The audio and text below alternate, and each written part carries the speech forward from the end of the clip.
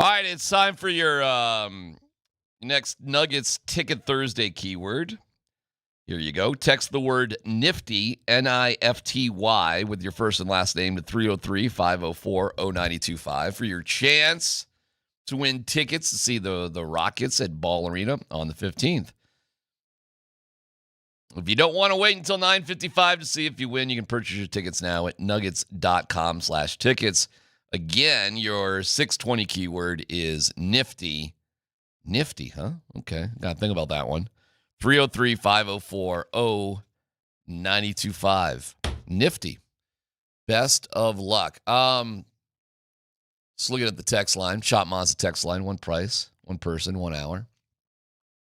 We'll get to Sean Payton here in a second and his whole, winning, losing. I hate losing more than winning and all that sort of stuff. From Chris. Hey, Chris, good morning. By the way, yeah, a little slick out there. You'll be fine. And nobody loves a weather disaster. I love you, hon. I love my wife. But nobody loves weather disasters more than my wife. Matt Smith, my guy, was like that yesterday too. Just like, hey. Yeah. Just really be careful out there. Oh, okay. Thanks, because I was gonna drive blindfolded. And I got this from my wife. She just loves a weather disaster.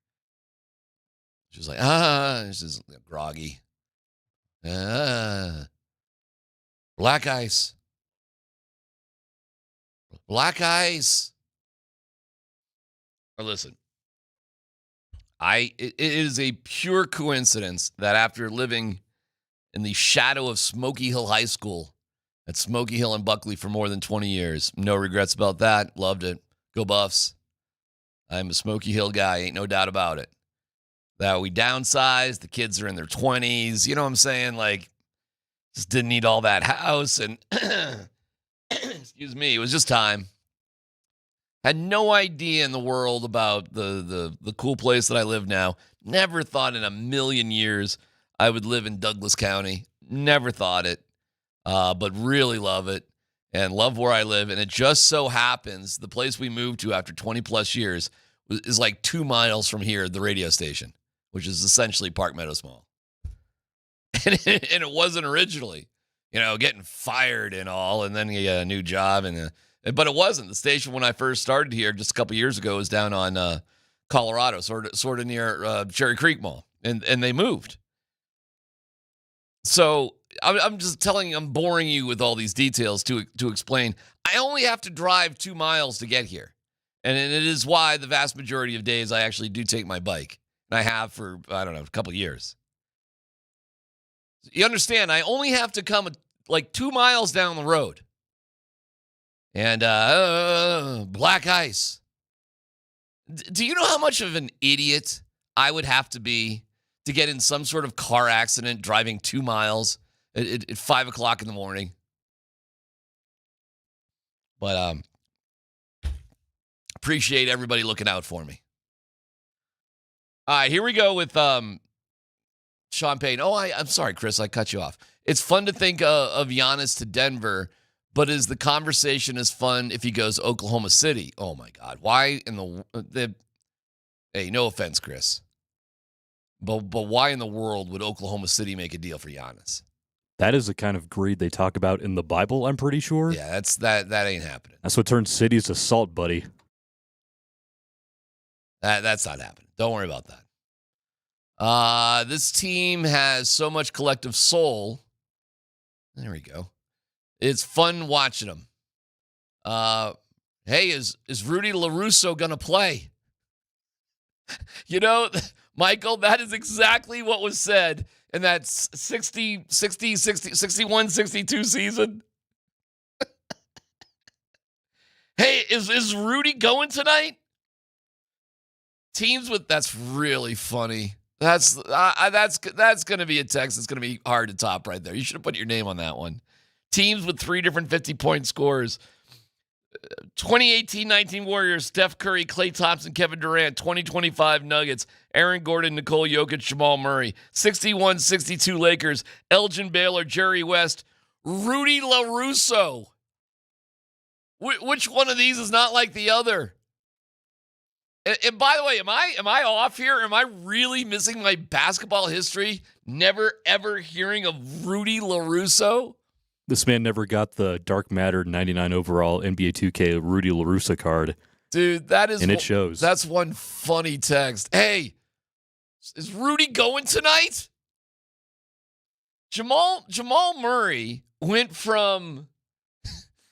We don't know if he's going to play for the next month because we're nervous about CBAG, that sort of thing, to he's putting up a 52-burger on the most efficient shooting night ever. I bet it was the exact same with Rudy back in the day with LaRusso. I don't know about LaRusso. He's been smoking heaters all day because that's what we do in 1961. All we do is pound heaters, drink beer, and then we just go out and wear shorts that ride up our crotch and then go. They're satin, by the way. We're wearing satin shorts that... Oh, my God. That barely cover the upper thigh. How's Rudy doing? Well, he avoided going to Korea in the war, so he might be good tonight. He's really upset that Bob Dylan sold out, went electric. Couldn't believe it. Dude, I think that's pre-Bob Dylan. 60-61? Yeah, actually. Or 61-62? I think that's... Yeah, Rudy thinks Elvis is out of control. I think it's kind of like that. Tripped going to see Viva Las Vegas. Don't know if he's going to play tonight. That was really twisted his ankle. Hold on. No. 61-62 is skinny Elvis. That's not even right. 61-62. It's that Elvis was the shizzle in 61-62.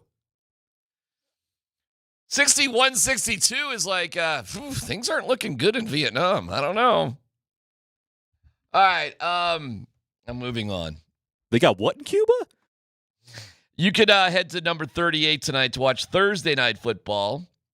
The Avs and the Islanders and myself. I'll be there. Black ice and all. Hang out with me. We have great prizes, including a Steve Atwater autographed helmet. So it's all brought to you by the original triple distilled, triple blended, triple cask matured Irish whiskey, Tullamore Dew. So we'll see you at number 38 in Rhino tonight. Okay, on to the old football. Good day out there at Dove Valley. Everybody's quite aware that you don't take it's one of them days. Man, I've been covering the Broncos for 26 years. And, I've covered really, really good teams. I've covered bad teams. I've covered some teams in the middle. It's always the teams in the middle are always the most boring teams. The 7-9, 8-8, 9-8, those sort of teams. The 8-8 Tebow team was not boring to cover. That was awesome. But in general, teams that are kind of in the middle are just like me. You kind of want them to be really, really good like they are now, or just be like awful. Because when they're awful, there's always some fun drama. The middle.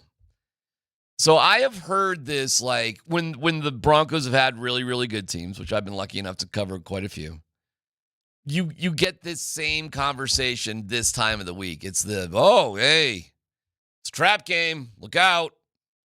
Oh, no, we're taking this one seriously. I have literally been hearing that, and I started in the NFL in the 90s covering the Bills. So I have literally heard this same conversation for more than 35 years. And never once leading up to what is perceived as a trap game, never once in 35 years have I heard a team say, yeah, I don't know, we're really thinking about next week. Yeah, cool, Raiders, division rivalry and all, but what about Jordan Love? Never heard it. You always hear the same exact thing. So when I hear it yesterday, but then later it does come out. Later it does come out like, oh yeah, we took those guys lightly. So you really don't know. Now, I would assume, because Sean drives everybody nuts that this is different. So here was the theme out there yesterday. See if you buy it or not. It's the whole like, I hate losing more than I like winning. That cliche. Sean? I hate losing more than anything like in the world. I think fear of failure is a very significant motivating factor. I think from a detail standpoint, there's nothing that's too small that's not significant that has to exist outside the lines as well. You know, the entryway, the locker room, the signage, post-game, and everything we do, there's been thought given to like all of it. Okay, I know that's a cliche, but right there, what you heard Sean say, I'm telling you, you got birdies all over the place. That is definitely true of the way Sean operates at Dove Valley. And it can drive people nuts, okay? Because there is some serious, like, OCD elements here when you care as much about how the entrance to the building looks as much as you do about, like, what are we going to do in the 2-minute drill this week against the Raiders? And I think sometimes Sean's attention to detail drives those who have to work with Sean a little batty. Because the dude is literally like very rarely during the football season, this guy like in a good mood. But as a fan, who cares? The funniest thing I think that was said this week and maybe all this season is Sean insisting they're having fun after a win because they have a smoke machine and a sound machine. And if you ever see A smoke machine. these celebrations, it's like that.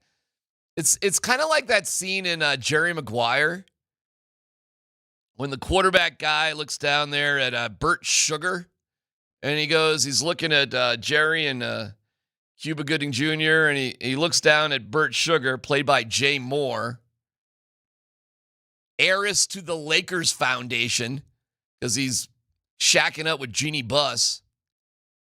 And they live in 2 separate apartments. It's a very odd relationship. But anyways, he looks down at Bert Sugar and whatever. I don't think it's Bert Sugar. It's something Sugar. Whatever his name is. Jay Moore. And he goes, why don't we have that relationship? And then he goes in for a hug and is like, no, stop. That's what I feel like with Sean and the smoke machine and the sound machine. Like you see Ben Johnson with the Bears, like taking his shirt off and pouring water on him, and Dan Campbell's all fired up. And, everybody seems to have this crazy woo, we love our coach and we're all together. And then you see Sean in this smoky haze, we're having fun, right, everybody? Yes, sir. Yes, we are having fun. So I think Sean, Sir, yes, sir. Yeah, we have a smoke machine. We are celebrating. Just imagine guys just standing around making sure they're not jumping too hard or tweaking something, just standing around in a haze of smoke. It's time to turn on the smoke machine because we're so happy. Now I will tell you this. Because the media room is literally right next to, it's a small shallow wall. After the Kansas City game, that was by far the most pumped up I've heard that locker room all year. And it was definitely genuine. And I don't even think they needed the smoke or sound machine to be pumped up. But it is funny how Sean is like, we will have fun now. The fun will commence. It's important to have fun. And fun is so turn on the smoke. We have a smoke machine. Of course we're having fun. Or Sean. Honestly, I was good from the start. That's Jamal. Sorry about that.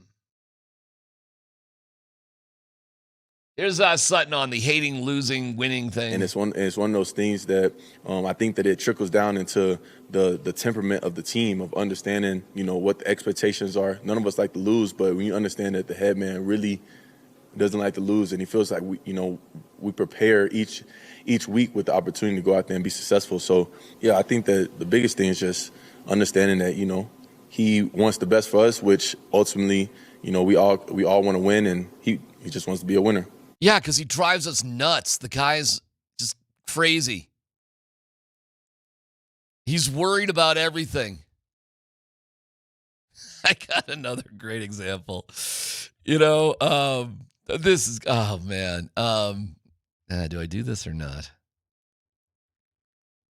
You know what? Give me a second. I got a fun little story about Sean. It's a good story. I'll save my good little story here for a second. Just hang on. Come back for it. Gotta take a little break. But it goes to what this guy's DNA is all about. And at the end of the day, as a fan, do we care that, life for people around Sean can be a little, No, we do not. We officially as fans do not care as long as you're winning, and boy, are they winning. And they will continue to win with Sean Payton as a head coach and Bo Nix as a quarterback. They will. And it's pretty freaking awesome. It's just as Sean probably could be his own worst enemy. I'll give you the story. I got a fun little story for you coming back. And Matt Smith in with the boys. Moser is in the island, in Long Island, as the Avs get it going tonight against the Islanders, and they're the best team in the NHL. Broncos just, it's a little annoying there with the Patriots. They finally have a bye week, so they're going to beat the Raiders. So the Broncos will be tied with the Patriots for the best record. You have record-setting performances from the Nuggets right now. It's pretty awesome, man. But, hey, black ice. It's Altitude Sports Radio 92.5.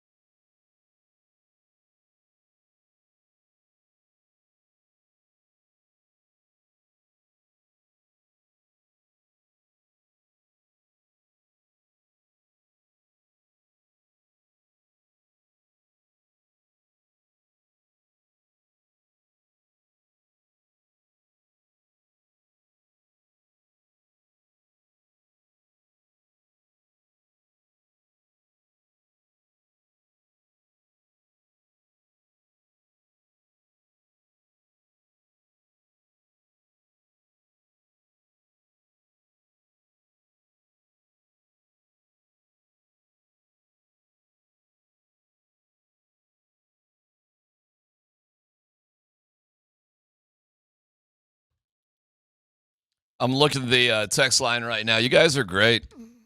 You guys are funny, man. Sean's smoke machine is the NFL equivalent of a company pizza party for meeting sales goals. Hey. It's like that great scene from Office Party when it's Lumbergh's birthday. Happy birthday to...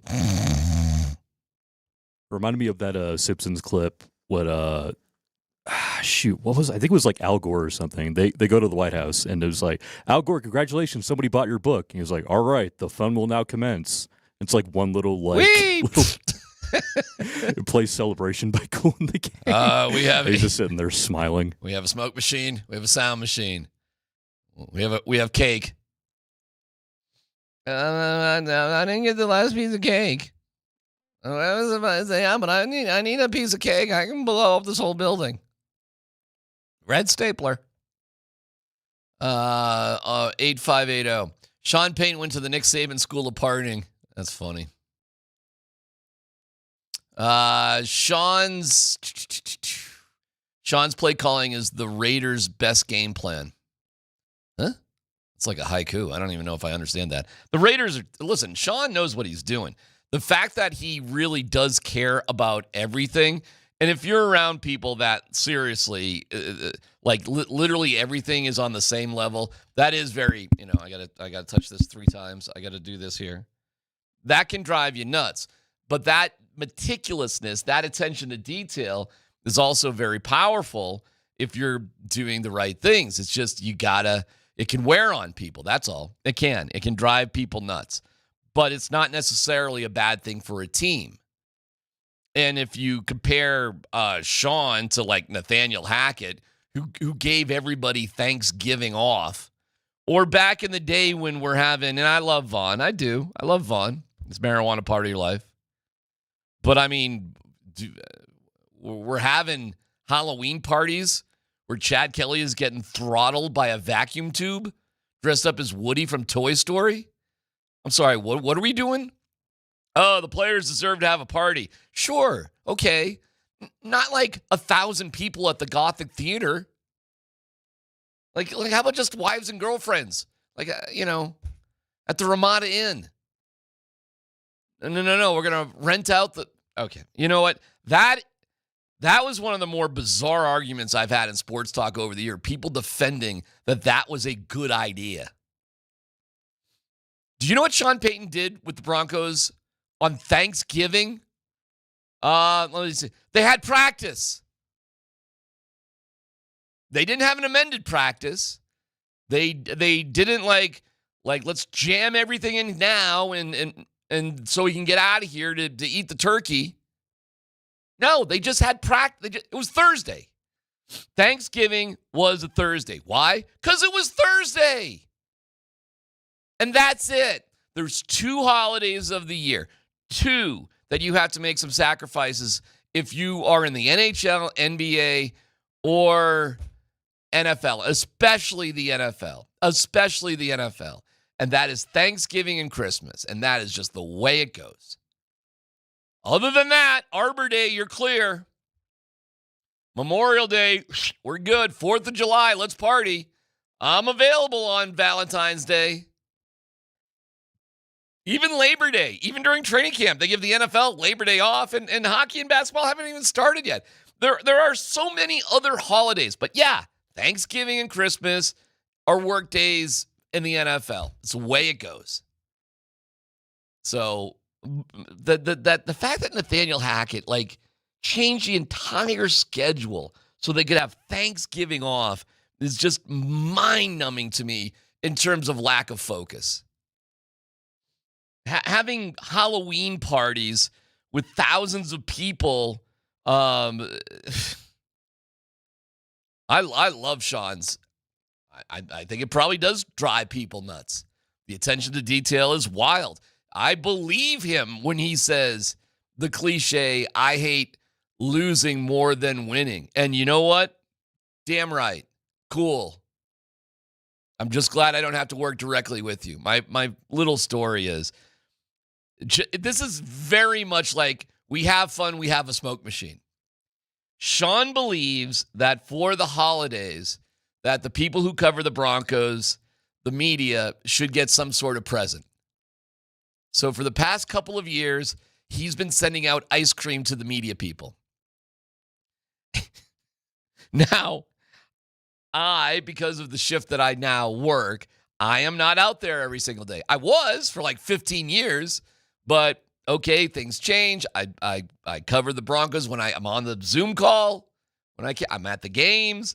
Anything I can be, I'm at training camp. Anything I can be at, I'm at. But I'm definitely not like I used to be. I'm not slugging it out with the Muggles day in and day out. Yesterday, I get a call. Hey, DMac, this is very, very nice of the Broncos. What's your current address? We need to make sure we have it for the holiday gift. I'm like, I got to admit, I was blown away. Because I'm not out there. And even though I've put in a lot of time in the past, it's okay if I'm not on the Christmas list this year. I kind of get it. And the fact that I am, first of all, thank you. That's awesome. And the behind the scenes PR people from the Broncos, whether they have good years or bad years, they've been amazing. But do you think for a second Sean Payton cares if DMac gets ice cream? No. It's just like, this is what we do. This is how we do things. This is what it is. Give these people ice cream. And it's this type of attention to detail. And first of all, I'm flattered. And I will bring, by the way, this is a true story. I should take a photo of it. We have ice cream in the freezer. So that's work. what that is. That's Sean Payton ice cream. Had you wondered what that ice cream was? You looked in there? The thought crossed my mind a couple times. That is Sean Payton ice cream from last year. I brought it in because I'm like, well, hey, listen, I got sent to me, but I share it with everybody. I have no idea. People are not eating that out of protest. They shouldn't. It's delicious. But feel free, help yourself.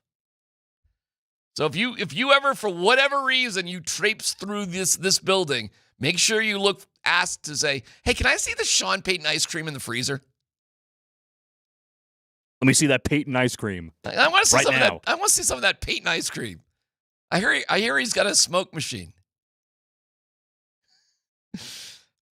I think this is why we should love Sean Payton. Seriously. He can drive you nuts. Some of his quotes, you get into some crazy word salad. I don't know what he's talking about. But the fact that we have a coach, and I think we got a bunch of good coaches here. I think the hiring of Warren Schaefer was ridiculous, but I don't think he's a bad guy. I just hate the process of interviewing one dude. But whatever. Talk to me in 3 years about the Rockies. They got a new GM, and it's at least 3 years. But the fact that the Broncos sit here at 10-2, and by the way, and I'm sure Matt Smith and the guys will play it later, but good for Bo Nix, by the way, yesterday, basically saying, hey, anybody who wants to down talk and talk shizzle about a team with a 10-2 record can pound sand. Good for you, Bo. Couldn't agree with you more. These idiots from freaking Patriots fans. And it's one of those things that I think that it trickles down into the temperament. Anyway, what brand of ice cream? It's Jenny's. It's Jeni. See, Jeffrey, what kind of ice cream it's? I hear it's really good. So we should probably have like an ice cream party. Invite a couple listeners in, right? Like have a Sean Payton ice cream party. That'd be kind of fun. You know, what I'm doing right now is probably the most surefire way for me to get off the list, by the way. But I find myself being a gargantuan fan of Sean Payton these days. I know he can drive you nuts. I know it's like a Lombardi birthday party. I get it. We have fun. We have a smoke machine. I get all of it. But you know what, man? That attention to detail was lacking. It was. It really was. And good for Sean. And Sean knew that we needed a quarterback before we needed anything. He knew it. Couldn't stand Russell Wilson. I got you. I feel you. I'm on that tip too. And at 10-2, this is not luck. You don't luck into a 10-2 record. You have cultivated it. And you're probably a year ahead of where you should be. You're finishing this movie under budget. And they're going to kick the Raiders' ass. I don't know how else to put it. I have looked at this game 10,000 times. I'm watching the Raiders. I cannot believe how much worse they have gotten. They are not good. And Max X Crosby, okay, fine, but I'm not afraid of him either. So, again, Black Ice, be careful. Moser out there in Long Island. Vic Lombardi, I'm sure, from the safety of the confines of his own home. Moser, Lombardi, and Kane. Hey, Moj, my man. Let's go. Keep that rolling. It's Altitude Sports Radio 92.5.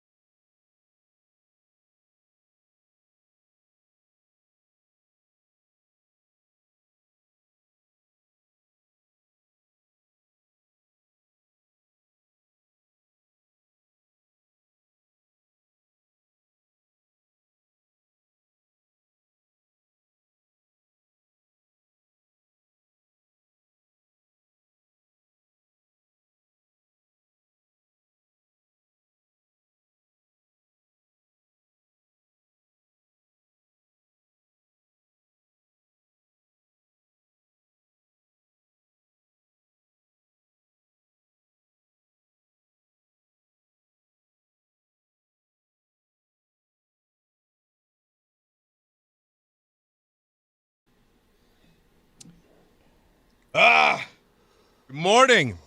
Welcome to it. Moser, Lombardi, and Kane with Matt Smith. Oh, it's a thirsty Thursday, is it, gentlemen? Mose joining us from Long Island. Vic joining us from the comfort of just right outside his bathroom. Morning, boys. Put a hat on. Put a hat on. There's nothing comfortable about it. I can't do you without a hat. I Whoa. can't. This is my Wow. first real experience. Go ahead and clip Yeah. that. I can't do it. I can't do it. Sorry. Yeah. Are you talking about me or yeah? I guess I'm out. I guess Talking or about Vic. you. I'm out. Yeah. No, not me. I mean, Chris, take your hat and give it to Matt Smith. I've got. You guys want me to You don't put a wanna see hat on, that. huh? What's wrong, Moj? What's wrong, Moj? Is New York got you cranky this morning? I guess it does. It's kind of overcast here on Long Island, huh? Yeah. No, actually, put a bag, a hat, whatever. Jesus, whatever put a it bag takes, over bro. your head, Matt.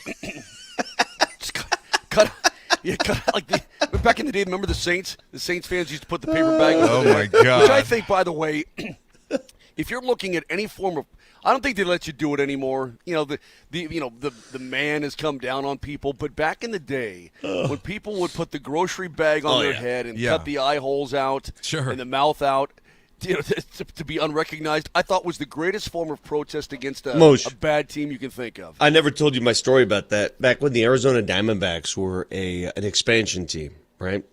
They'd lost like ridiculous 18 games in a row. I don't know what the hell was going on. And we did a radio show back in Phoenix, my buddy Paul Calvisi and I, who's been on our program. Oh, yeah. And so we did an entire radio show. It was a joke with bags over our heads. It was just a joke.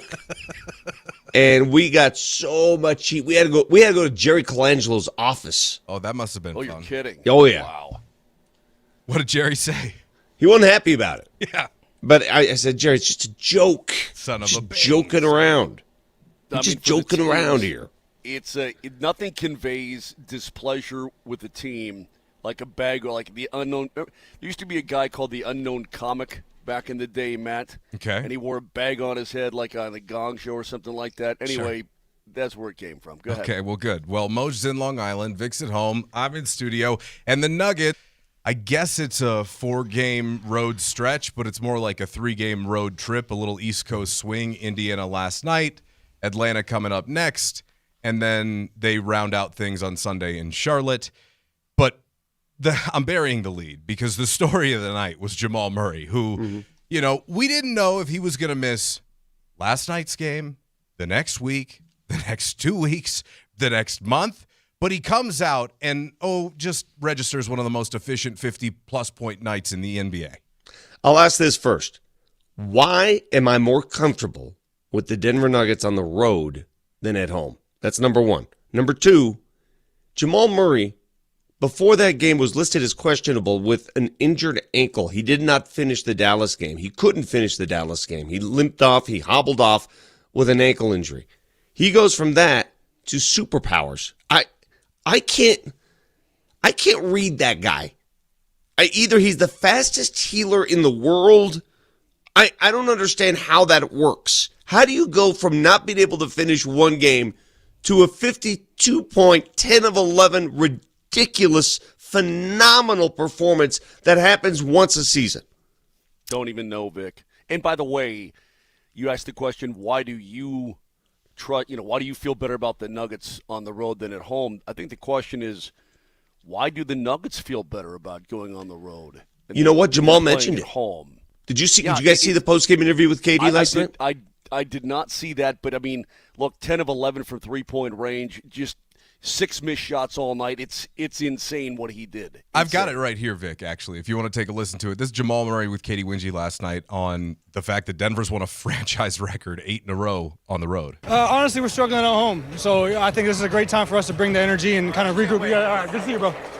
Just bring the energy on the road because we need it. We can't be flat and stuff and rely on the home crowd to get us going and all that. So, teams are coming to our house and playing really hard, and we're trying to match the energy when we go to other places. It sounds like they're too comfortable, Vic, kind of like you were talking about the last couple of days. I said that, and everybody's giving me some pushback about it. And it bothers me. It bothers me because we talked to Gallo yesterday. When you're at home in Denver, you can't lose, not 4 in a row. Dempsey made a good point, though. He said back in the day when they were winning every game at home, where it was so easy to put on winning streaks, the guys that came in were not as in shape as they are today. That's true. Yeah. They're not. They would not cover full court. Like today's player, hell, teams are guarding full court today. It's not the same type of athlete. And maybe they're just not intimidated by the altitude, which is why I say the only way to counter that is up the altitude. We have to double it. We're 5280. We're going to go to Leadville. We're playing our home games in Leadville. It was interesting. I see ahead, they Moser. build like a new arena, like right at the Eisenhower Tunnel. Mm-hmm. Okay, right there, right there. As you get to the tunnel, let's just clear out a piece of mountain. Just dig that sucker out.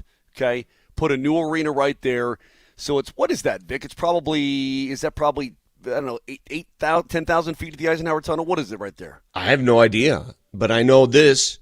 Other teams are not breathing as heavily as they usually do. I remember when the Lakers used to come to town in the 80s, they always had the oxygen tanks for Kareem and company, and they were all that doesn't happen anymore. Nobody's intimidated by the altitude. They did something to their lungs.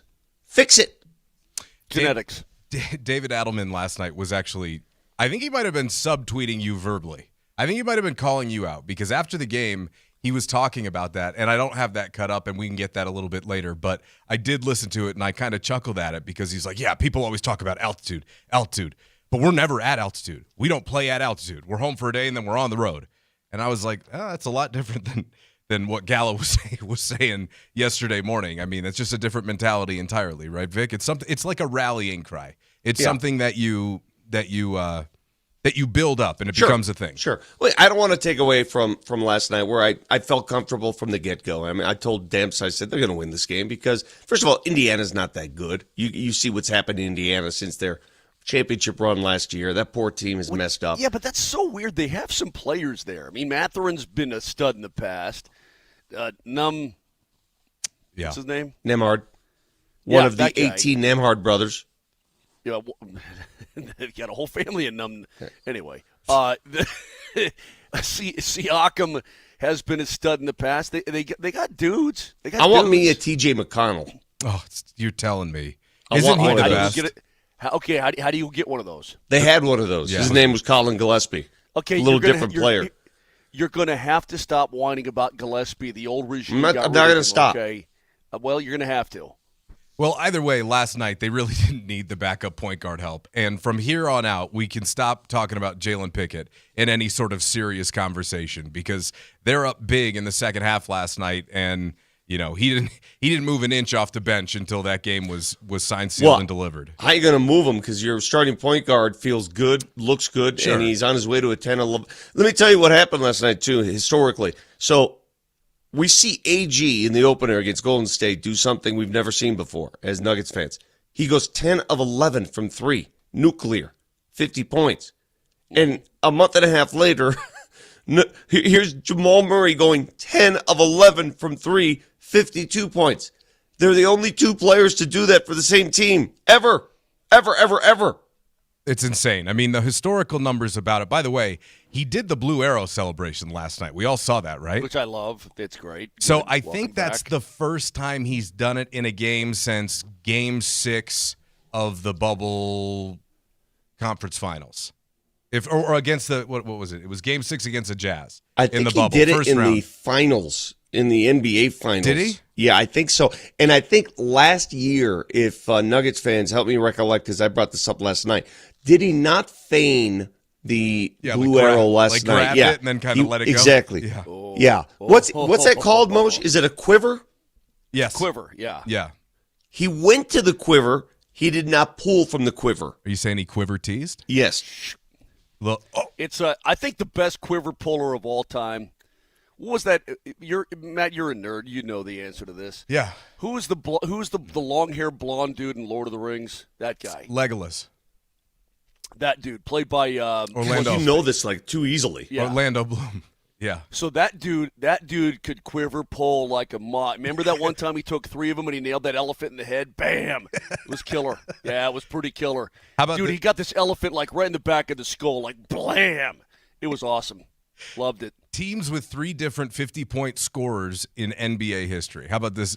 The 61-62 Lakers, The 18-19 Warriors, and now the 25. They were still in Minneapolis at the time. Oh, is that right?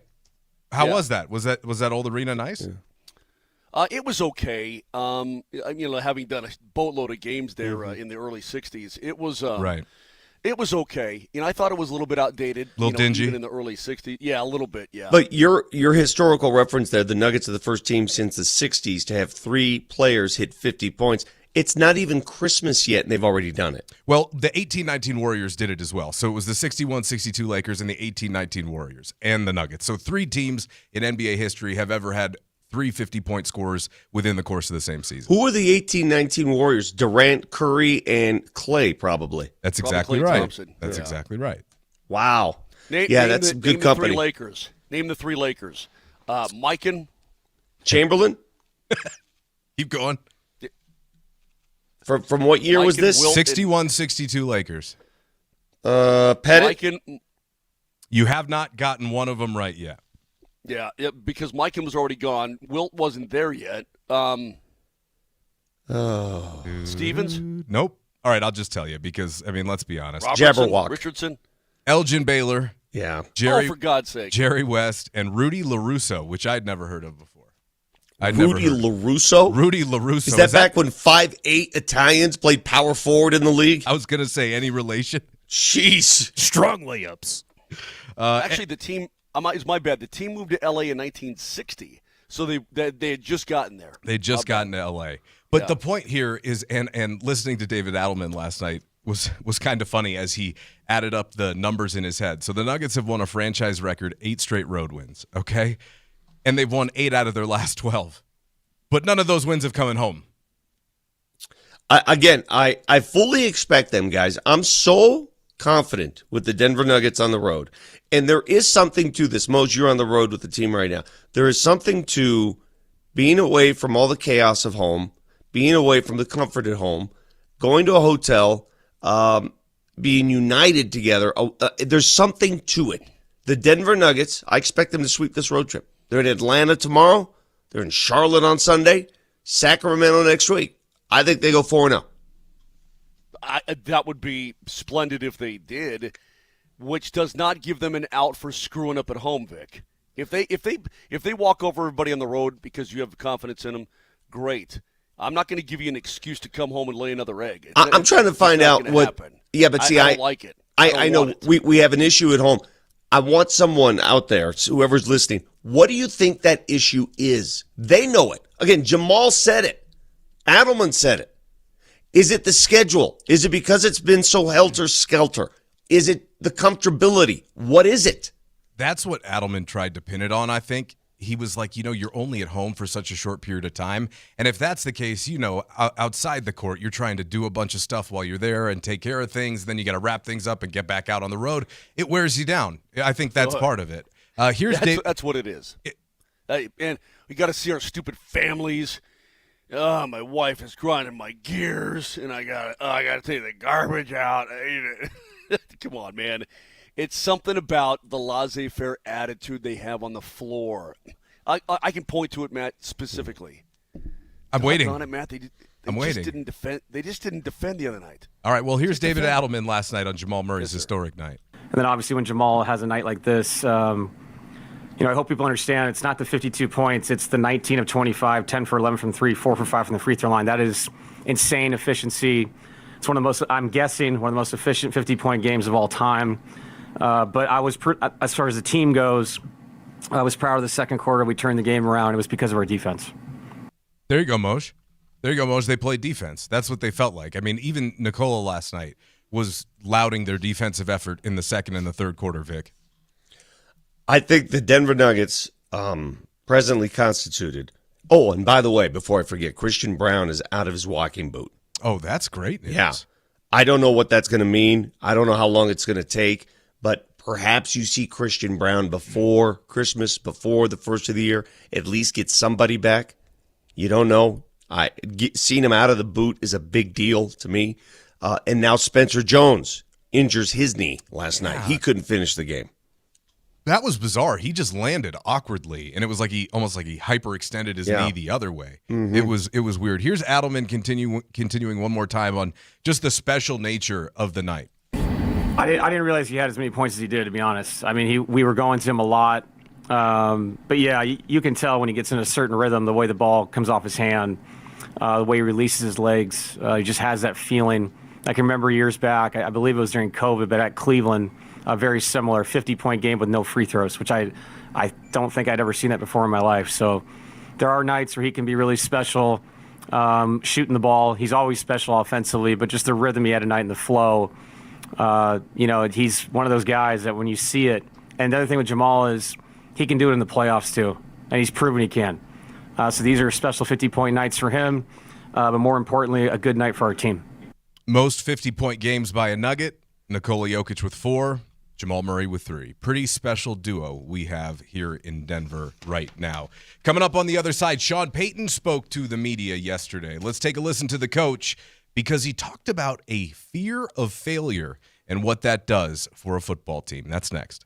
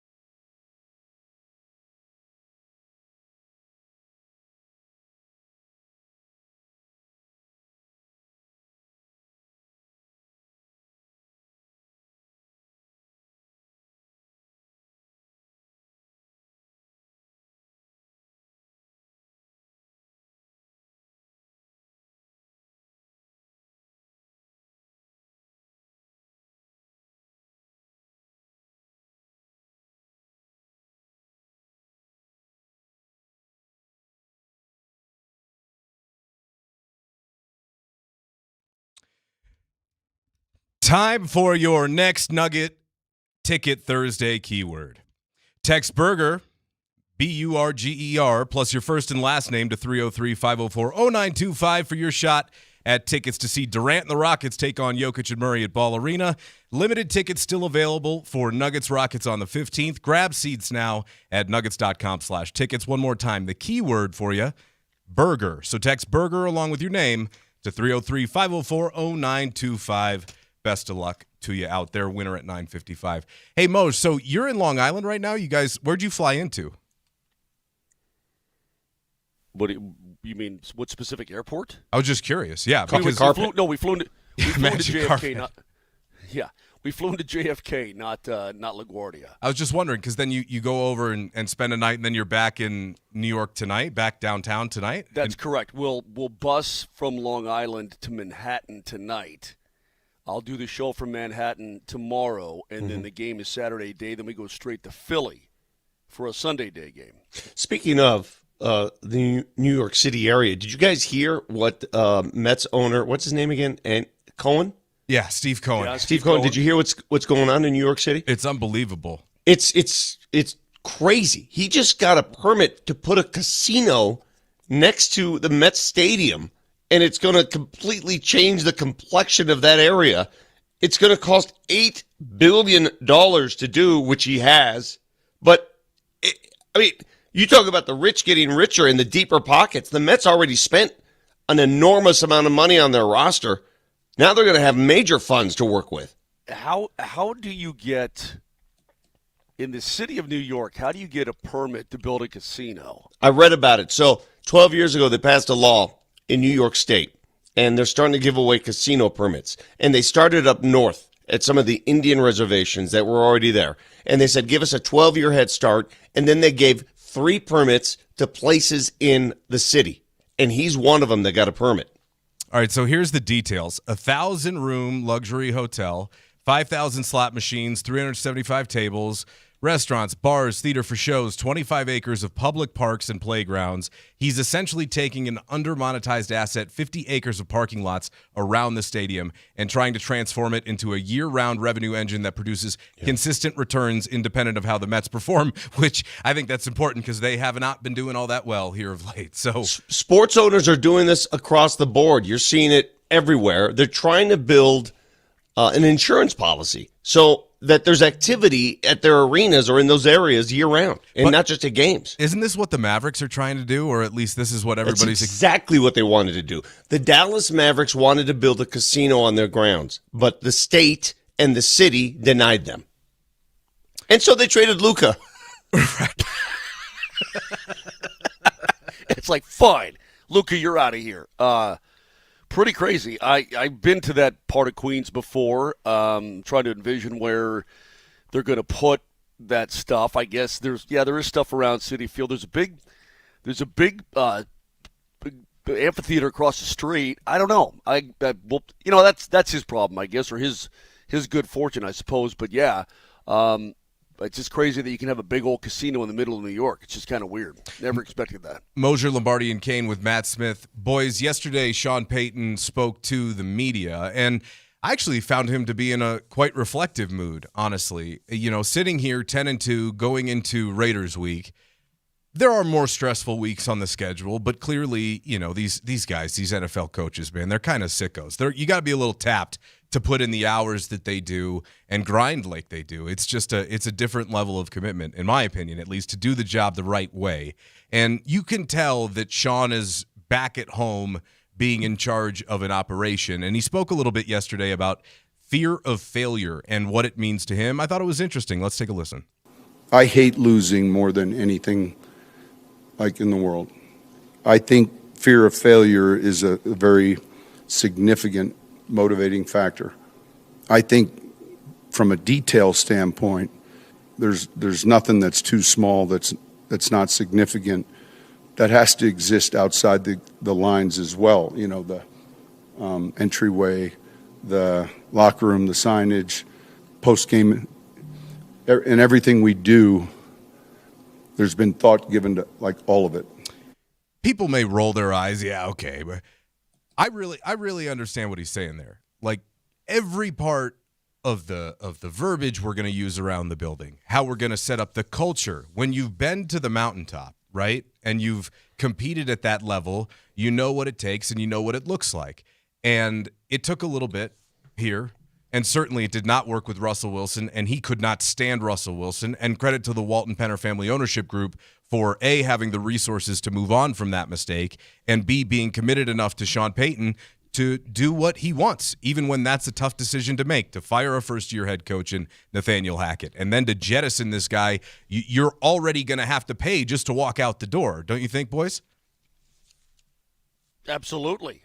Listen, I think they've made a lot of good decisions. And I'll tell you something about Sean Payton that I heard DMac talking a little bit about him, that he loves him.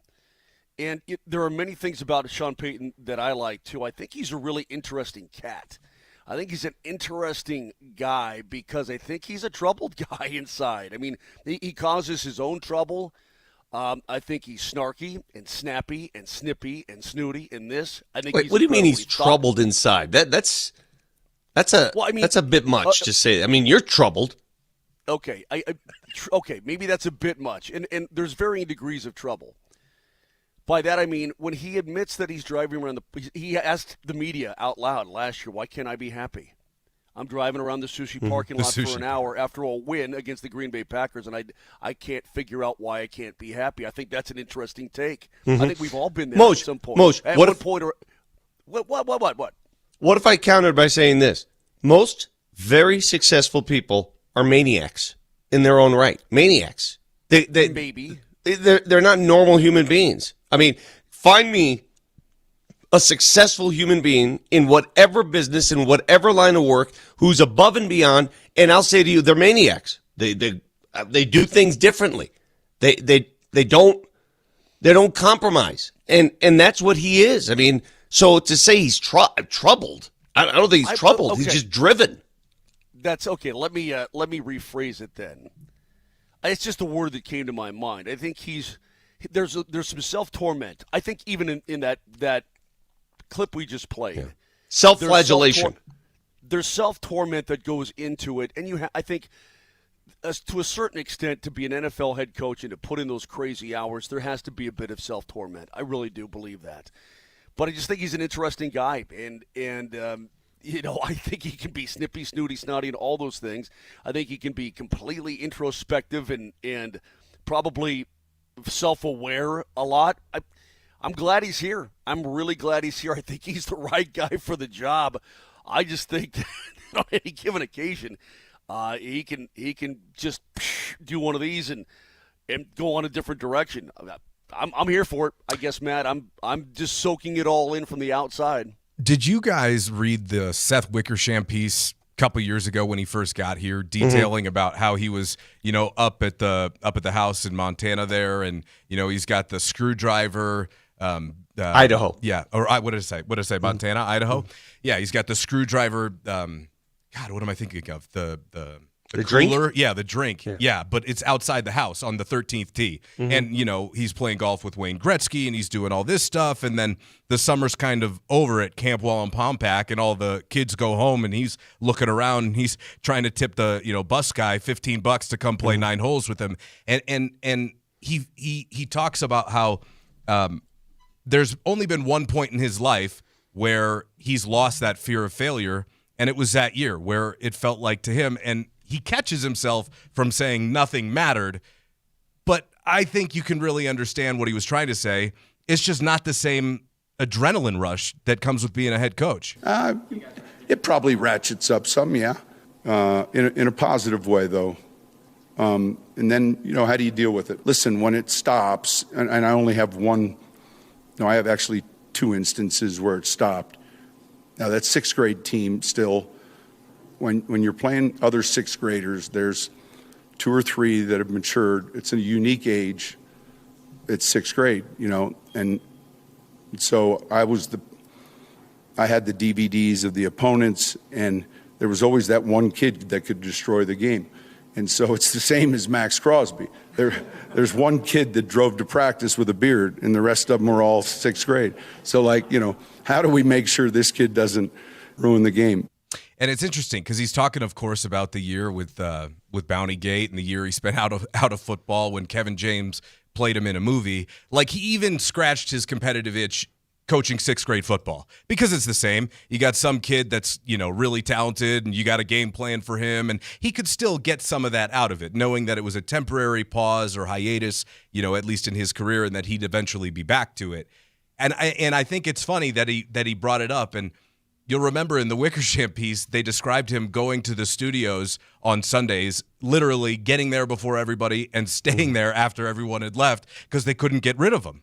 Like that, he was so lost at that moment. And I think he's appreciating here being 10-2, feeling the visceral nature of what this means a little bit more. He's a driven man, and most driven people like that are never happy. And when you get to this point, the pressure sets in. You're 10-2, and now the expectations change. And he knows it, and he feels it, and he understands it, and he moves with the flow of those expectations. I love it. I think you need somebody like that. Listen, man, maybe I'm built different, but I love people that expect more. And I love people that are so damn competitive that they're mad after wins. I love those kind of people. You know what those people are? Those people are people that showed up and got ready to compete at field day back in the day. They wanted to compete. Yeah, I know. There's those people, and then there's today's people who completely abort what field day used to be. Vic, I see where you're coming from. We're all very aware of your field day escapades, okay? We've all been there and heard that and done that. What would you rather have? I'd rather have that. As your coach? Listen, as a coach, I'd rather have to, for a player or a coach or anybody else, I'd rather have to try to rein them in than cattle prod them to get them to do anything. Okay, so I'd rather try to pull them back from being psychotic, okay, about things, than have to motivate on a daily basis. Why doesn't this person want it like I want it? That kind of thing. And that's why some of these people, you remember when Magic Johnson took over temporarily as the head coach of the LA Lakers? Remember that, Vic? Yes. And he basically said, and Larry Bird was the same way, Matt. They basically said, you know what? I can't do this because they don't want it like I wanted it, and they can't do what today's players, they don't want it like I want it, or at least this group of players that I have right now, and so it drove them insane, and they were no good at the job, and so on and so forth. So I'd rather have to pull my guys back. And for those who, they get personal about this, he's actually a really cool guy behind the scenes. He really is. I've got a chance to hang with him behind the scenes. He's different. When he doesn't have the umbrella of football over him, he's a different human. It doesn't bother me one bit, not one iota, how he treats the media, and we're in the media. It's funny to me. It's almost humorous. It's like you just go with the flow. Did you guys also take a trip to Naples together? No, it's not that. It's not that deep. I'm just telling you, he's just wired differently. No, that's fine. That's fine. I think it's exactly what this organization needed at that time. There will come a moment where it's too much, where it's like, okay, enough's enough. But that's why coaching lives are short. That's why it's, you wear yourself out. There will come that moment. That kind of style, it doesn't last forever. Sean continued. Yeah, it does not. Sean continued, Moser, and I want to get to this too, because I do think, and you can hear it in his voice here, guys, like it was that year off where he's not coaching football, he's not suspended, he doesn't know that he already has a job waiting for him on the other side. It's like, when you start to flirt with the unknown a little bit after being in the rat race for so long. The year, in 2022, you go from a job where every minute, every hour matters to where holy cow. A lot of things in your life matter, but there's that void, a complete change in, I couldn't wait for Sundays where I try to stay all day, where they kicked me out of Fox finally, because I'm like, God, So it's addicting, and it's where you feel like you belong, and then when you're in it, you like to bitch about it, and complain about it, but it's a good thing. Yeah, I mean, it's just you don't know what you got till it's gone, right? Isn't that what it sounds like? I just know that I would rather have this style of coach over any style right now. And that's where I'll leave it. For this team, agreed. I think with his personality and his driven nature, I mean, the results so far for the Denver Broncos, you cannot argue with Matt. I mean, I don't care whether you think it was a good hire, bad hire, whatever. I mean, they've improved heavily under Sean Payton. You're going to have to take the jackhole when he becomes a jackhole, and he can be a total jackhole. You take the jackhole with the goodness and the self-reflection. I just think that when he has, in the moment, he gets heated. When he has time to sit back and reflect a little bit, like you said, Vic, in personal moments and hanging out with him, whatever the case may be, you know, he probably has a different perspective, but he can be a total jackhole, and that comes with the territory. And you know what? It's okay to call him out, too, when he's totally more abrasive than he needs to be, like he was with Luka, right? When he did that. We called him out for it. It's okay. He's not offended. He gets it. I think he does it. On purpose. Well, he enjoys, I think, a little bit of that confrontational back and forth and challenging. And I see a lot of those same qualities in Deion Sanders as well. Like, I even if he oversteps, you call him out for it. He's not a guy that's just so obtuse where he's going to write you off. He learns from those moments. I think Sean does too.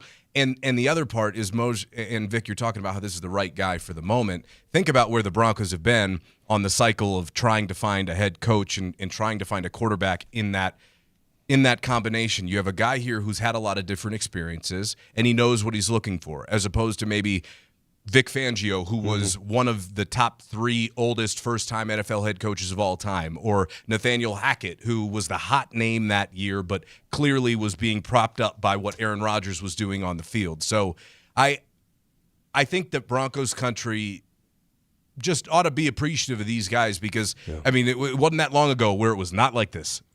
Well, right. Maybe it's football, but Moser, you started this segment, and we turned this into a psychological exam. You started this segment by saying he's troubled, and I pushed back on that. And I said it was probably the wrong word, Vic, but there's some torment in there. All right. Name me a successful football coach. Successful, like the biggest names out there, who doesn't have some sort of flaw in your eyes, who doesn't have that driven nature, who doesn't have that manic nature. They're all the same. The job calls for it. Kinda, yeah. Well, name me one that doesn't. Well, name me one. Kubiak was not Sean Payton. Gary Kubiak was highly successful, and he's not like Coobs had some. Let me tell you something about Coobs. Coobs may not have shown it, but behind the scenes, he maybe didn't handle it the way he had hoped. Trust me. It is a Nuggets Ticket Thursday, and that keyword again for this hour is burger. Text your first and last name to 303-504-0925 for your shot at tickets to see Kevin Durant and the Rockets in town on the 15th. On the other side, a Denver legend got snubbed again yesterday. And I don't know And I don't know what we have to do to get this guy his recognition, and I'll hear what Moj has to say, and we'll do that all on the other side. This is Altitude Sports Radio 92.5.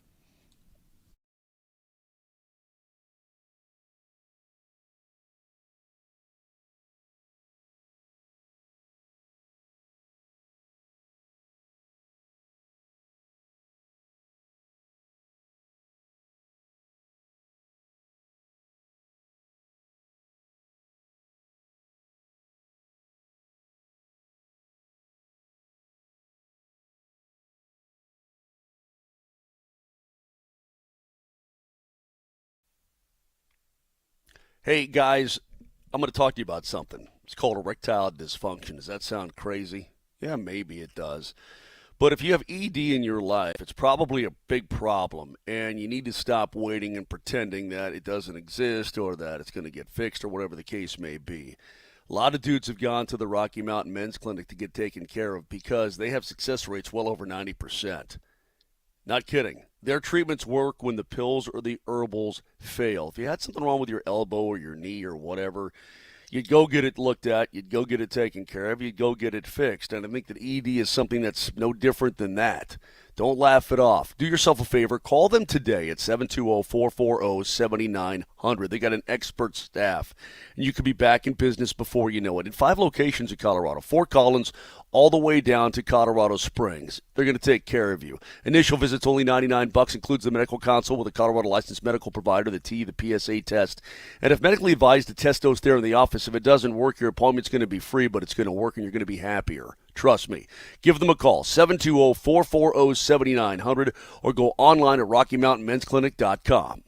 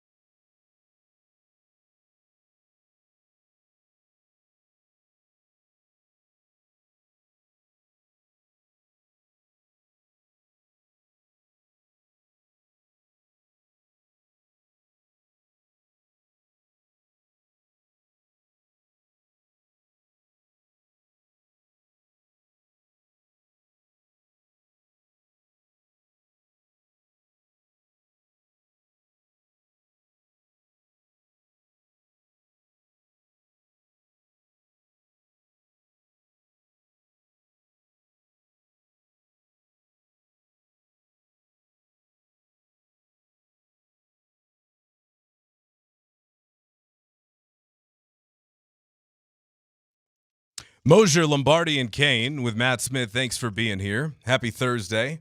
Hope everybody's getting around and moving around. Not too bad out there.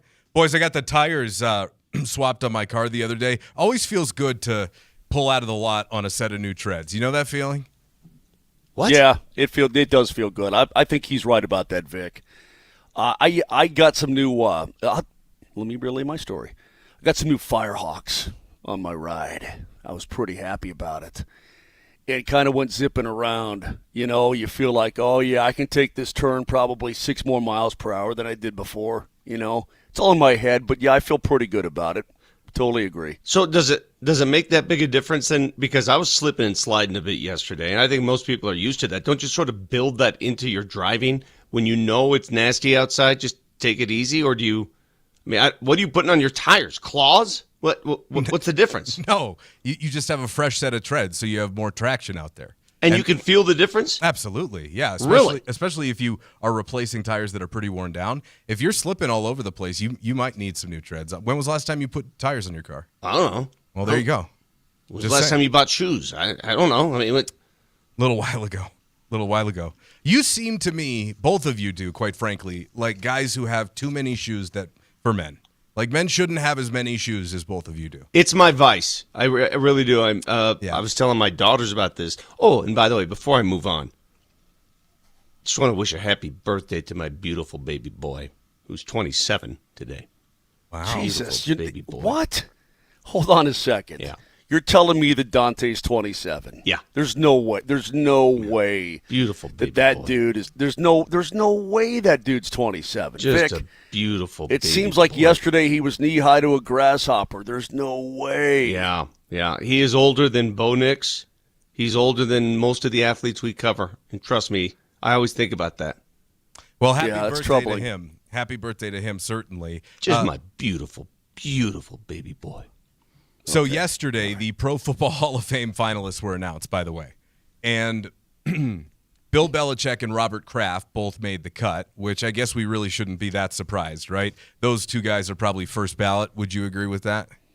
Yeah. I just But yes, but not at the expense of people who should also be in. It's ridiculous. I'm just tired of waiting in line and people butting in front of you as you wait in line. And that's the case right now for Mike Shanahan and Dan Reeves. They've been waiting in line, and Bill Cowher butted in front of Mike Shanahan, which was ridiculous. Ridiculous. And caused this. The year that Cowher went in and Shanahan did not, that's what caused this. You realize it? It's now a traffic jam on the runway. And he's got to wait. Listen, Bill Belichick's a much more accomplished coach than most. We know this. He deserves it, right? That's fine. Of He course. deserves it. But to say that now you got to wait another year, I mean, my goodness, Dan Reeves left us. Dan Reeves never got to see his name up there. Dan Reeves never got to put the jacket on. Let these guys enjoy it while they're still alive. I have always felt that way. It's so ridiculous, Matt. Look, I'll make a huge case for both of these guys. And you know what? I think if they're both finalists, they both get in. But this whole, like Vic said, this whole traffic jam, like you're waiting in line. Let's say you're at the grocery store, okay, and you're about to be there. And then somebody cuts in line, and you're like, okay, and then people keep cutting in, and you never get to the damn conveyor belt. It's a bunch of crap. I mean, it's just do them all. I don't understand why this whole waiting thing has to happen. All these little silly rules, and are we talking to Leggy today? Yeah, that's sure coming up we at are. 9 o'clock, yeah. Okay, we'll talk to Leggy about it because he's obviously heavily involved in all of that, and he makes great presentations for Denver Broncos and whatnot. But Mike Shanahan should 1,000% be there. Dan Reeves should 1,000% be there. It's not saying that Belichick and Kraft shouldn't be because they're well-deserving, but this is dumb. It's really, really dumb.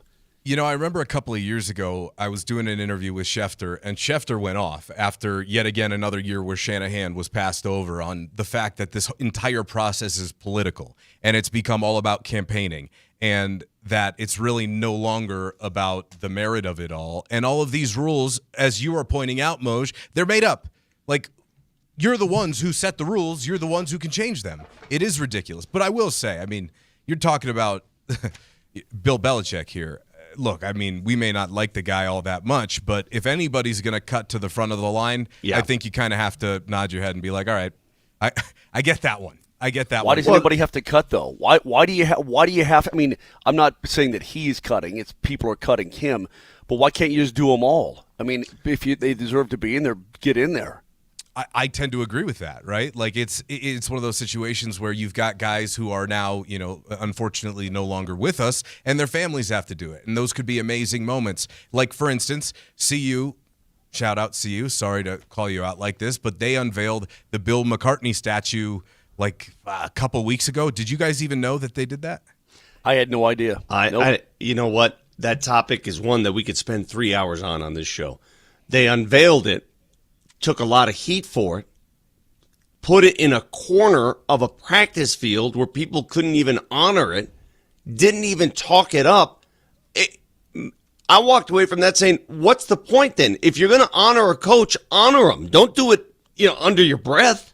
Well, they opened up this year against Georgia Tech, and you remember Coach Prime was wearing like what McCartney used to wear, the windbreaker, and he had it all, that old outfit kind of custom tailored. Why not wait to do that whole event, at the end or with the statue? Or why wasn't that commissioned earlier? I mean, could we have not thought about this earlier? Think about how long it took them to retire Rashawn's number. So the point is that, I think all of these arbitrary waiting periods, I think it's too much. By the way, here was Sean Payton. He waxed so poetically yesterday on Bill Belichick. And I'll be honest with you, I miss him not being in the league. And I wouldn't be surprised, and I would be somewhat hopeful that he ends up back in the league. That we'd all be better for it. He's something. Oh, he's something. All right. Well, I haven't talked to you guys about Billy B. What's your take on what's going on here, Vic, down in North Carolina with the little chippy on his arm? Remember how I said driven coaches, there's always something going on bubbling behind the scenes? Well, his is bubbled to the level we can all see it. Yeah. I mean, did you see the adult cheerleading league? Yeah. Oh yeah, we saw it. We've been through all of that, Matt. His girlfriend is suing Pablo Torres now. I know. I saw that. It's going to get laughed right out of Good court. luck. Apparently, you didn't hear my cheer a couple of weeks ago. I didn't. That's okay. We don't need to. Hey, thanks for listening to the show, Matt. Well, sorry, We don't I need to find a way to do it every day. We don't need guys. to we don't need to revisit it. On a spur of the moment, we were having that discussion, and I just made up a cheer on the spot, and I'm not proud of it. I played the role of Jordan. What's her name? Jordan Hudson. what? Hudson. Jordan Love. Yeah, Jordan sure. Jordan Hudson. Yeah. I played the role of Jordan Love, and it was okay. Just one of them things. Look, it bubbled to the surface. It's a heck of a bubble, Vic. It's a heck of a bubble. It's funny because Look. Sean Payton mentioned that. I can't see Bill Belichick returning to the league. Can you guys? I can't. I Not cannot. with this sideshow. Too much of a sideshow going on right now. 100%. But the fact of the matter is that he's a brilliant football coach. Of course. And has been a brilliant football coach. So enough of that. He deserves to be there. He deserves to be in. But I'm telling you right now, Mike Shanahan and Dan Reeves should be there. And I'm with Adam Schefter. It's just ridiculous that we have to have this discussion every damn year. These voters and these halls of fame and whatnot, they hang on to it like it's, like they're the most important thing on the planet. Well, it is important. There's no doubt about it, but you don't have to be so damn secretive. And these, baseball writers are the same way. It just rubs me the wrong way, Matt. Tons of way to listen, tons of way to get involved with the show, and you can watch it. Remember, whether you're at home or on the go, we're always available streaming live on the Altitude Sports Radio app, powered by the Will Hite Law Firm Injury Lawyers. Go to willhitewins.com. That's willhitewins.com. The Nuggets last night. Also, real quick, as we move on here, don't let me forget, please. I know we got a lot of Broncos to talk about. We're going to get there. The Olympics have a really big problem that I want to get to at some point today on the show, okay? It's near and dear to my heart, and it's a really major problem, and I'm not even kidding. All right, well, I'll mark that down. We'll put a pin in it and come back around to it a little bit later. But on the other side, another 50-plus point game from Jamal Murray last night. We thought, he might have to take the ankle off.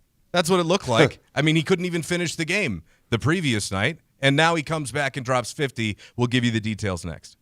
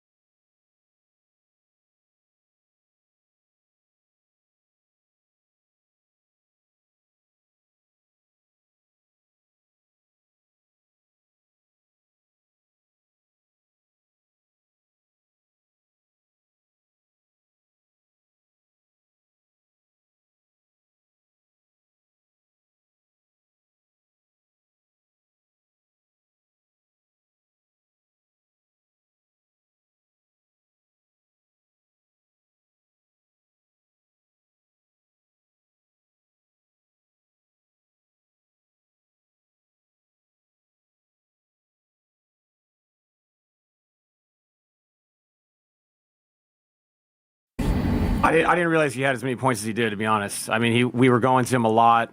But yeah, you can tell when he gets in a certain rhythm, the way the ball comes off his hand, the way he releases his legs. He just has that feeling. I can remember years back, I believe it was during COVID, but at Cleveland, a very similar 50-point game with no free throws, which I don't think I'd ever seen that before in my life. So there are nights where he can be really special shooting the ball. He's always special offensively, but just the rhythm he had tonight and the flow, he's one of those guys that when you see it, and the other thing with Jamal is he can do it in the playoffs too, and he's proven he can. So these are special 50-point nights for him, but more importantly, a good night for our team. Moser, Lombardi, and Kane with Matt Smith live from the Backus and Shanker studios. Serious lawyers for the seriously injured. Vic, Mark, in NBA history, only 3 players have had multiple road games in their career with 50-plus points on 75% or better shooting.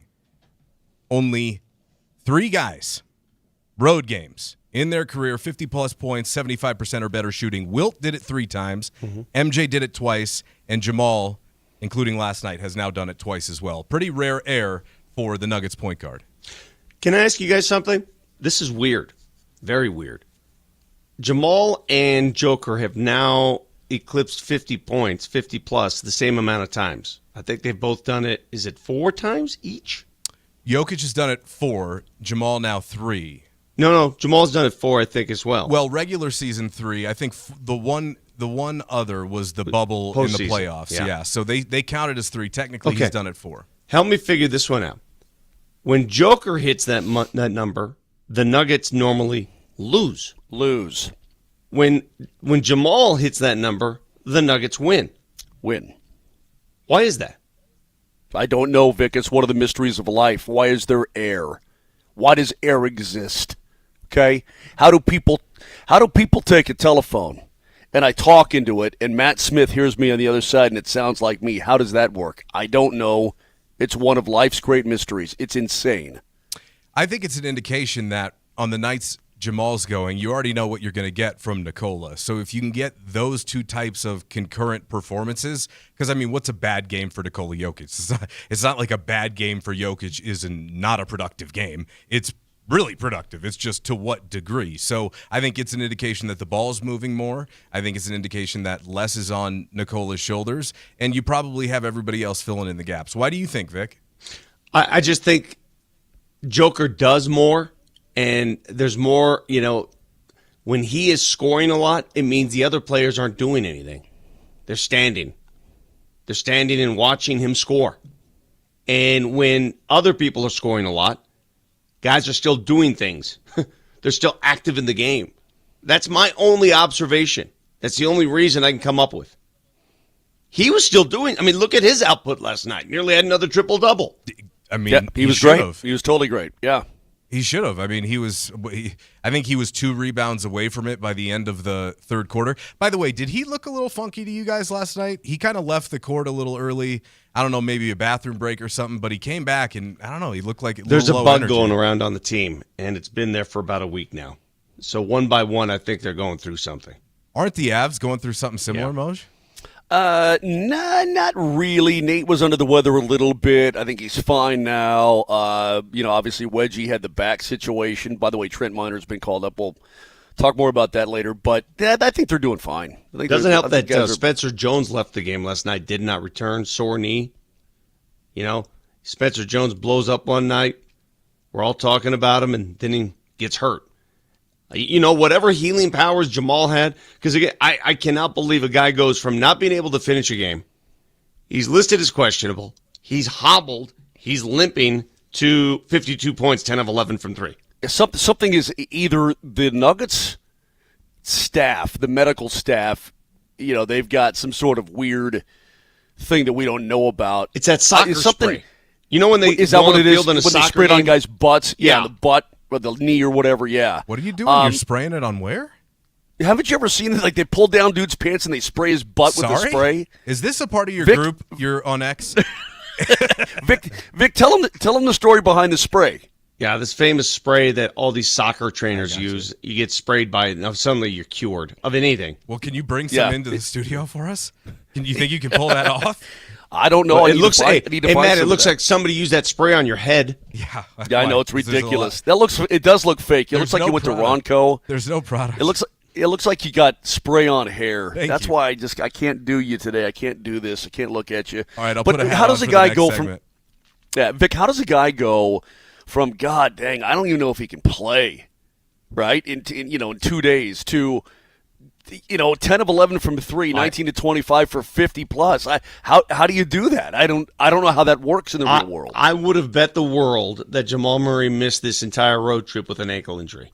That's how I was so sure that they were going to rest him. He goes from that to 52 points, 10 of 11. No rhyme or reason. None.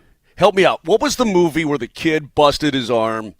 Oh, And then because he busted his arm, he was able to throw fastballs or whatever. it's what was that movie? rookie of the year, Henry Rowan. Is that what it was? Henry Rowan. Okay. Yeah.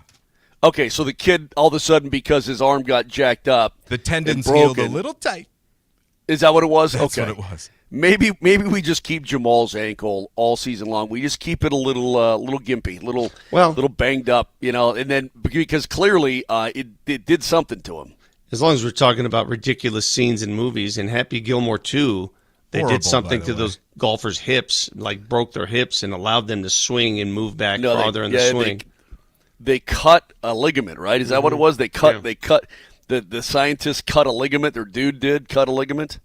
Well, Crazy. anyway, Murray pulled out the Blue Arrow celly last night, which I thought was great to see. And after the game, he told Katie it was because there was, I guess, a kid courtside who was rooting for him, was a fan. Yeah. I guess he went over and signed an autograph during the game. But kids root for him all the time. I'm telling you, Jamal Murray, I've got to know him, and you guys, sometimes you don't know what he's going to say in an interview. So you don't know he is the most unpredictable athlete I've ever covered.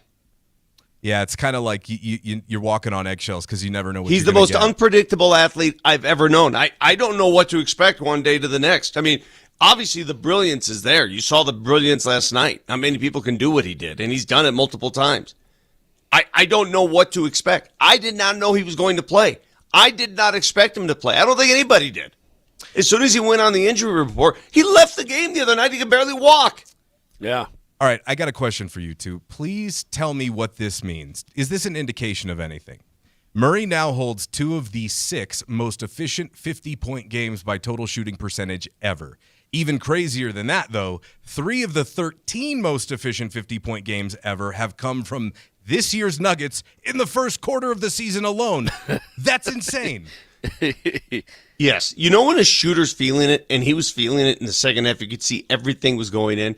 Anybody who shoots a basketball understands this. He wasn't even following through on some of the shots. He was just letting it go. That's when you know you're feeling it. When you're not even following through with the same motion, and you're just letting it come off the fingertips and you know it's in, that's your night. Now that Murray looks like he's all right, I mean, we could move forward with the assumption that he's okay, or are we still having an eyebrow raised here? Well, if he sits down after this game, I'm gonna have a freak out session. I mean, no, he should be totally fine, shouldn't he, Vic? Well, I would assume so. And also, I think Jamal Murray has made it a point this season to get the attention of all-star voters, and he has. I mean, he's off to a career start for his numbers. He's averaging more than he has in his career right now in almost every category, and nothing says, "Hey guys, I'm here," like throwing up 52. The All-Star game is just a couple months away, guys. It's right around the corner. He's never made an All-Star team. We have talked about this. Joker has never played with an All-Star teammate in that game. No one's ever gone on that trip with him. This could be the time. This could be it. I mean, Well, should could be a guy. 25 7 and 5 get you in? I think it should. I think 25 7 and 5 should get you in. Again, it's about what you're doing right now. And people are talking about the Olympics and for Team Canada, who should the goaltenders be? And I'm like, well, which Canadian goalies are playing the friggin' best right now? You got 2 right here with the Colorado Avalanche. Why not take both of them? If Murray's, I don't care about the names. If Jamal Murray, that have been there in the past, if Jamal Murray's the best right now or one of the best, take him. Well, you bring up the career highs and you bring up the potential All-Star nomination, and I'm really glad you did because that's where I was going. Murray, a career high in points per game. a career-high assists per game, a career-high rebounds per game, threes per game, three-point percentage, and three-point shooting percentage, all career highs for Jamal this year. How do you keep him out at this stage? And Vic, I love what you said there. It's intentional. You can see the consistency on a night-to-night basis from Jamal showing up more and more. And quite frankly, that's been one of the few knocks on him is that, when Jamal's Jamal, I mean, he's as good of a guard as there is in the league, but there are some nights when it's just not there, and it's hard to do for 82. You know what else he's done, and this is going to upset some OKC fans when I say this. He plays one of the most ethical brands of basketball out there, and when I say that, when he put a 50-piece together in Cleveland 4 years ago, he scored 50 points, did not go to the free throw line once. Right. Last night he goes 52 points, went to the free throw line. He attempted 5 free throws. Let me ask you guys something. If Shea scores 50, how many free throws do you think come with that 50? Close at to 20. least 17, yeah. At least 17 free throws, probably more than that. Probably more. Yeah. When Devin Booker scores 50, how many free throws does he get?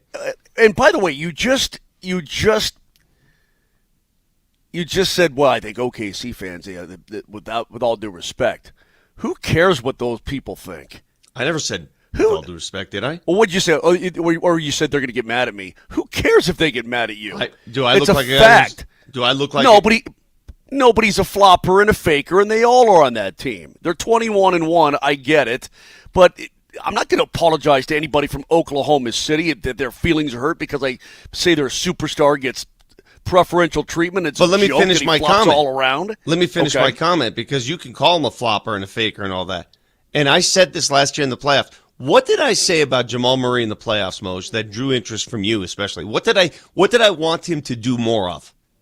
Flopping and flipping and slapping. Yes. If that's the game that's called, and listen, Nuggets fans, you may disagree with me. You may say, no, play ethical basketball, which he does.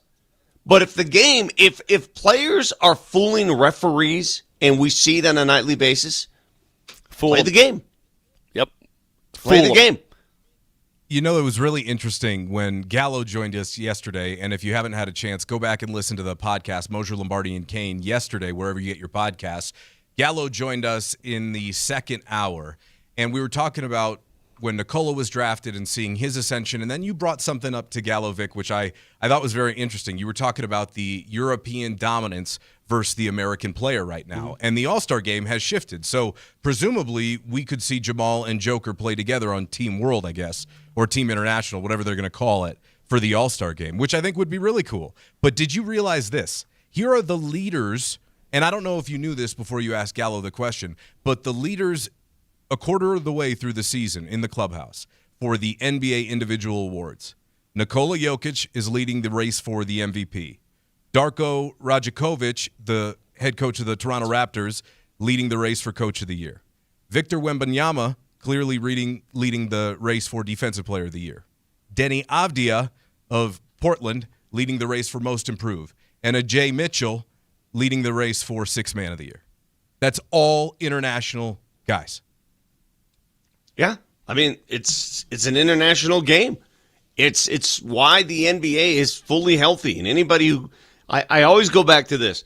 Anybody who thinks that the NBA is the ratings aren't what they used to be, you're looking at it the wrong way. You're looking at it from just an American perspective. Basketball, the sport of basketball, has never been more popular than it is today, and it's growing rapidly. The entire world is watching. The entire world is playing. The entire world is adapting. In 20 years, those numbers you just came up with, those people you came up with, they're going to double. The NBA will soon become half international players if it's not already. That's where we are. That's what it is. So the Nuggets knocked out the first of their little 3-game East Coast sojourn. They take care of Indiana 135-120 last night. Back in action tomorrow night against the Atlanta Hawks, and then Sunday at Charlotte and LaMelo Ball. So it'll be interesting. By the way, before we get out of here on this segment, don't know. Moser's got something stupid to say. I can see because he's waving his finger. Oh, my so bad. Let him say something my bad, stupid. Moser. Let's hear it. Don't worry about me hanging out here in New York. I'll just sit here with my teeth in my mouth. Mm-hmm. So is that your contribution? That's all I got. No, the NFL and obviously the NBA has gone to Europe and played before. The NHL goes every year. The NFL obviously does. When is the NBA going to start doing more of that? The international stuff, and why not play a regular season game in Serbia? They don't need to. Moj, I said this to Dempsey. They don't need to. They don't need to. They don't need to. If you want to grow the game, that'll grow the game. They don't need to do that. They've already grown the game. If you took the best basketball players in the world and dropped them in India, China, Australia, South America, everybody would know who they are. If you took Patrick Mahomes, Josh Allen, and dropped them in those respective countries, I guarantee you they'd go like, nobody would know who they are. Yeah. The international game is healthier than you ever would know. Basketball is universal. It's universal. These owners know what they're doing. They know exactly how to run this business, and it's never been better. By the way, chime in on the Champ Mazda text line. One price, one person, 1 hour, 303-504-0925. You can hit us up on our Safeway Twitch stream as well, or on YouTube. Somebody here says Chet Holmgren is the leader for DPOY. Yeah, but that just switched. Yeah. Wemby was. So meanwhile, in the United States of America, where the game was born, it was born in Canada by a Canadian, but this is where it was cultivated. In our country, our sport, you know what we're doing with basketball? We're building shiny new rec centers about 3 blocks from my house. And instead of putting basketball courts in there, they're throwing pickleball courts. That's what we're doing with basketball. Yeah. You reap what you sow, America. Fix it. By the way, the last basketball note before we get out of here. I don't know if you guys happen to see, but projected 2026 first overall pick A.J. Dibansa for BYU beat a pretty good Cal Baptist team last night.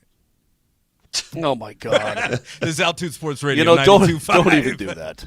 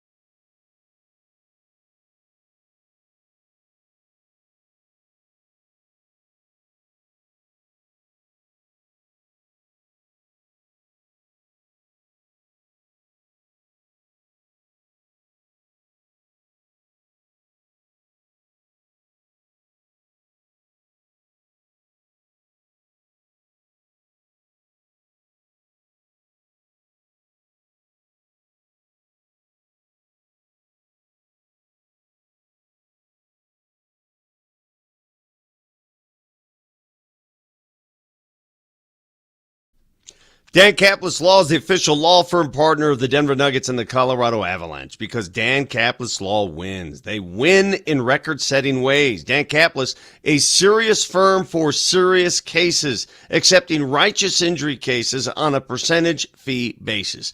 If you need Dan's help, call today. 3 Front Range locations to choose from. Easy to get a hold of. The number, 303-770-5551.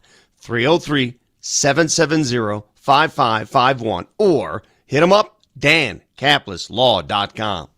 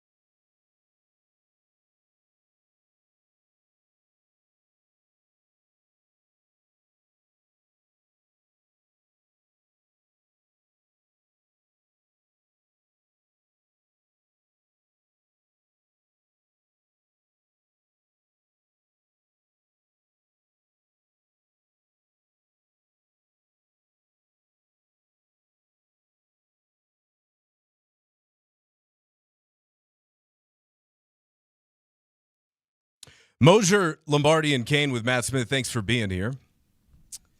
We've got Chad Brown coming up in a few minutes. Former Buff, 3-time Pro Bowler, by the way. But before we get there, we have keywords all day because it's a Nuggets Ticket Thursday, and here is another one. We're going to give you a chance to win tickets to see the Rockets at Ball Arena on December 15th. Text GOLDEN, the keyword GOLDEN, along with your first and last name, to 303-504-0925 right now. If you want to pick your own seats, there are still tickets available, so visit nuggets.com/tickets. This keyword is GOLDEN, so get it in now. We'll announce our winner coming up at 9:55. Guys, I want to get back to the Broncos a little bit, and we got a little ethereal, I guess, or psychological with Sean Payton and what he's appreciating right now with this 10-2 football team. And moving forward here into the playoffs, I think we all understand. Well, let me back up. Let me just ask you. Let's start with you, Vic. If you did have a concern, and I know you don't have concerns about this Broncos team at all, you've made that very clear, just get it across the finish line. But if you did have a concern, what might be a list of your top 2 heading into the postseason? There's always concerns. It's the question is, do I feel any sense of, oh my gosh, this isn't real? What's that, imposter syndrome? Sure. Some people feel imposter syndrome about the Broncos right now. You know who you are. I don't feel any of that. They belong. They belong exactly what you are, what your record says you are. Now, can they handle a really good running game? Because the only time I've seen the defense flinch is against teams that have been able to run the ball competently against the Broncos. That's a concern. That's a concern. Something happened with your camera, by the way. It's down low now. I can see you texting somebody. I can see your phone. Something happened with your camera during the break. What is it? He clearly moved it. I switched cameras. I went from I can't figure out the white balance on this new camera I got. I can't figure it out. So I just went to my laptop camera. Was the Just call Adelio and get it fixed, okay? You're driving me crazy. Was the white balance bothering you? I don't know. Okay. Mose, how about you? Nobody cares. But listen, the imposter syndrome, I think, is fair.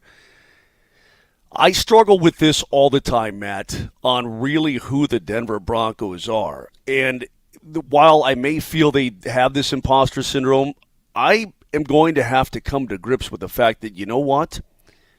This team can win it all.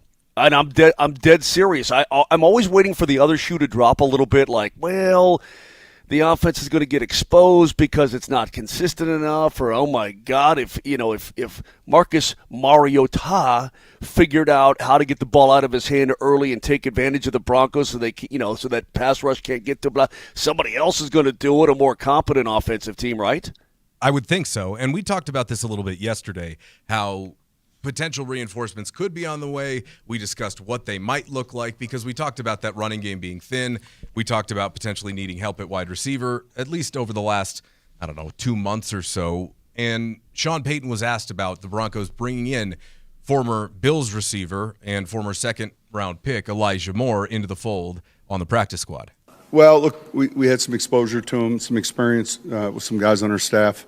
You're always paying attention to that wire, and if someone comes across it that you feel like either can help now or maybe in the future, I think it was more of us looking at a talented player.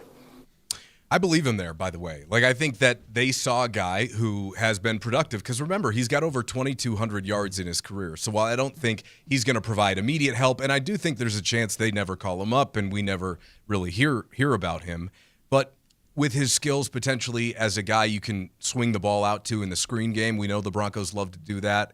As we talked about yesterday, a potential break glass in case of emergency for Marvin Mims. Sounds like maybe there is a plan for Elijah Moore.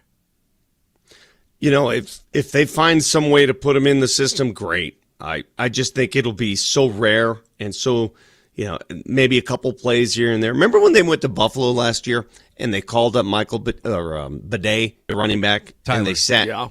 Remember they said, we found a package for Tyler Bidet. What did he play? Like 3 plays? Yeah, but that's what these coaches do. I mean, they game plan and they're like, okay, who is the best person to do this? And then we'll have Leggy on. Yeah, we'll get Leggy on at the top of the hour. I know that. He's got a formula, or he says, look, any former first rounder and probably second rounders are insta claims. Like if a guy comes available, he's an insta claim, right? That just because that talent is there. Where are the Broncos in the waiver wire claim? Where? I mean, they've got to be way, way, way at the bottom of the list, right? Why didn't anybody else want this guy? Well, I mean, what's the story on 4 teams in 4 years? I mean, I don't. He signs this deal that could have been worth up to $5 million, and he can't even get on the field. The guys? There's something wrong with him. That's all there is to it.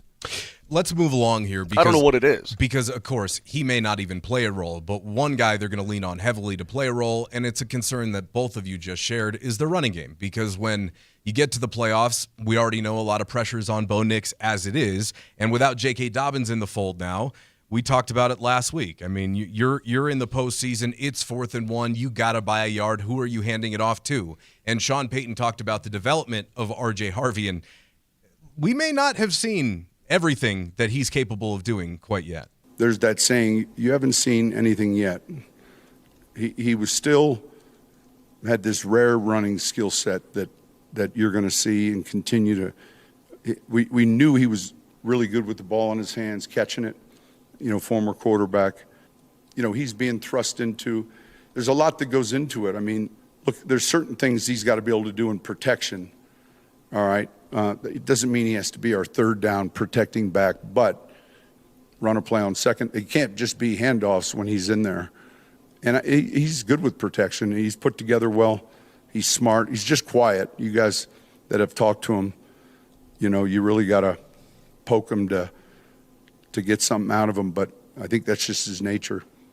So I think they're going to work on building more and more of the running game, but I think it's pretty clear. I mean, you've got the 60th overall pick you selected in the second round out of Central Florida in R.J. Harvey. He's got 74 carries for 279 yards on the ground this season with 4 touchdowns, and through the air, he's got 31 catches for 222 yards as well. So you've got a versatile weapon here, and Sean likes to throw his running backs the ball as well. But you heard him. I mean, it's a process with guys like this. You got to bring them along, and when you're talking about putting a lot on Bo's shoulders already, you're trusting a rookie to have his blind side in protection. By the way, Sean had a long press conference yesterday. Some days he has like a 60-second press conference, and then other days he'll go 60 minutes. He was just in a very talkative mood. You could tell. I think he's appreciating the moment. They're 10-2. Yeah. I mean, and you should. You should appreciate this. But I love the fact, tell me if I'm wrong here, guys. Like, if the Broncos were 10-2 and all by their lonesome and nobody else was around and they had this thing wrapped up, I'd be a little more jittery. I like the fact that they have to keep pace with the Patriots. I like the fact that the Patriots keep winning. And you have that measuring stick. It's going to make them sharper. I need it.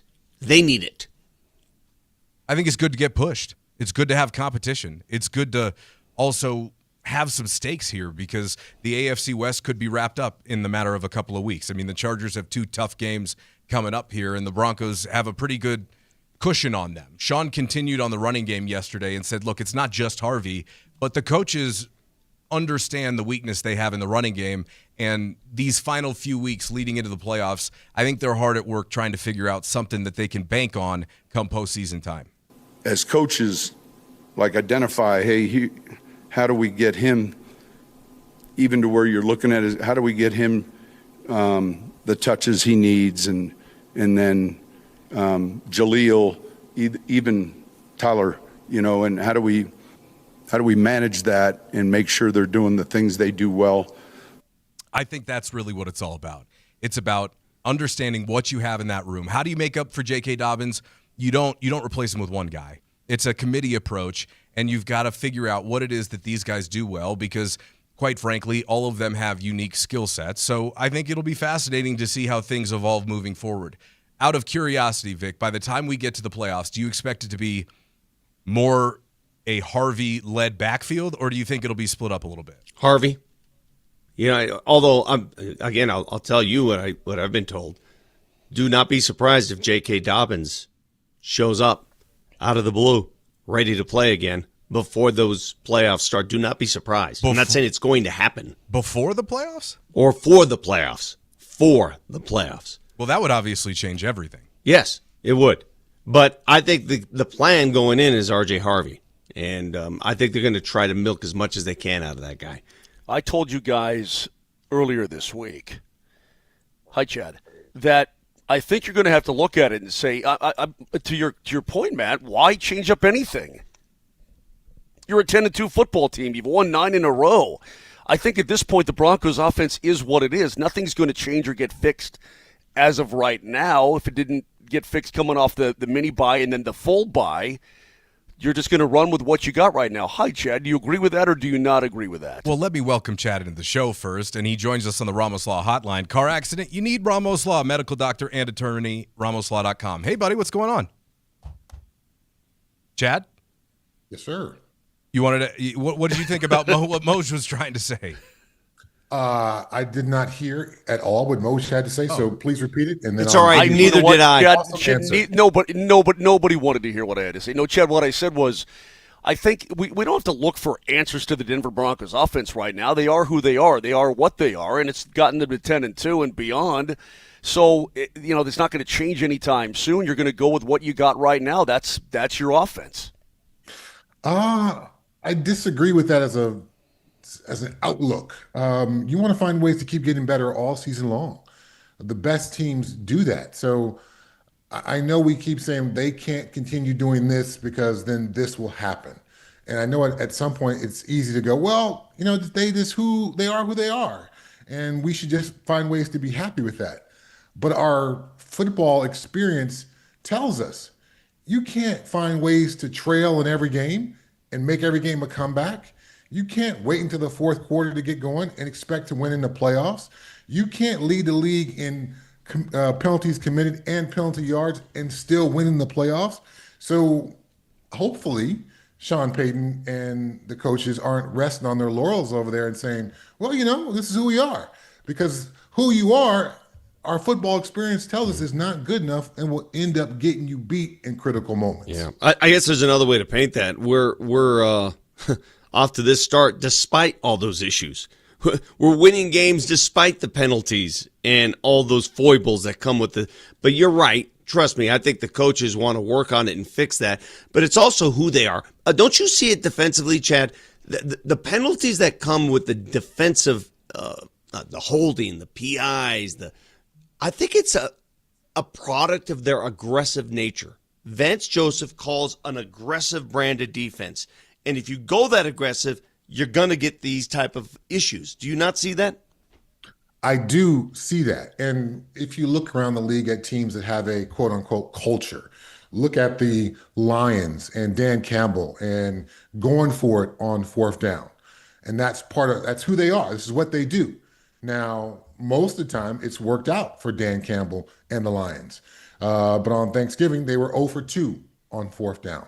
And the Lions' last 2 losses, they're 0 for 7 on fourth down. Mm-hmm. So it's great to say this is our culture, this is who we are, until it doesn't go the way that you want it to go or it goes a bit overboard. So, yeah, being aggressive on defense is great. I have yet to meet a football coach who says, man, I really like it when I got to tell my team to be more aggressive.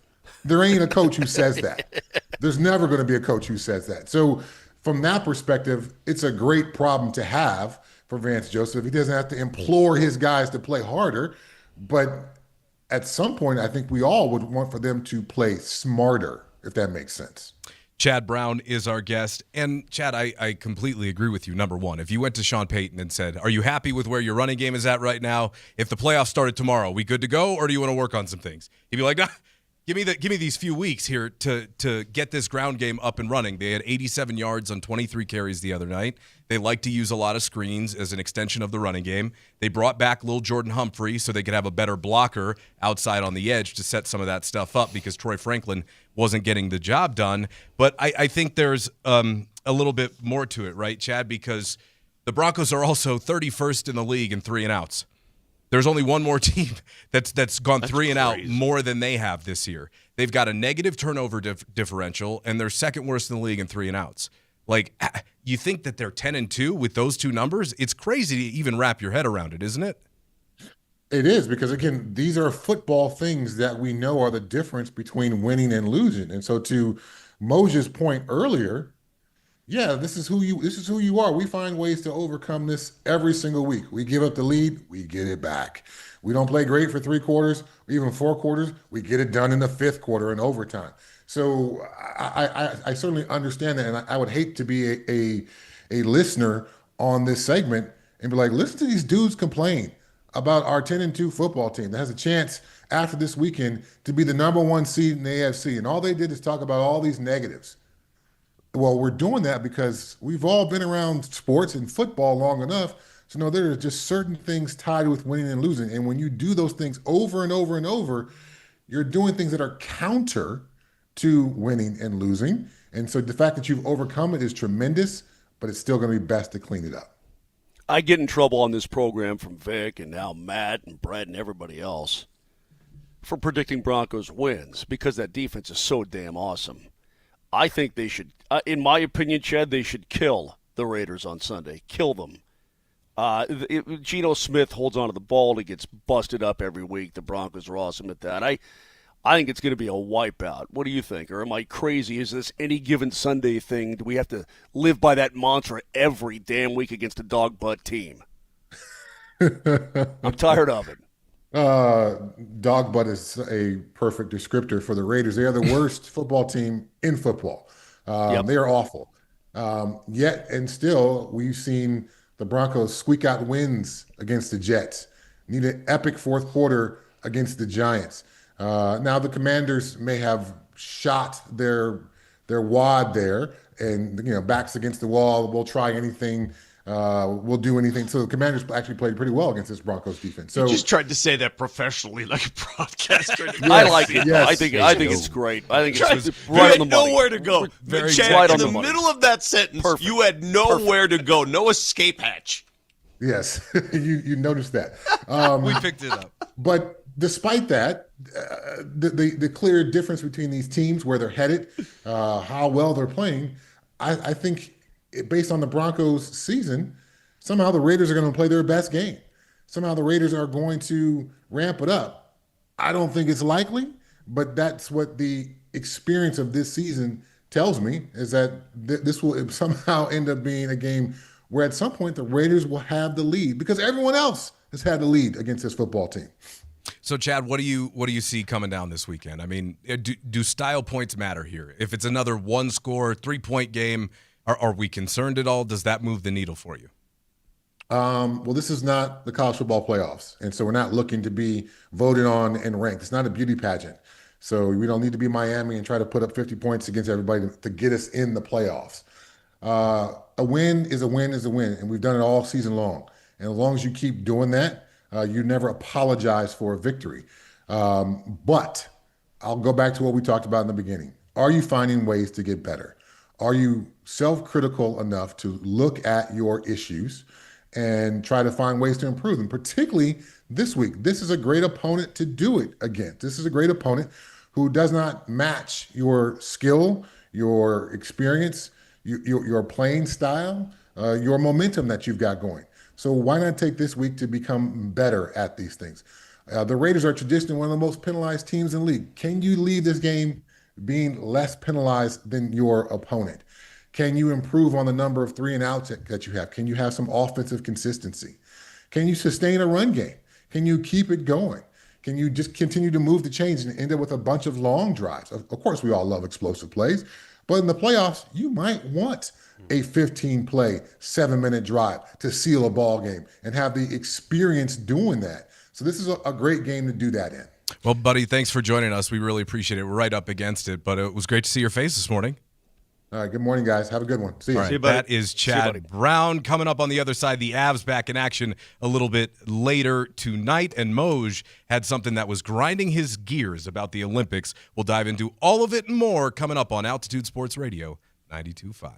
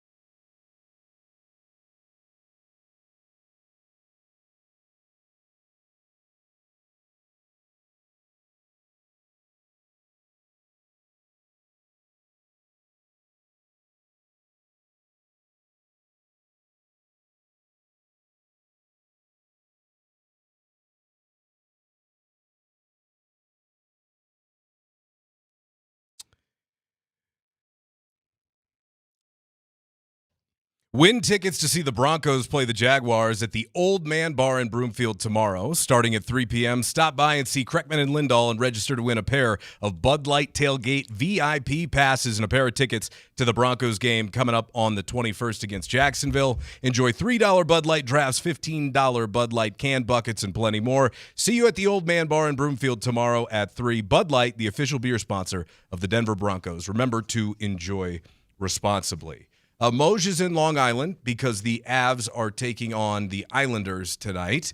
And Long Island. It's Long Island. Who will cut? Long Island. Here's the question. This is what they ask on Long Island. Who will cut the loin of pork? Who's going to cut the loin of pork? Will you cut the loin of pork? Or will I cut the loin of pork? That's how they talk here, bro. Do you go get any good food while you're out on the road, or is it just like whatever you can grab your hands on? I had a burger last night with horsey on it, and it was flipping awesome. I'm a big horsey sauce guy. Oh, okay. I don't know if you know that or not. In fact, one time I sent a tweet out about horsey sauce from Arby's because I'll put it on anything, dude. I'll put it on a dog turd and eat it. I mean, I love that horsey sauce. What is horsey sauce? You're not sure. It's horseradish sauce. It's like a condiment, bro. It's like Miracle Whip or mayonnaise, but it's horsey sauce, and it's friggin' good. And Arby's sent me a case of horsey sauce one time that I plowed through over the course of like a year. It was killer. Yeah, it just somebody from Arby's got my address and sent me a case of horsey sauce, a big box of horsey. It was killer. Anyway, I had burger last night with horsey, but I don't get out too much on Long Island, bro. We're only here for a short time. Into the city, now that's a totally different story, which will be tonight after the game. Yeah, I mean, you got to go get yourself a good meal in New York. If you're in New York, you got to take advantage of the food. You just have to. Totally.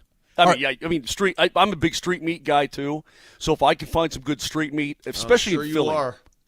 Yeah, I love me some street meat, 100%. Just trolling those streets for the meat, huh? Yep. That's Mark Moser. Well, why not?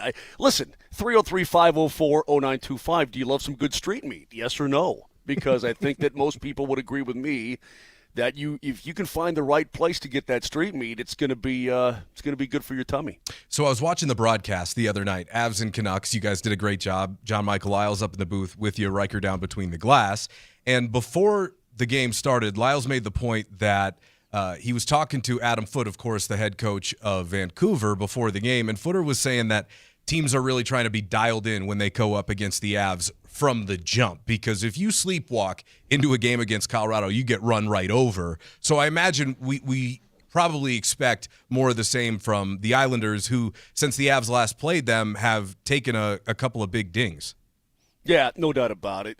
By the way, that Paul Mary play, we showed that on the broadcast the other night. That was nuts. I mean, how badass is that? Dude, that's hockey for you right there, man. It's just such a hockey play. Explain to people right? what he did for those who didn't see it. I saw it. It was amazing. Yeah, so Kyle Palmieri, the veteran forward for the Islanders, goes into the corner. He's charging into the corner, and he gets mixed up with a Philly player.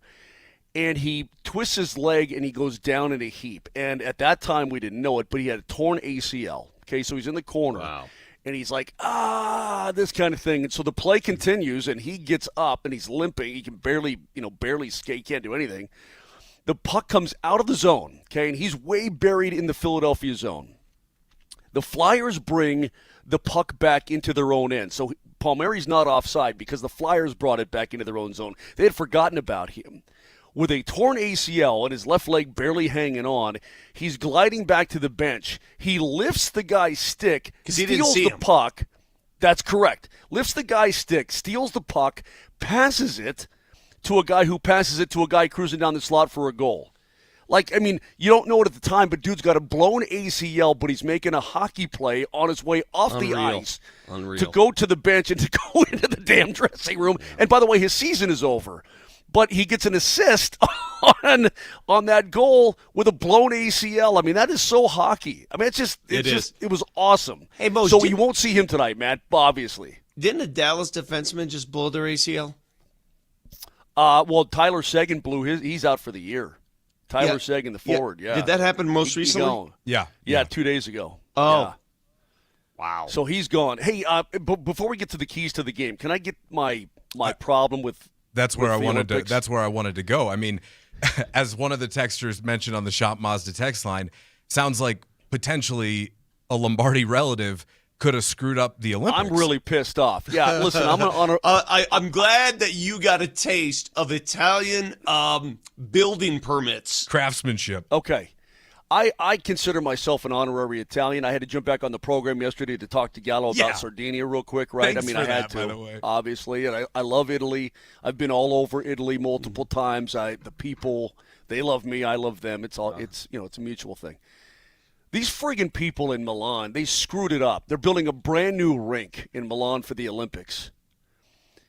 And they built the mother trucker too short. The ice is 3 feet too short. And I'm pissed. I'm really upset about this. Now, it's not like you haven't played on rinks before. And not only is the ice too short, that's even the least of the problems, okay? And you're going like, why can't you just build it 200 by 85 like a normal NHL rink? Dude, the rink may not be ready by the time the Olympics come around. That's the problem. The building itself, bro, is not done. And the Olympics are in 2 months, bro. How could you be so far behind? A, you have too short of a rink. B, the friggin' building's not even done. And the league says, and I completely agree, Bill Daley, the deputy commissioner, just said yesterday, look, if the rink ain't done, we ain't going.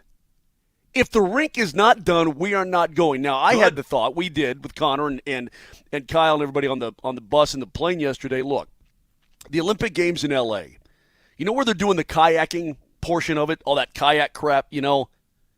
I don't know where they're doing it. No. Oklahoma. Wait, excuse me? Yeah, the Olympic Games are in L.A., but they don't have any creeks and rivers and whatnot, so they're doing the kayaking portion of that in Oklahoma. Oh, that makes sense. That's correct. Yeah.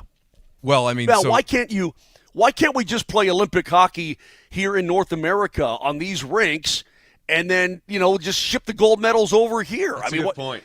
Yeah. If the rink ain't done and the rink is too short, why not just play, here in the U.S. and Canada, play Olympic hockey, and then just put them in a box, the gold medals, and send them over. We'll play the anthem. These guys want to play for their country. It's just stupid. I'm so mad about it. I really am enjoying the fact that you got a good taste of Italian building permits and how long it takes to get anything done there. Dude, I have seen this all my life. You want to know the job I want? Vic, it's the friggin' Olympics, bro. When I grow up, I want a job in the Italian government because nothing will get done.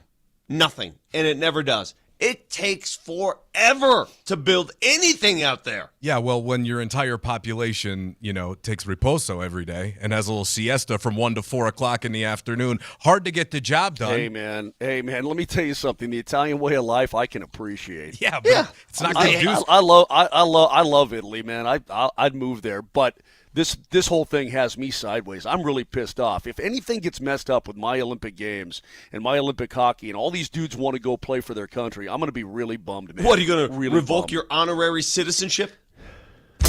Do whatever it takes to win. It's the Johnson Auto Plaza Keys to the Game. Johnson Auto Plaza. Experience the power of the plaza, where they have the keys to performance and style with Ram, Jeep, Chevy, Buick, and GMC, and a huge selection of used all in one place. Johnson Auto Plaza. Here's Moser, Lombardi, and Kane.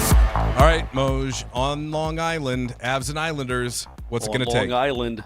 It's going to be an emotional return for Brock Nelson. It's his first game back here since the trade last year. So that's going to be really cool. So I think he's going to be amped up and pumped. Isles are finishing up a 7-game homestand. They only have 2 wins on this homestand, and the reason why, Matt, they can't score goals. They can't score, period.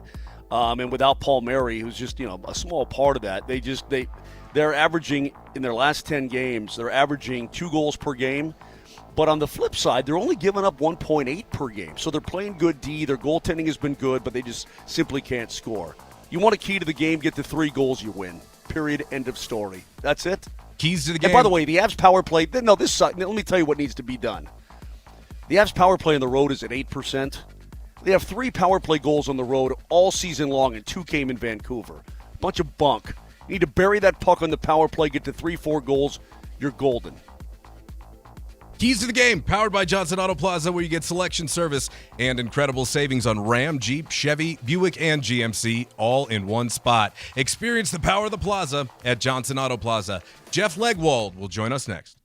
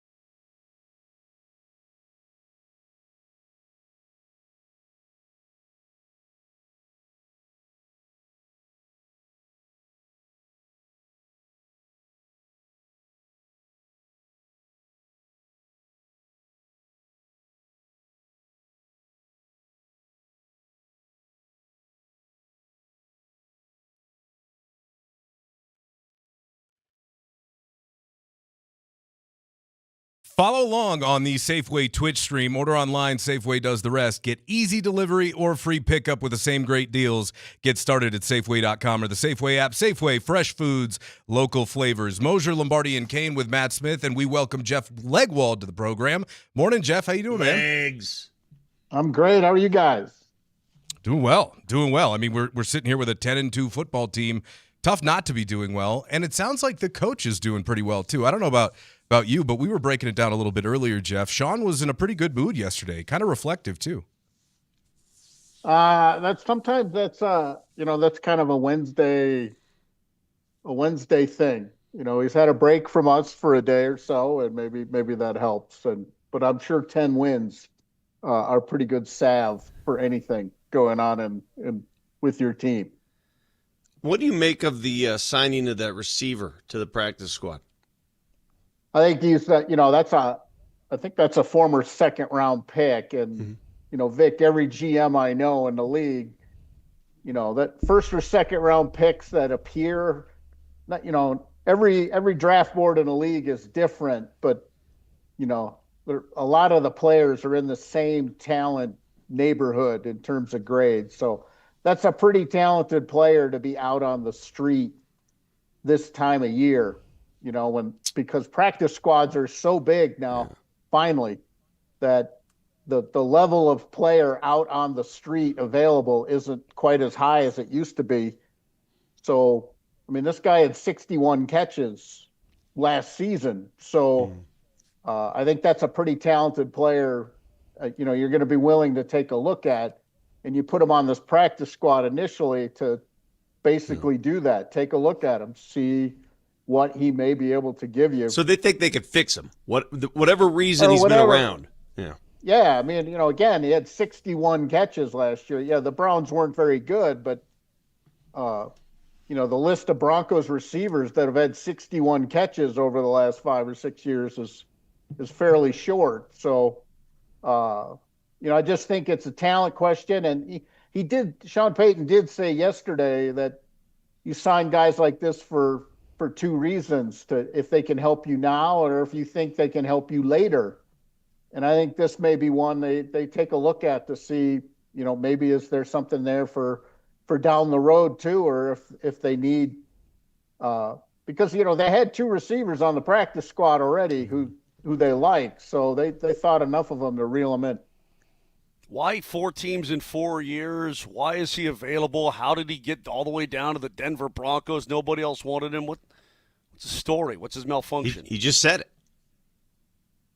Yeah, I don't know that he has one. I think it'd be unfair to just say. Well, why didn't it work out in Buffalo? I don't get it. If this guy can play, I don't know.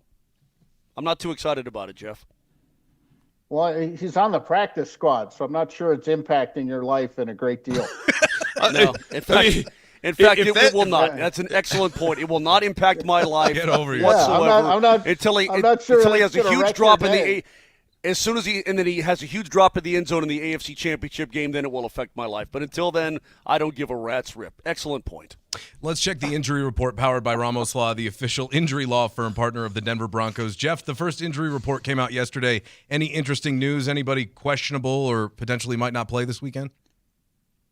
Well, I think they, with Surtain back and, Jonah Ellis, one of their outside linebackers, didn't play last week because of an illness. I think he looked okay yesterday, ready to go. So I think they're in pretty good shape. It's a pretty short injury report for this late in the season. But, as far as the DJ Jones, he left Sunday's game with the right ankle injury. I'd be surprised if he plays, but we'll see if he's out there at all today.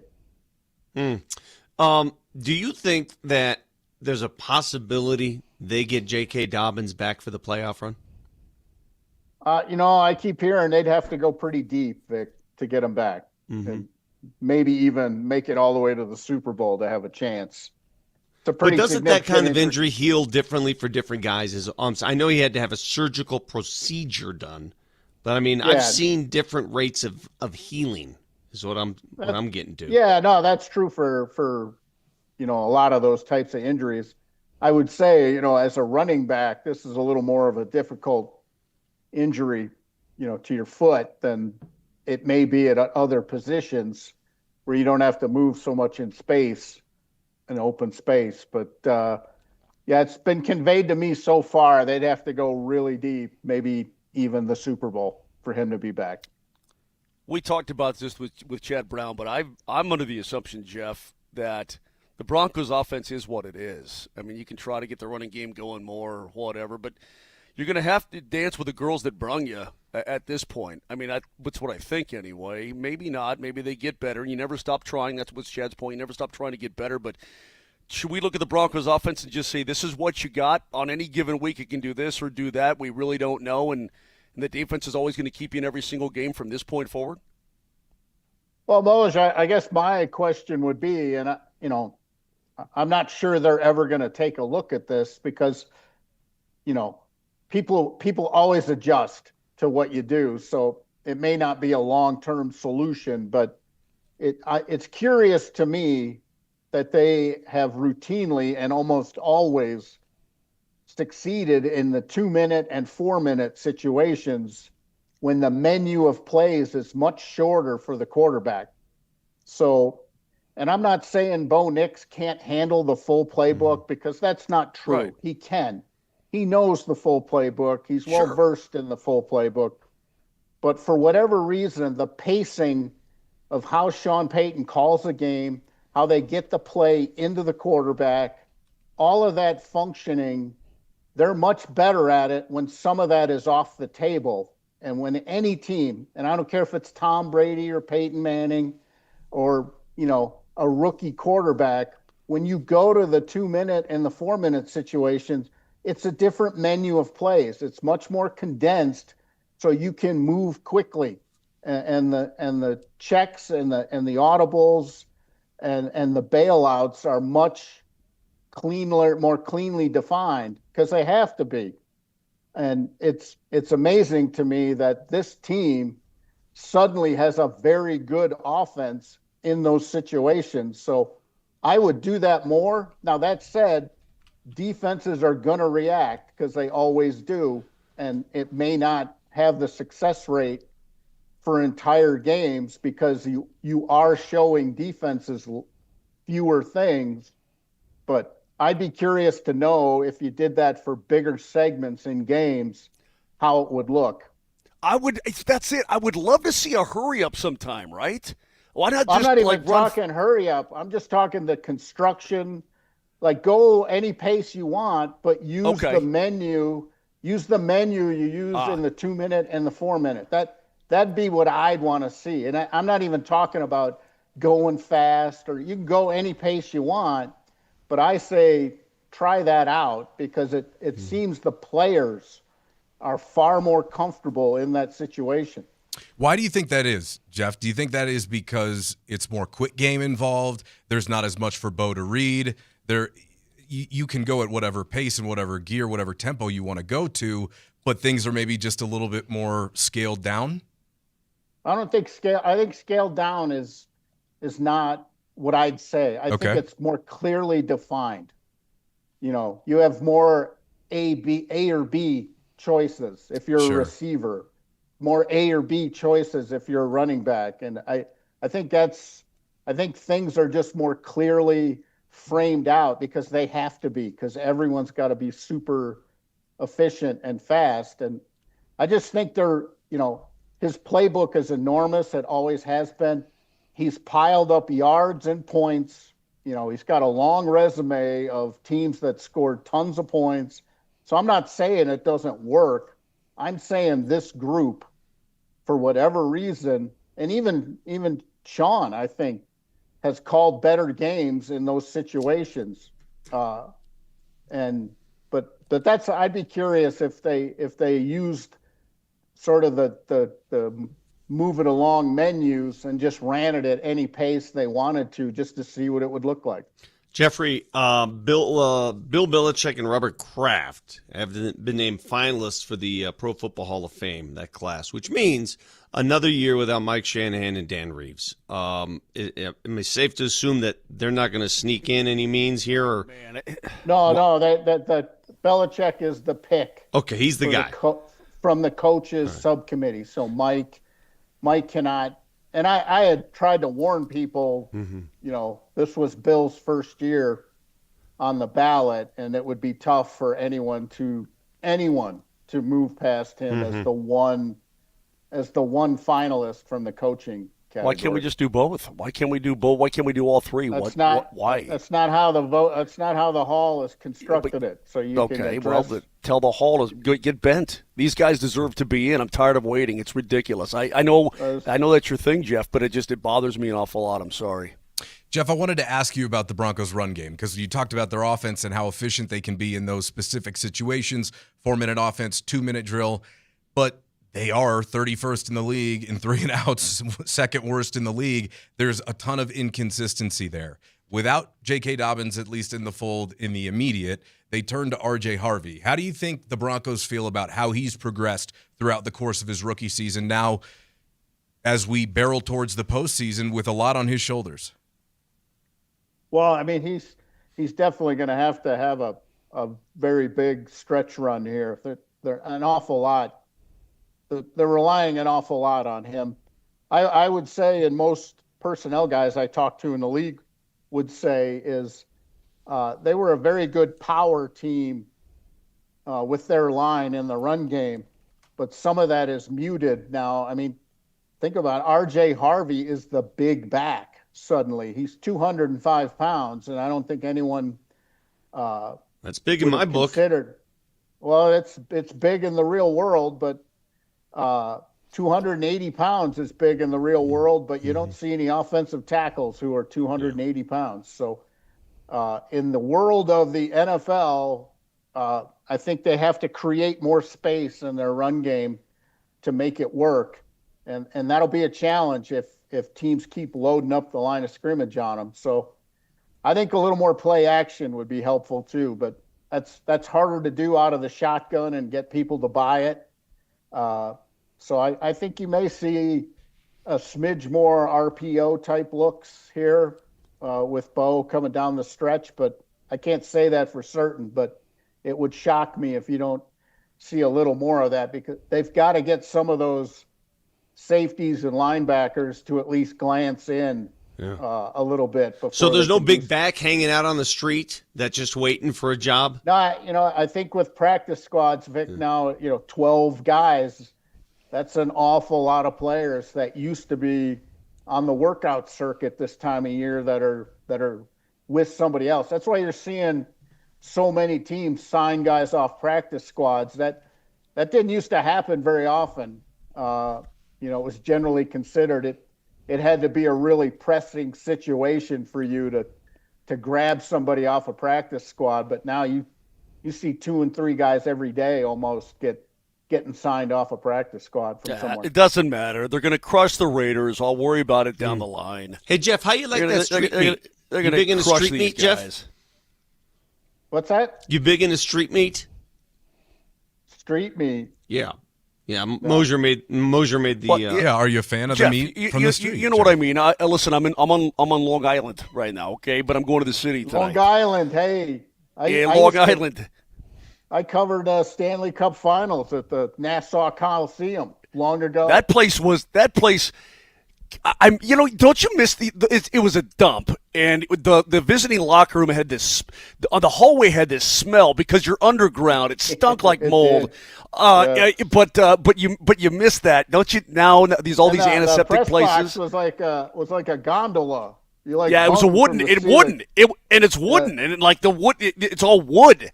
I miss it, but tomorrow in New York. Are you a proponent of the street meat? Exactly. He didn't answer the I'm question. Go and walk I'm going to walk the streets and give me some street meat tomorrow in New York. Jeff. I know. That's what I'm saying. He didn't know what you're talking about. Yeah, that's not that's not really on my tour when I go to New York, is to get that. For a guy who orders every meal off a board on a wall, You know, You know. you sound kind of snobby regarding the street meat. I mean, No, I'll hit I'll hit up a cart anytime, but that's just not on my New York list. I'm sorry. All right, Jeff, we appreciate your time this morning. Thanks so much, man. See you, fellas. See ya. Jeff Legwald, brought to you by the International Brotherhood of Electrical Workers, IBEW Local 68. Start with a job, end with a career. On the other side, I'm going to ask Vic Lombardi a really bold question. Quite frankly, I don't know what his answer is going to be, but we'll do it next.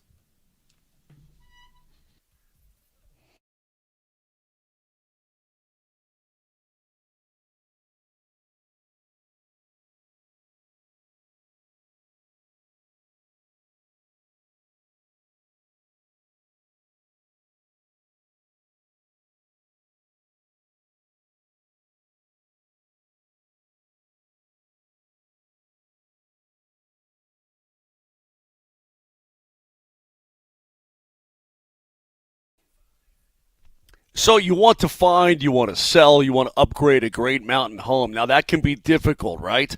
But it's also difficult to find the right agent who could put your needs and wants into focus on the perfect place for you and your family. Well, you don't have to look. It's Moser, and I found her for you. Her name is Anastasia Bell.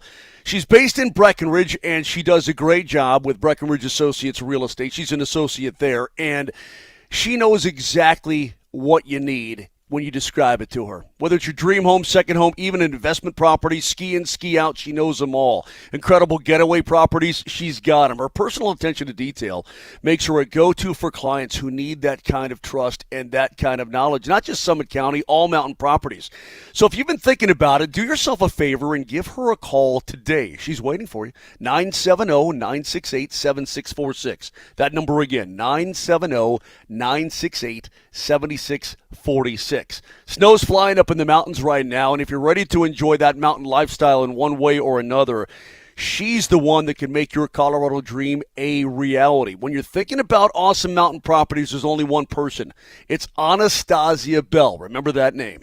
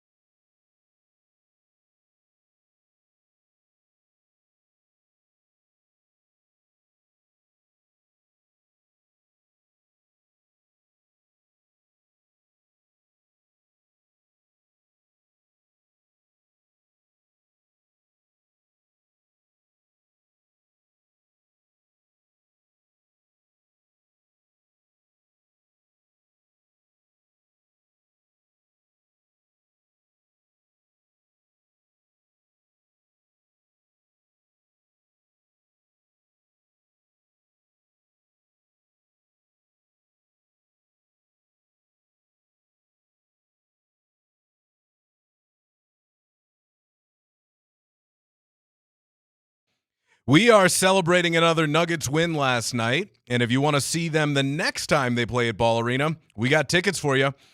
Your keyword for a Nuggets ticket Thursday for this hour, text HALF, HALF, that's HALF, to 303-504-0925 with your first and last name, and you'll be entered for a pair of tickets to see Denver take on Kevin Durant and the Rockets on December 15th. Good luck announcing our winner in the next segment. By the way, if there's any visiting team to go see, the Rockets are a pretty fun group. Those are a pair of tickets I'd want to win right there. And also, Vic, correct me if I'm wrong, but I feel like some of the best opposing performances I've ever seen at Ball Arena have come from Kevin Durant. Like, it feels like whenever he comes here, he plays pretty well. Yes and no. I mean, he's still a sniper, and I can't wait for him to come here again because he's one of those scheduled games. The Houston Rockets are going to come here next week.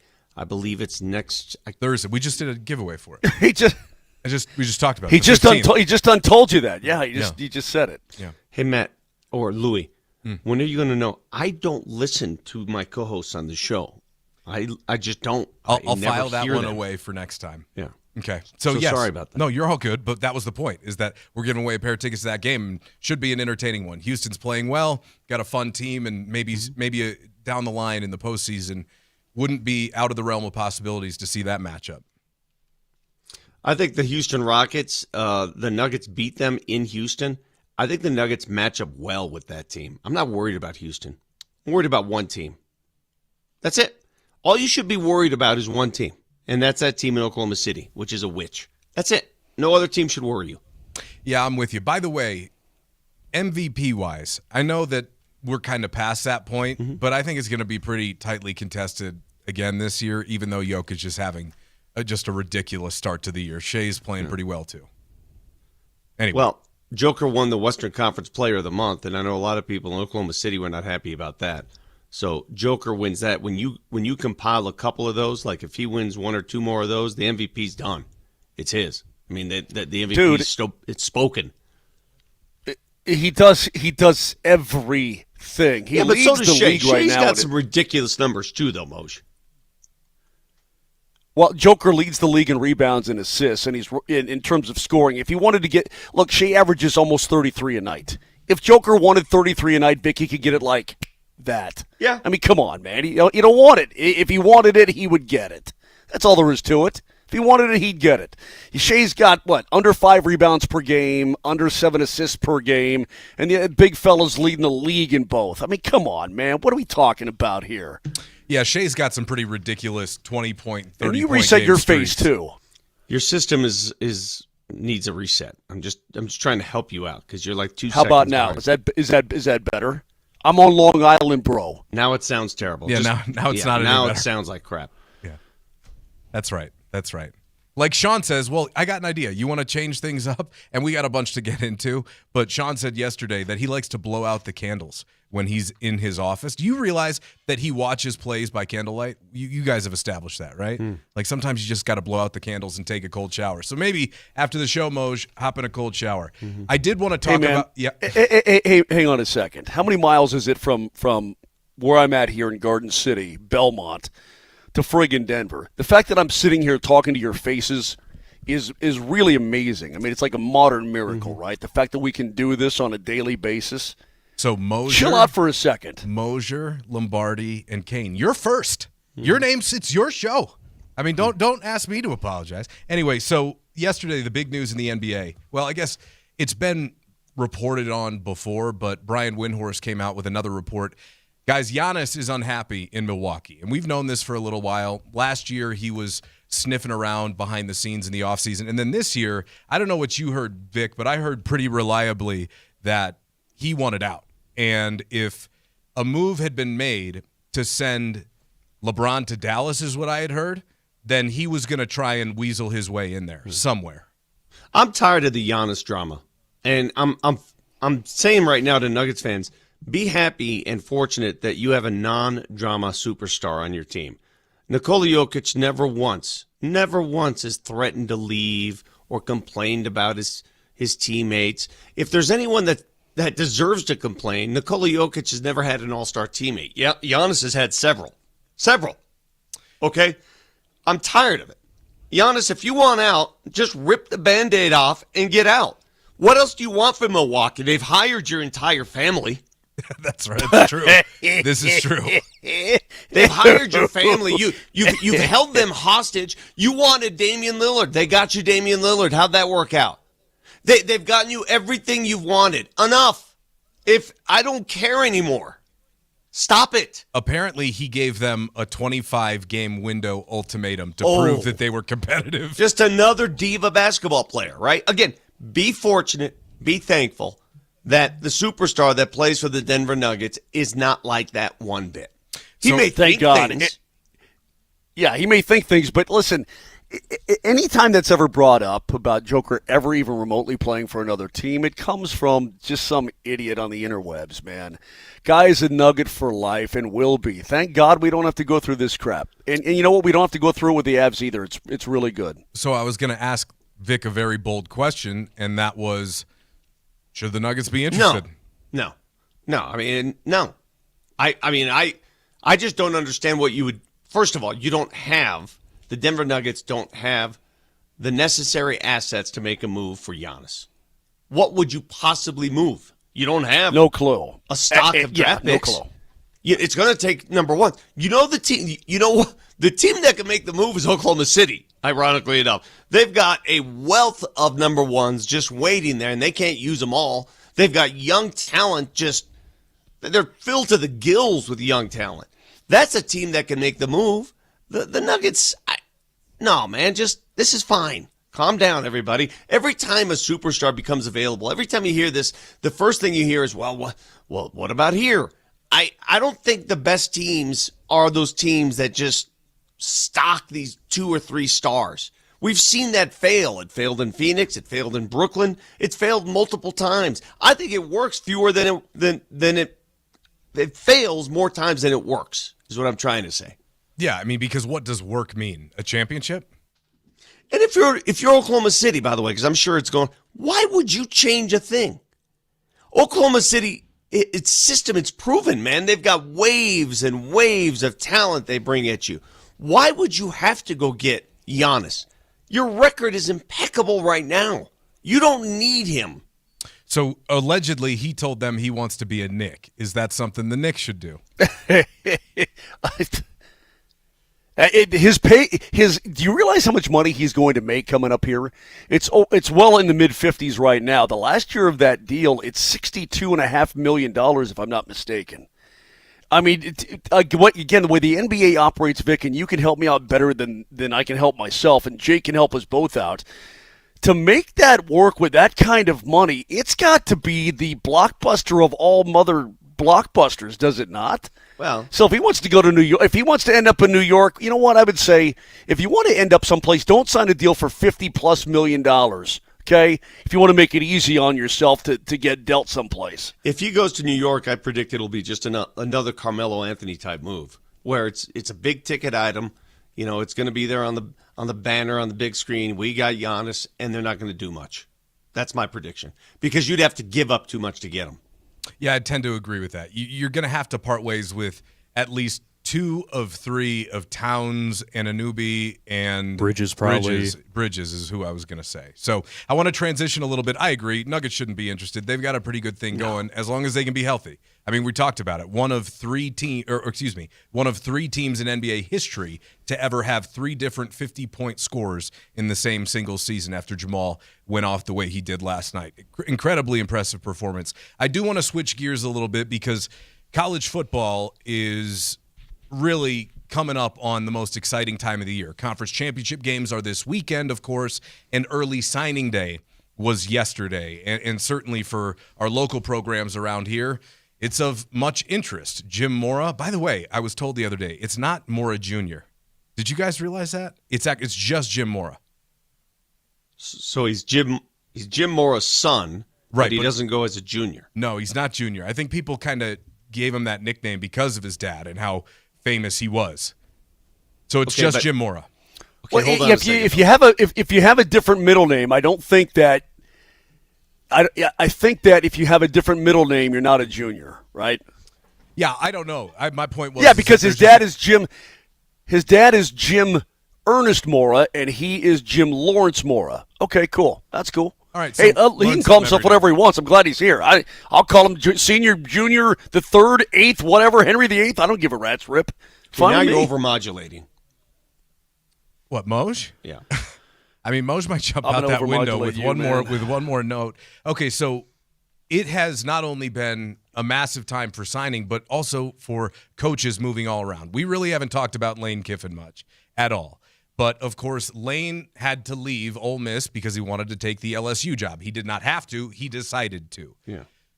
It's a bit of a complicated problem. Nick Saban talked about it a little bit at length on College Game Day a couple of weeks ago, that it's more of a calendar problem as opposed to a Lane Kiffin problem. Although I don't know if you guys have been paying attention, but he's pretty much gotten caught lying about everything. When he got to LSU, he said that Ole Miss fans were trying to drive him off the road. Turns out State Patrol was the escort on the way to the airport, and they came out and said, what is he talking about? None of that stuff happened. He lied when he said at the introductory press conference at LSU that all the Ole Miss players were begging him to stay and coach. In fact, the Ole Miss players took to social media yesterday to go, that's a straight up lie. Nobody wanted that, which doesn't that make sense?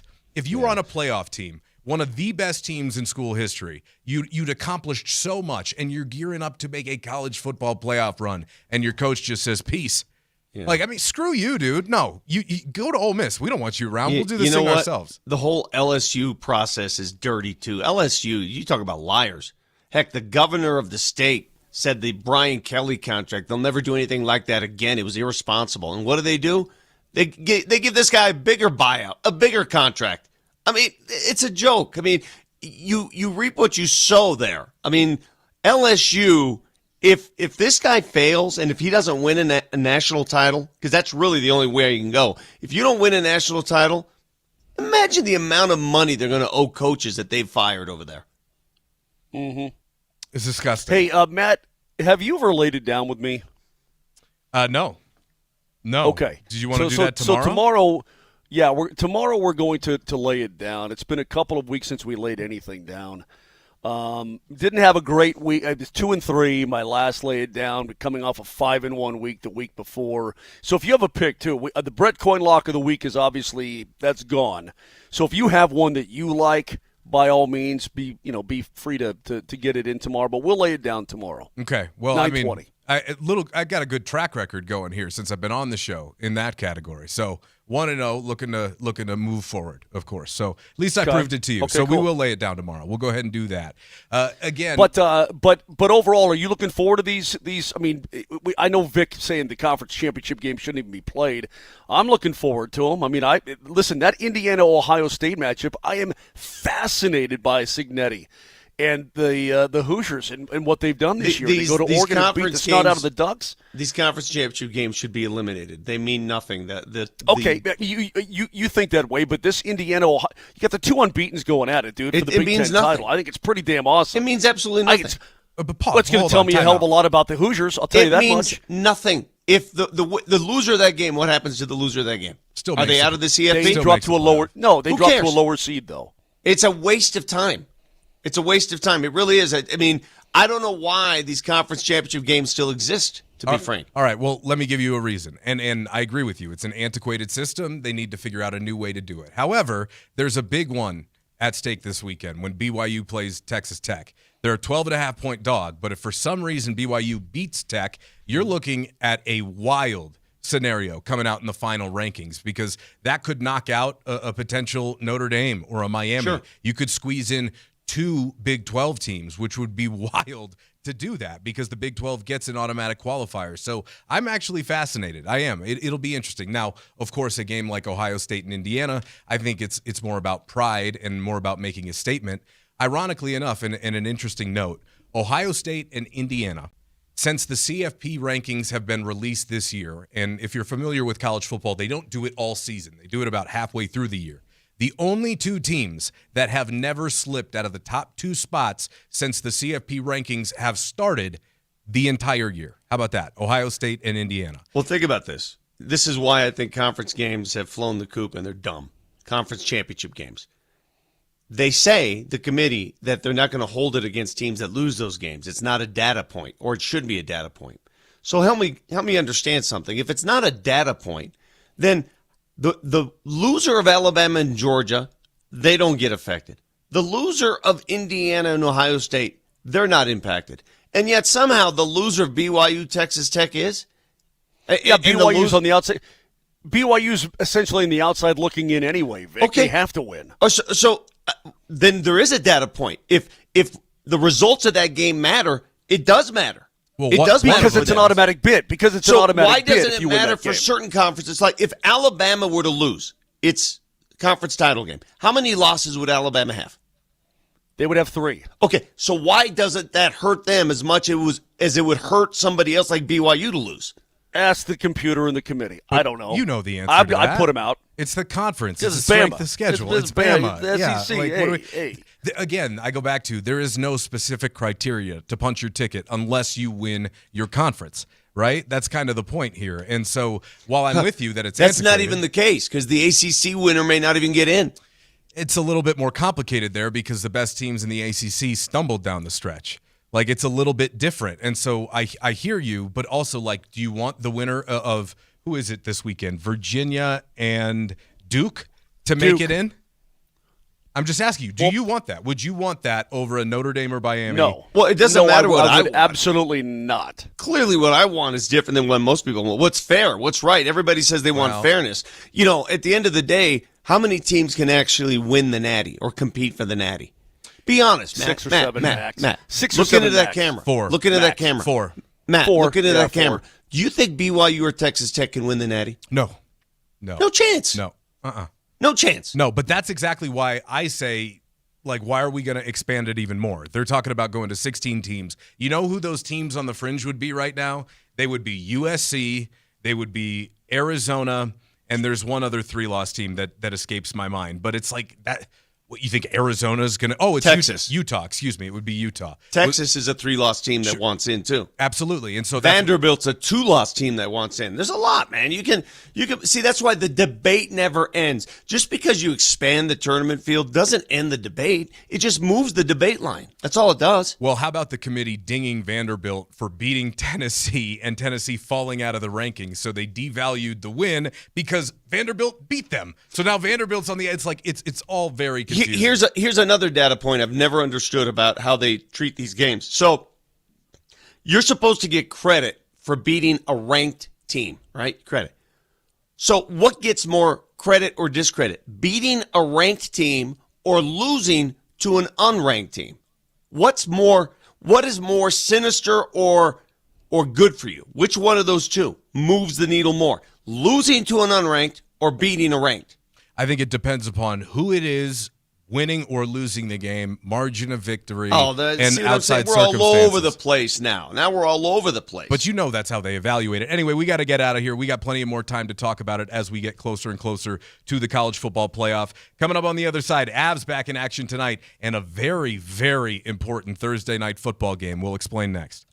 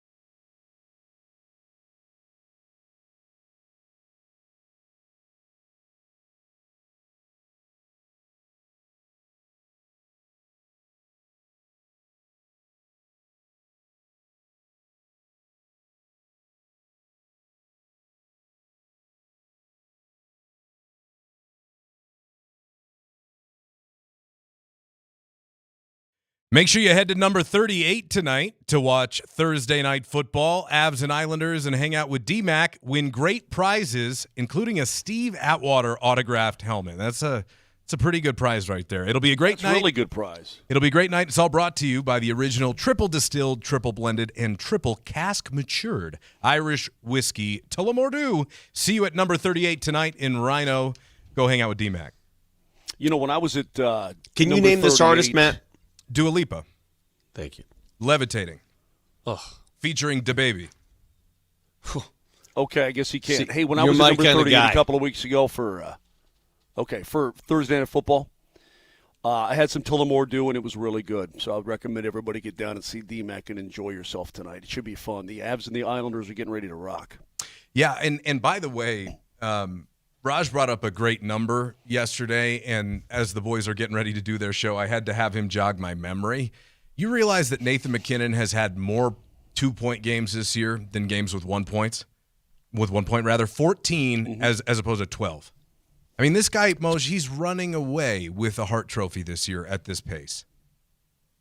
Oh, totally. I mean, McKinnon is playing at a level that's simply brilliant. I mean, when you look overall, dude, he leads the league in points with 46, right? Yeah. He leads in goals with 22. He leads plus minus. It's remarkable what this guy's been able to do. I don't even know what to say. It's incredible. Let me ask you a question, because I brought it up with Bedsy yesterday when he joined us. And if you missed any of that, you can catch it on the Moser, Lombardi, and Kane podcast, wherever you get your podcasts. I asked him if it's still special to him. Like, does he still appreciate getting to go to the rink every day and coach McKinnon and Makar? I have the same question for you. Do you still have those moments where you're just like, man, I'm a pretty lucky guy to be able to call games every night and watch these two? You know, it's funny because I'll talk to other broadcasters and they're like, oh, this guy, that guy. And I'm like, yeah. You know, I try not to take it for granted every single night because I see teams around this league, in fact, like one tonight, right? I mean, the Islanders have some good players, but nothing anywhere remotely close. The Schaefer kid, by the way, in the back end for them is a stud. He's only 18 years old. He won't even be 19 until next September. It's remarkable. But when you get to watch, the best in the world do their thing on a nightly basis, it's pretty rad.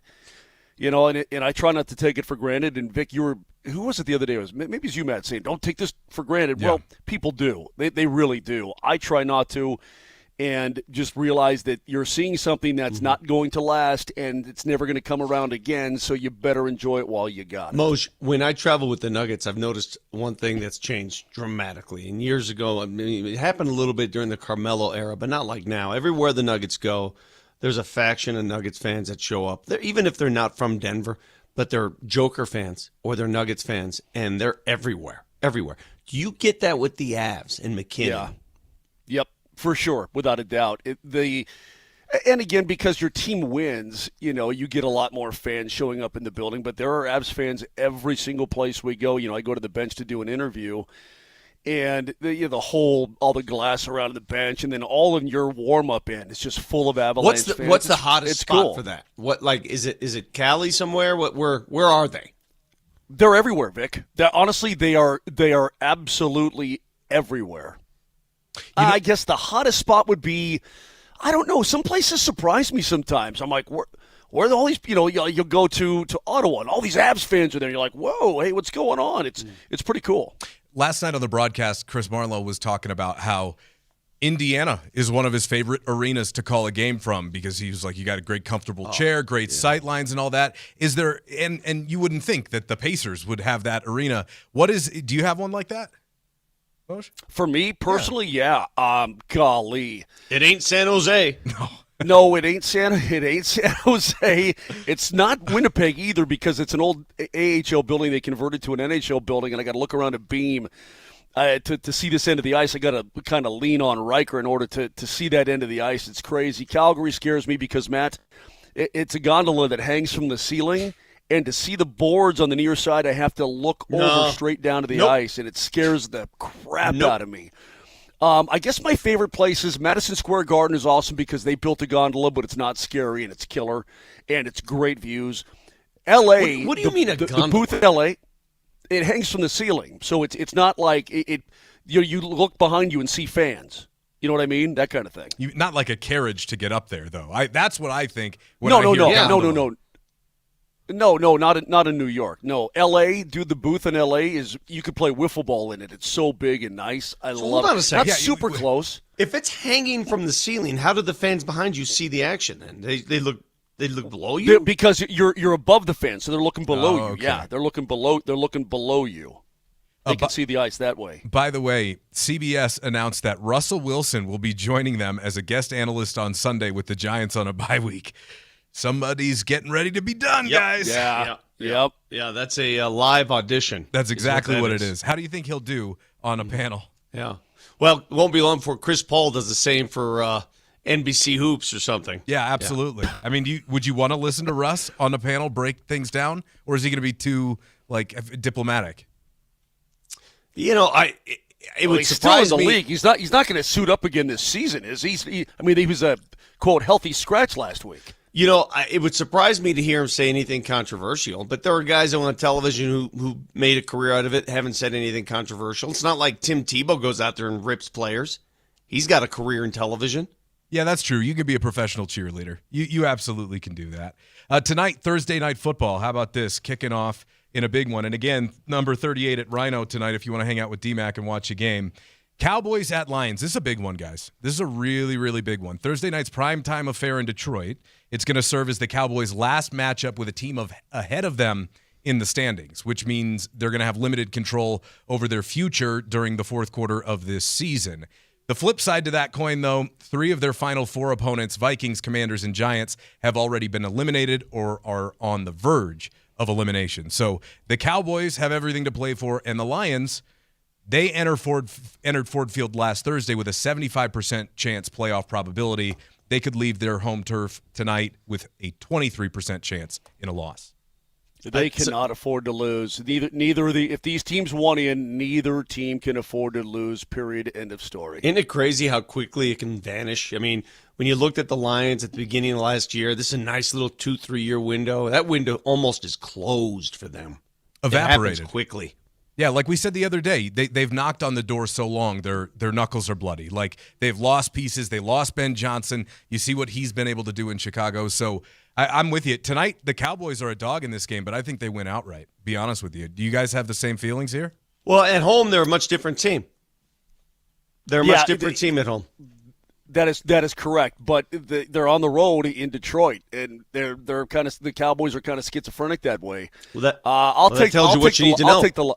I'll take the Lions. Well, you know what? Golly, this whole loss of Ben Johnson is like a way bigger thing than I gave it credit for. At least it apparently is now. Yes. I'll take my adopted Lions with the Kane family tonight and get ready for the text thread that's going to be insane. Because I'm part of the family text thread. Oh wow!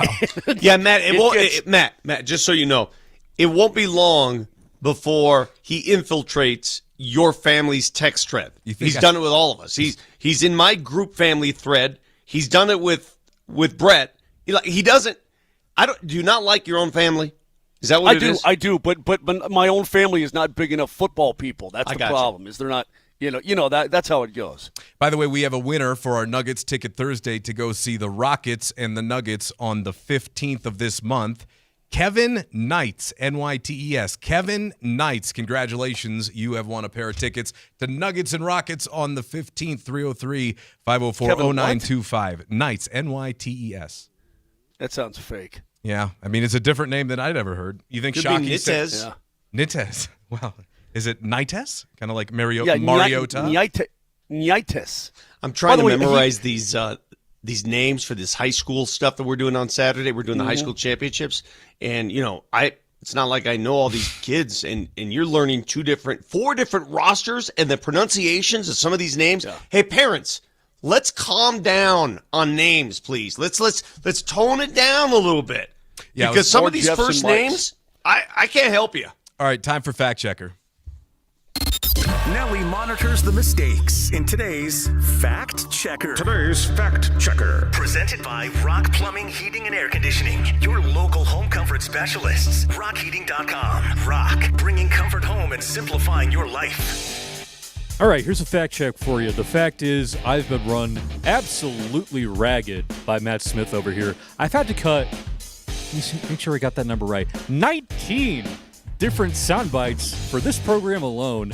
I am ready to just collapse into a pile of whatever when I get home. That's your fact check. I'm for ready today. to That's it? go straight.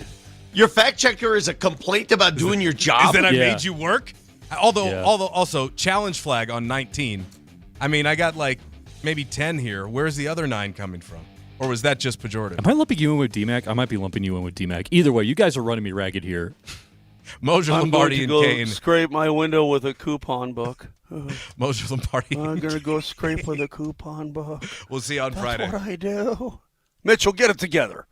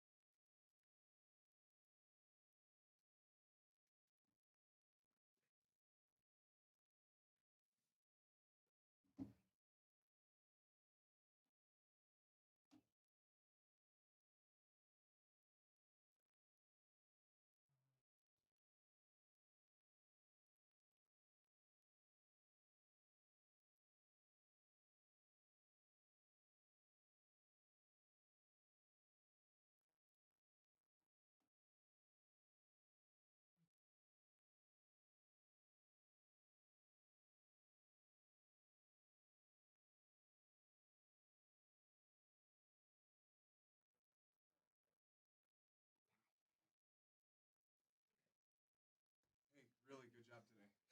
Appreciate it. So, I'm serious though. I know, time crunch, but you knocked it out. So, good work. For future reference, double check. Double check. So just so you know, the way I'm gonna do it now is I had been kind of like monkeying with it before. I will make sure that I put the specific audio I want in the rundown. In the rundown itself, like I did today. Okay. And by the way, those audio clips that you cut today, I want those back on the board tomorrow. Okay. I saved them in the Daily Sanford today, so if they move some stuff around, I can always put it back. Yeah, I just want there's a couple things that I wanted to get to, like Sean's process. I never got a chance to play that one. That one's funny. So Yeah. I wanted to talk about hit that one, but I could tell that the boys got burned out on Broncos really fast there. And we should have done that last segment about Broncos and not college football, but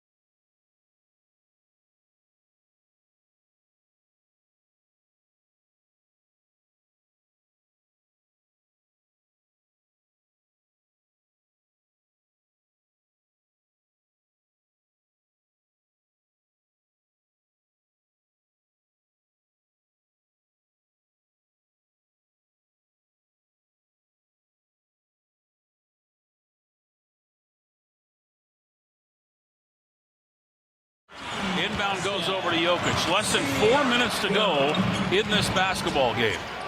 Jokic has it up the left sideline. Hands off behind him over to Jamal Murray. Murray has it for 3. Yeah! That's a 50-piece for Jamal Murray in Indiana. Nuggets lead at 128 to 112.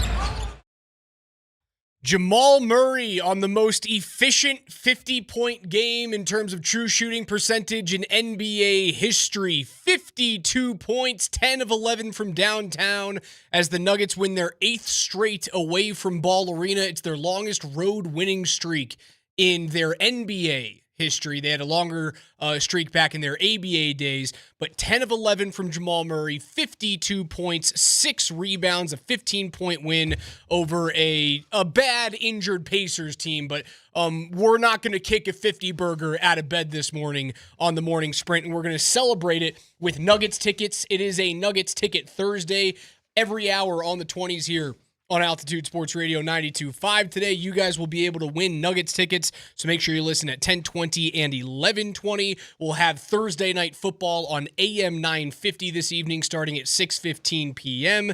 The Avs have a game on the road against the New York Islanders, 4:30 pregame, 5 p.m. puck drop right here on 92.5. But we start and stay on the hardwood. That is as sensational a game as you're going to see in terms of shooting the basketball from any player in the league. It was right what the doctor ordered. I was kind of starting to feel a little bit of like old Jamal Murray, meaning old as in 23, 24, where it's like, are you really in this thing? Are you really in shape? Are you starting to get, the tight hamstring? Is the calf going to kind of start clenching up on you? And I almost asked Dempsey about it yesterday. It was right on the tip of my tongue on yesterday's NBA hardwood. Is Jamal Murray trending in a direction that we don't want to see him trend? And I'm kind of glad that I didn't put that out there because it would have made me look like an absolute moron today. So did you feel that though a little bit with Jamal Murray? It's like there's been some games this year that he kind of he milk cartons for a team that doesn't have Aaron Gordon, that doesn't have Christian Brown. Like Jamal Murray's got to step up. And guess what's awesome? He did. He did yesterday. And you know what? The Nuggets needed him to. They got to keep pace. I know it's early on in the season. We're talking about December NBA basketball, but you need to keep that 2 seed alive the entire year. And you can't have a stretch, especially with 2 injured players, where you end up slipping into 3rd, 4th in the Western Conference because we need these Nuggets to be playing at home. I suppose you can feel that way coming off of the Dallas loss just because he didn't really shoot the basketball all that much and only had 10 points. But I think the week and a half stretch where he's putting up 26, 23, 29, 37, 24, I have felt more comfortable with early season Jamal this year than I have different in previous seasons. Now, yeah, I'm warm and fuzzy right now. He was unbelievable. He missed his second 3 of the night at the 7:15 mark of the first quarter. He proceeded to go 9 of 9 for the rest of the game. He missed a shot at the 7:10, 7:15 mark of that first. 7:10 mark of that first. It was a little runner that he missed as well. Didn't miss a single shot again until there was 10 minutes left in the third. Like, he was unbeatable. Unguardable yesterday. I know basketball and sports in general just has that. You can't be the same guy every night. And so I'm not going to try to say, where is this Jamal Murray? No, there's one guy who can be the same every night, and it's his teammate. And he is, Nikola Jokic. But does Jamal Murray seem a little bit moody as a basketball player? That's who he is. I mean, moody is like, hey, my mood is I'm going to go nuclear tonight. Cool. Fit double nickels for Berto. Right. I mean, he almost had it. I Flipped know. the 2 around. Right there. Flipped the 2 around. I think Jamal Murray and Nathan McKinnon have something very similar. They are emotional players that can't hide what they're feeling and will never hide what they're feeling. Now, it can be something you use to your advantage, where you saw it last night. Vic tweeted out, I think it was earlier on in the second half, he went, Jamal's going for 50. And I didn't feel it until he had the and one against Siakam, like halfway through the third. He may have hit 30 points on that and one, or it was just south of it. It was like 28 or 29 when he bumped into Siakam, had that little runner that went in, and then he turned around and you saw the I'm going to kill everyone in front of me look that you got when he's put in his previous 50-point games. You felt it this year when he put up the 43 mark against Minnesota. That, come at me. I dare you to try and stop me tonight. McKinnon has that same type of, I'm going to see red and go through your chest. Both of them can also wear their emotions on their sleeve in a mopey, bad body language type of way. I think McKinnon's kind of shedding it right now. Yeah. Jamal has yet to do that, but emotion is what makes what makes those two players so elite. Tell me that I'm an idiot. 303-504-0925 on the Shop Mazda text line. Nathan McKinnon's like bad vibes moments don't feel apathetic. Jamal Murray's bad vibe moments feel a bit apathetic. Oh, okay. I can see that. Last night was not apathetic. No. And I want so much of Jamal Murray. And you know what I want? After a game like that for Jamal Murray, who did spend a great amount of time, you can tell, in the offseason getting his body. He's in shape. He's in a different headspace and physical space than he was going into the 24-25 campaign. It's not even particularly close. I want Jamal Murray, after a night like last night, 52 points, going absolutely nuclear from behind the arc, 10 threes. I want Jamal Murray to really think about this whole narrative and use last night as a springboard to say, I'm an all-star. I don't know if you can get there. I think you can. The way that all-stars are selected nowadays, I don't think he can get there. But isn't it now? Is the All-Star game now in America versus the world situation? Are they doing it that way now? I thought they were East and West this year. I don't know if it's USA versus the world. I thought it was East and West. I'm almost positive it is. So the game will be in 2026. It's U.S. versus world. Oh, okay, format. never mind. All right, I apologize. No, you're good. I don't know if that helps or hurts. I mean, there's a lot of really good players that are not from America right now that are really, really good. But I don't know, maybe guard play. Maybe you have a chance as a guy that's going to be playing more, backcourt thought. A lot of the front court guys are dominated by Euros. Jamal Murray and Nikola Jokic teammates. Well, you're forgetting about ball handlers in Shai Gilgeous-Alexander, in Luka Doncic. Yep, that's two. He's in the conversation. Don't get me wrong. I still think he's going to be on the outside looking in. Now, the international aspect, I'm glad you brought that up, and I'm glad I was wrong with my assumptions. He's got a better chance with a USA international game than he does East-West. Can you want to know how I knew that? I was actually today years old when I found that out. Okay, that's fine. It doesn't matter to me. I was listening to the morning show. I mean, I'm like, not. Oh, that's cool.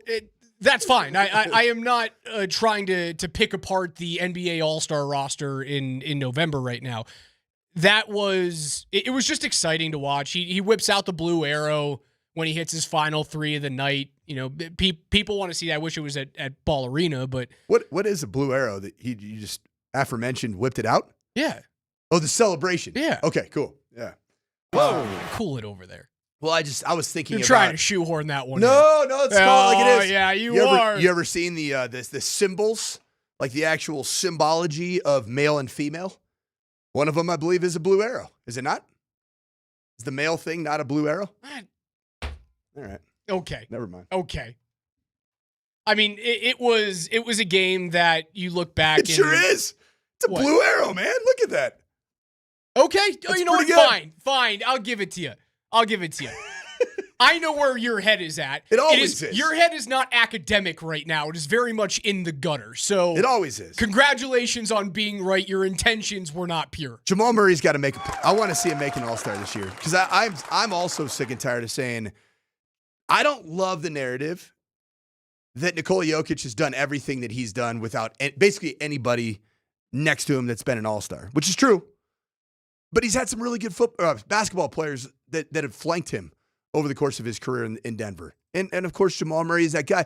And the better Jamal Murray shoots, the more he fills it up from behind the arc, the better this team is and the more acquitted this team is to be able to take down Oklahoma City because you're going to need to outscore that team. That team, man, we've talked about the past few weeks. That team's going to win 75 to 77 games. They're not going to We stop. almost have to have an entire segment on this radio program, no matter what day it is. It could be a day after a Broncos game, a Bronco preview day in the playoffs, when they lose. Like when the Oklahoma City Thunder lose, we need to break down every aspect of it because it's going to be very rare. Again, you're playing for the second seed in the West. You are playing for home court advantage until you get to the West Final against OKC. Now, you got to figure out what's going on at home. You have to get healthy with Brown and Gordon. You have to figure out how to defend the three.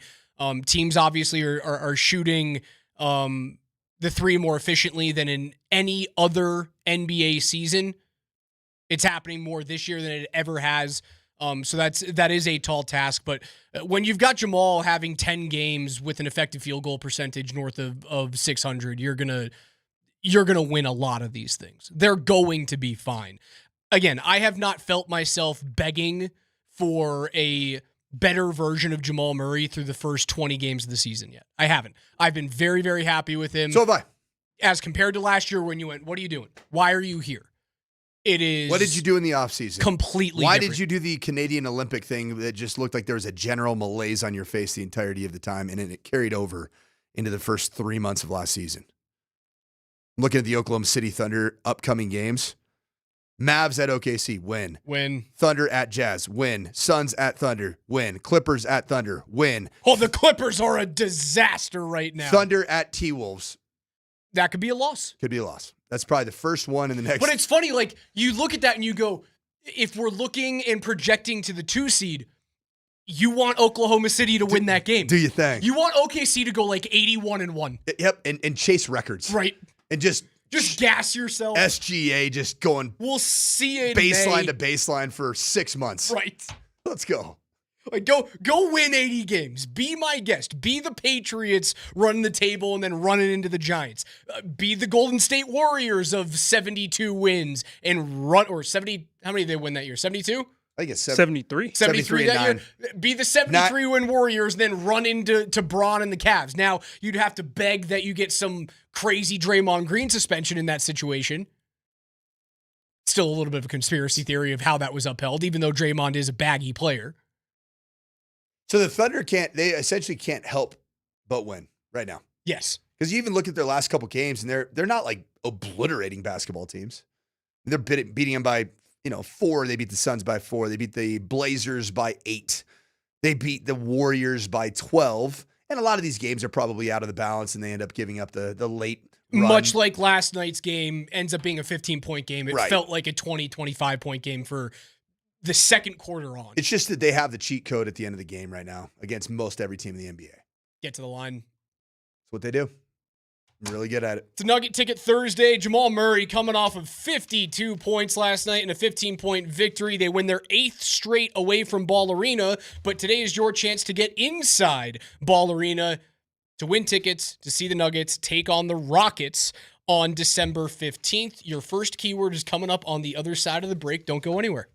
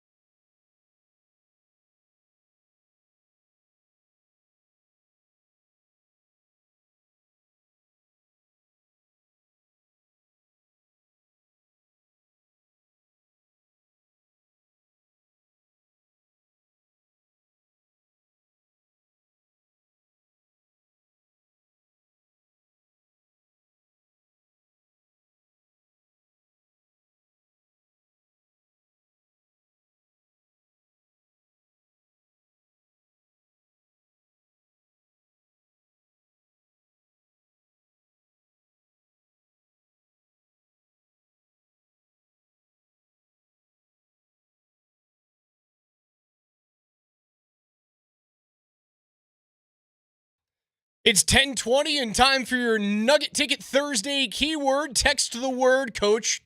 Cool it over there. Text the word blue, B-L-U-E, that is blue, with your first and last name to 303-504-0925, as in the blue arrow that Jamal Murray whipped out last night after 52 points, 10 of 11 from 3, 9 straight after he missed his second 3-point attempt of the game. Your keyword. So much toxic masculinity there, Raj. Your keyword is blue. 303-504-0925. You're my boy, Blue. I thought you were going to do the 90s Eiffel 65 song there. Was that 90s or early 2000s? I think that was late 90s. I'm almost positive. I'm going to go late 90s. I'm going to say 1997. Yes. Yeah, Let it breathe. This is what I'm Come feeling. on now. I'll tell you what, man. My man KJ had a quick trigger finger like that. Like our guy Blue Arrow last night had a quick trigger finger. 10 tray balls. 99, right on the fringe, man. 1999. Right on the Eiffel fringe. 65. Did you call it something other than Eiffel 65? No, I called it Eiffel 65. I thought you called it Eiffel 2000. I thought you were Eiffel 2000. You were confusing Eiffel and Kerncraft. Yeah, your keyword's blue right now to go see the Nuggets take on the Rockets at Ball Arena on December 15. And if you don't want to wait until 10:55, or rather 11:55 to see if you win, you can purchase your tickets right now at nuggets.com/tickets. Again, your 1020 keyword is blue, so text that in with your first and last name to 303-504-0925. Coach, we started off, or at least I started off the week talking about how you're on a collision course with the New England Patriots for the AFC Championship, and how it means everything that you get that 1 seed, so that not only the Patriots, but everyone else has to come to Mile High and play in a spot that they don't want to play. I'm going to backtrack a little bit. Okay. I'll let Why you do that. am I scared of the New England Patriots? There is no reason why I should be nervous to play that football team. Because you just watched him against the New York Giants on Monday Night Football. Against the Giants. The Giants who you 5 weeks ago had to get the most Pish-posh. historic. Me. Okay, I guess. Tell me the one team that impresses you that they've beaten this year. They're 11-2. Their wins are as follows: the Dolphins, the Panthers when they were losing 3 of 4, Buffalo on the road. That is the one exciting feather in your cap win that the Patriots have this year. Pretty big one too, Raj. Pretty big. Would you say that Bills Who on else? the road is bigger today than the Broncos beating the 6-5 or the Absolutely not, because they're essentially the same team right now. Beating Patrick Mahomes is a way bigger deal than beating Josh Allen, who hasn't even gotten to a Super Bowl in his career. The Chiefs are 6-6. A way bigger deal. The Chiefs are 6-6, and the Bills are 8-4. They're a little bit different, Raj. No. Yes, they are. No. The Bills are going to be a playoff If you have team, a Bills and the game Chiefs and a are right on Chiefs the game, precipice of being eliminated from the postseason. Bills and with Chiefs 4 play this weeks week. to Who go. wins? Bills and Chiefs play this week. Who wins? Where is it? Neutral site. Buffalo. That's where New England beat them, did they not? Yeah, they beat them by a touchdown in week 9. Correct. I can't guarantee that they're going to win that game. Okay, so even so, for the sake of argument, that's a good win. So I'll give you a good win. Let's flip around the conversation. Hold on. Who are the I'm not done Broncos' yet. I'm not awesome done yet. wins? I'm not done yet. Not done. Awesome wins. They beat the Philadelphia Eagles, who won the Super Bowl. They beat the best quarterback of this generation. 6-6, in Patrick Mahomes. I don't give a damn. Okay, if you let's beat just talk Tom about Brady, this. that's a good win. What's the Eagles' record, this defending Super Dude, Bowl you're champion? out The of your exact mind. same You're out of record your as the mind. Buffalo Bills. You're out of your mind. I'm just telling you, they have the exact same resume. They have the exact No, same they don't. resume. Their wins outside of the one Buffalo game on the road are against a bunch of nobodies, man. I guess I can give you Tampa Bay, but the Buccaneers haven't looked the same since the first half of the season. They beat New Orleans. So the Broncos they to this beat point have Tennessee, beaten a murderer's they beat row? Cleveland. They beat it.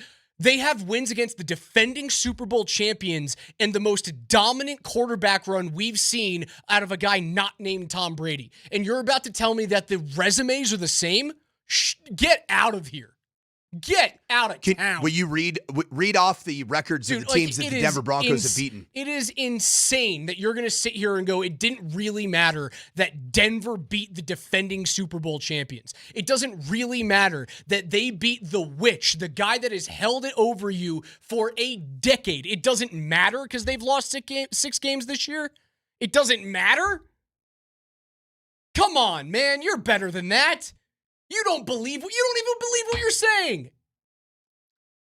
Broncos victories are against similar teams to who the Patriots victories They have against. more Don't tell of me them. that's not true, They have Raj. more of them. You're just you wanted to make a big point, and the fact the victory over 2 road victories for the Patriots should get your attention. 1 at Buffalo and at Tampa. Nah, the Tampa game is not the same. They haven't been the same team. Tell me the road victories that should get your attention for the Denver Broncos. Philly. I know one. Philly. Yeah. Make it plural, like you would make it for, and there is one out there, just so you know. There is one out there. At Philly Houston. and at Houston. But because again, they're both playoff teams, or again, they were playoff teams a year ago, or could potentially be playoff teams this year. If I'm going to poo-poo the quarterbacks that New England has beaten this year, I will look at Davis Mills and go, who'd you beat? You didn't beat C.J. Stroud there, so I'm not going to backtrack, but I will make sure that I have the same argument for both teams. My point is Denver's got a better resume. I think they're the same.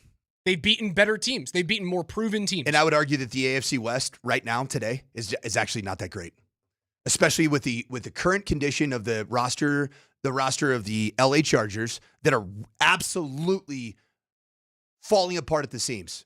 And it started with their offensive line before the season even started. They lost their best offensive lineman, something you said, and then they lose their second best offensive lineman. And now Justin Herbert's got a busted left hand that got surgically repaired this week. And they didn't have much depth to begin with, especially the skill players or the O-line. The Chiefs are 6-6, Raj. That was a 15-2 team last year. Yeah, because they won the one-score games. And the games. Raiders are the worst team in pro football today. Hey, you beat them. So, of course, the AFC East sucks too. But it still has Buffalo in there. Sure. They've got Buffalo. The Chargers and the Chiefs are in your division. I think the fact that you're backtracking on beating Kansas City is nuts. I'm not backtracking, man. I'm just talking like you're I'm diminishing unbiased. a win against a team. I'm going unbiased, comparing 2 resumes. You're diminishing a win against a team. What that you're has doing, owned Raj? the league. You know what you're doing? The league. You're being dismissive about how important it is to get home field advantage, and I'm telling you that's absolutely idiotic. That is moronic to say that. Oh, you know what? Who cares about home field advantage? I don't really care. I never said that. It never came out of my mouth. Never came out of my mouth. Let's go to Gillette and face that. What we never just watched has on Monday. not come out of my mouth in the last 8 minutes. Because never came out. We said on Tuesday morning after the Monday Night Football game, we both said that is the best 3-phased football team we've watched play a game this year. And the special teams are an absolute wagon. The defense is timely. The offense finds ways to continue to score points. They don't go 3 and out with the regularity that you go 3 and out. Drake May scares me. Drake May has a chance to win MVP. He scares me. And so but I keep looking at these teams like you had a win against Cincinnati on the road. Wasn't Joe Burrow. You beat New York and Jackson Dart. I know. Like we're talking about the same thing. You beat the Jets at home. That's fine. That was the same thing. You got the 1 win on the road against Tampa Bay by 5 points. You think that's a better win than I do. But a win against Atlanta, a win against Cleveland. Yeah, you have the same win against Tennessee, on the road against New Orleans. I just look at the quality of wins that they have, and I see Denver having better ones. There's a reason why Kansas City's 6-6. You beat them. You're one of the reasons why they've lost 6 games. Let's talk about the losses. The Chiefs don't lose 6 games by not playing them. Like, don't diminish the fact that you beat Patrick Mahomes and diminish the fact that you beat the defending Super Bowl champions in the same season. You have better wins than New England does. How about losses? Pittsburgh, a 7-point loss at home for New England, and a 7-point loss against the Raiders. Dog butt Raiders. Very Are different. you going to make my point for me? Nope. Are you making my point? You're making my point. Who's Denver's losses against? The The Chargers. They lost themselves. They did, the actually. Chargers and the Colts. 2 teams that, if the playoffs started right now, are in playoff position. Hot take, neither Your one of those losses are better. Hot take, neither one of those teams are going to make the playoffs this year. Yeah. Uh-huh. Yep. What am I going to do with you today, dude? Yep. Tell me right now that the Indianapolis Colts are trending in a good direction. Tell me right now that the LA Chargers are trending in a good direction. Tell me that. They're both 8-4 right now. They have tiebreakers over Buffalo. I'm not talking about what both teams have tiebreakers over Buffalo. They have a game lead on Houston. Buffalo's making the playoffs. We can agree with that. That team is going to make the playoffs. They have a 2-game lead on Pittsburgh, and they have a 2-game lead on Kansas City. I think both of those teams are making the postseason. Your one playoff spot is up to who wins the AFC North. Sorry, 2 playoff spots. Who wins the AFC North and who's the final wild card? And the final wild card comes between Buffalo, Houston, Pittsburgh, and KC. You're not going to sit here and tell me that you think New England's strength of schedule and strength of wins are equal to Denver's. Are you? Yeah. Because they're not. I am. I'm going to tell you, I'm actually going to argue your original point where this all started before the goalposts were moved, which you self-admittedly love doing. I do it all the time. You said that home field advantage? What am I scared of? No, I did not say that. As it relates to New England.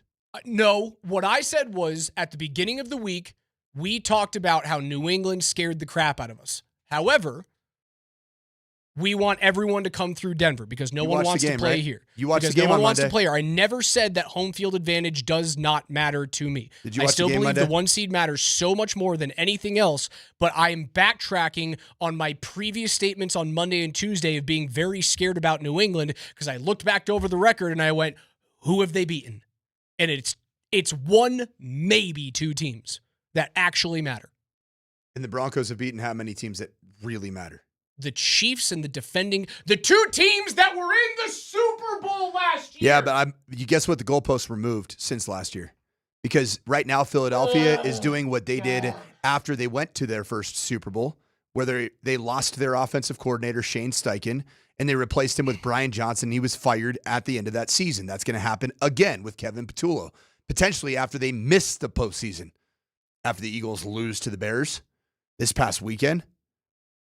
That's a team that's free falling. Now, when you played them and what I would tell you is when you played them and you played the Chiefs and when you lost to the Chargers and when you lost to the Colts, you played juggernaut versions of those teams. I agree with that. Mm-hmm. But the goalposts have been moved today in terms of the state of those franchises. I would say that the win for New England over Buffalo at the time they did that was as big of a warning shot across the National Football League that guess what? Drake May is for real. And Buffalo was 4-0 at that time. Yes. So if we're gonna give Denver grace for losing to Indy and LA when they were playing well, I will give New England a step up in terms of that win matters more because Buffalo was 4-0, and at that point we were probably looking at Josh Allen winning another MVP. That's not going to happen now. I'll give you another feather. Is Tampa a playoff team? Today. Yes, they lead the division. They are 7-5 in the NFC South. I know it's 7-5. It is what it is. But they are a playoff team today. They will be in the playoffs. Baker Mayfield and the Tampa Bay Bucks will be in the postseason. And the Bills also their won form there. is terrible right now. I agree. They've lost 4 of 5? Yeah, they won won 6? They won their last one, but their last 2 wins have come against New Orleans and Arizona. That's it. So right now, the win for New England on the road in Tampa Bay. Want to talk about a murderer's row of a schedule? Think about the Bucks, their last 4. Well, there was a stretch of 3. Patriots, Bills, Rams. Yeah, tough. Very difficult. Now they got obliterated. In their last 5 games of the season are New Orleans, Atlanta, Carolina, twice in Miami. Yeah, they're getting in. Yep. But the win for New England on the road in Tampa doesn't mean as much to me because they're in the middle of not playing well. I think this, man. I think I will agree with the 2-3-2 here, and I'm okay with it. Raj is winning this argument because the quality of wins and losses favors Denver. And this is the part where I think I won the original premise of the argument. However, the Pats are dominating in their wins, and they have a better running game. So to Coach's point, Denver needs home field. Home field. At all costs. And the great news for you Denver fans, Broncos country, is that did you realize that you cannot clinch a playoff spot? This is Mike Kliss this morning on the X. You cannot clinch a playoff spot this Sunday with a win at Las Vegas, but you can clinch something of major, major significance a win Sunday assures Denver of winning any two-way tiebreakers with the Patriots Love based that. off common opponents. And the common opponents are Titans, both beat them. Bengals, both beat them. Jets, both beat them. Raiders, the Broncos could sweep them.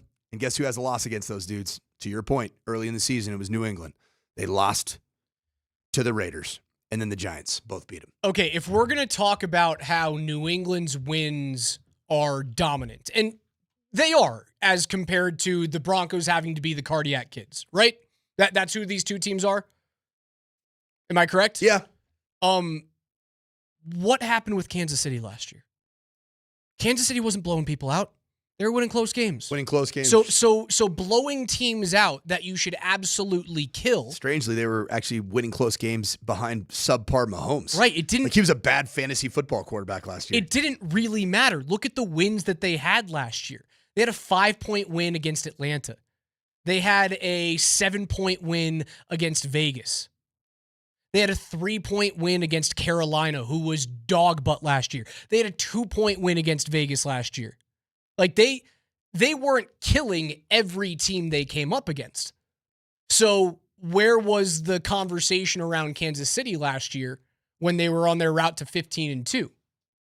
Is it just because it was Kansas City and they always get it done? It's just because there's a trust level in Patrick Mahomes in the postseason. But not this year. Nope, not this year. They're 6-6, coach. The Broncos win against Kansas City doesn't matter as much. It does matter. Because there's no trust in them. No, it does matter. I'm talking about, we were comparing a win at Buffalo versus a home victory against Kansas City in 2025 today. One team an 8-4 team, the other one a 6-6 team. Okay. And also Patrick Mahomes right now, there isn't as much belief in him as a year ago because the crunch time plays he's been failing at, let's be honest. And he was terrible in the Super Bowl. Whether he had he was awful. He played bad.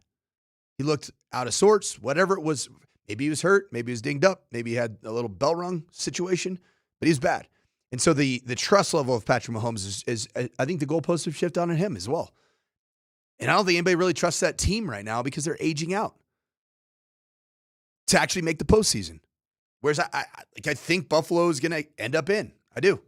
I mean, let's look at the end of theirs. I mean, what do they look like down the stretch here, record-wise or schedule-wise? Buffalo has a game against New England remaining. Home against Cincinnati. You don't know yet. You don't know yet because Joe Burrow's still alive. That's the sneaky one, man. On the road against the Patriots, on the road against the Browns, home against the Eagles, home against the Jets. Can we just agree on one thing, Alex? As we hold hands and go into the break, sing Kumbaya. We need home field advantage here in Denver if we want to win a Super Bowl. They're going to get it. My point this whole segment was I was very scared about New England on Monday and Tuesday. I'm less scared now. You were scared because you watched the game against the Giants. Yeah, I was. An eye test matters. Against the Giants. I know. The Giants. The Giants. I agree. And the Giants are even a different Giants team than when you played. When you played them, when the Broncos hosted them, it was the Cam Scatterbo show. It was the excitement, the new of Jackson Dart before he had taken 75 stupid hits that he should never take because he's just playing stupid football. And that defensive front still believed, and they pinned their ears back. It's a different team right now. You're right. But still, I think New England's really good. I don't want New England, nor should any Broncos fan be okay with deferring home field advantage to New England. Don't go to Gillette. Text your keyword BLUE, that is BLUE, the color blue, to 303-504-0925 with your first and last name. That's your first chance to get a keyword in for tickets to see the Nuggets take on the Rockets on December the 15th. If you don't want to wait to win, you can just go to nuggets.com/tickets and purchase them today. One more time, your keyword is BLUE. That goes away in 5 minutes. Get your text in right now. BLUE, 303-504-0925.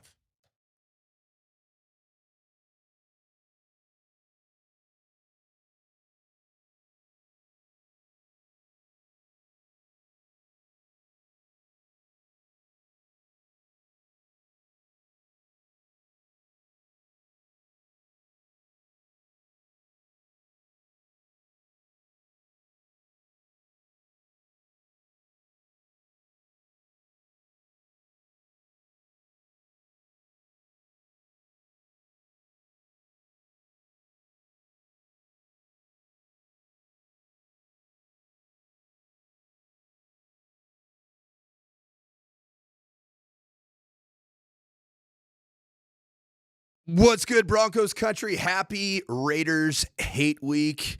And if you're making the trip to Las Vegas, or even if you're on the fence, you could road trip it. Heck, why not? Get on a cheap flight right now down to Las Vegas. There's no place that has as many flights direct in the country than from Denver to Las Vegas.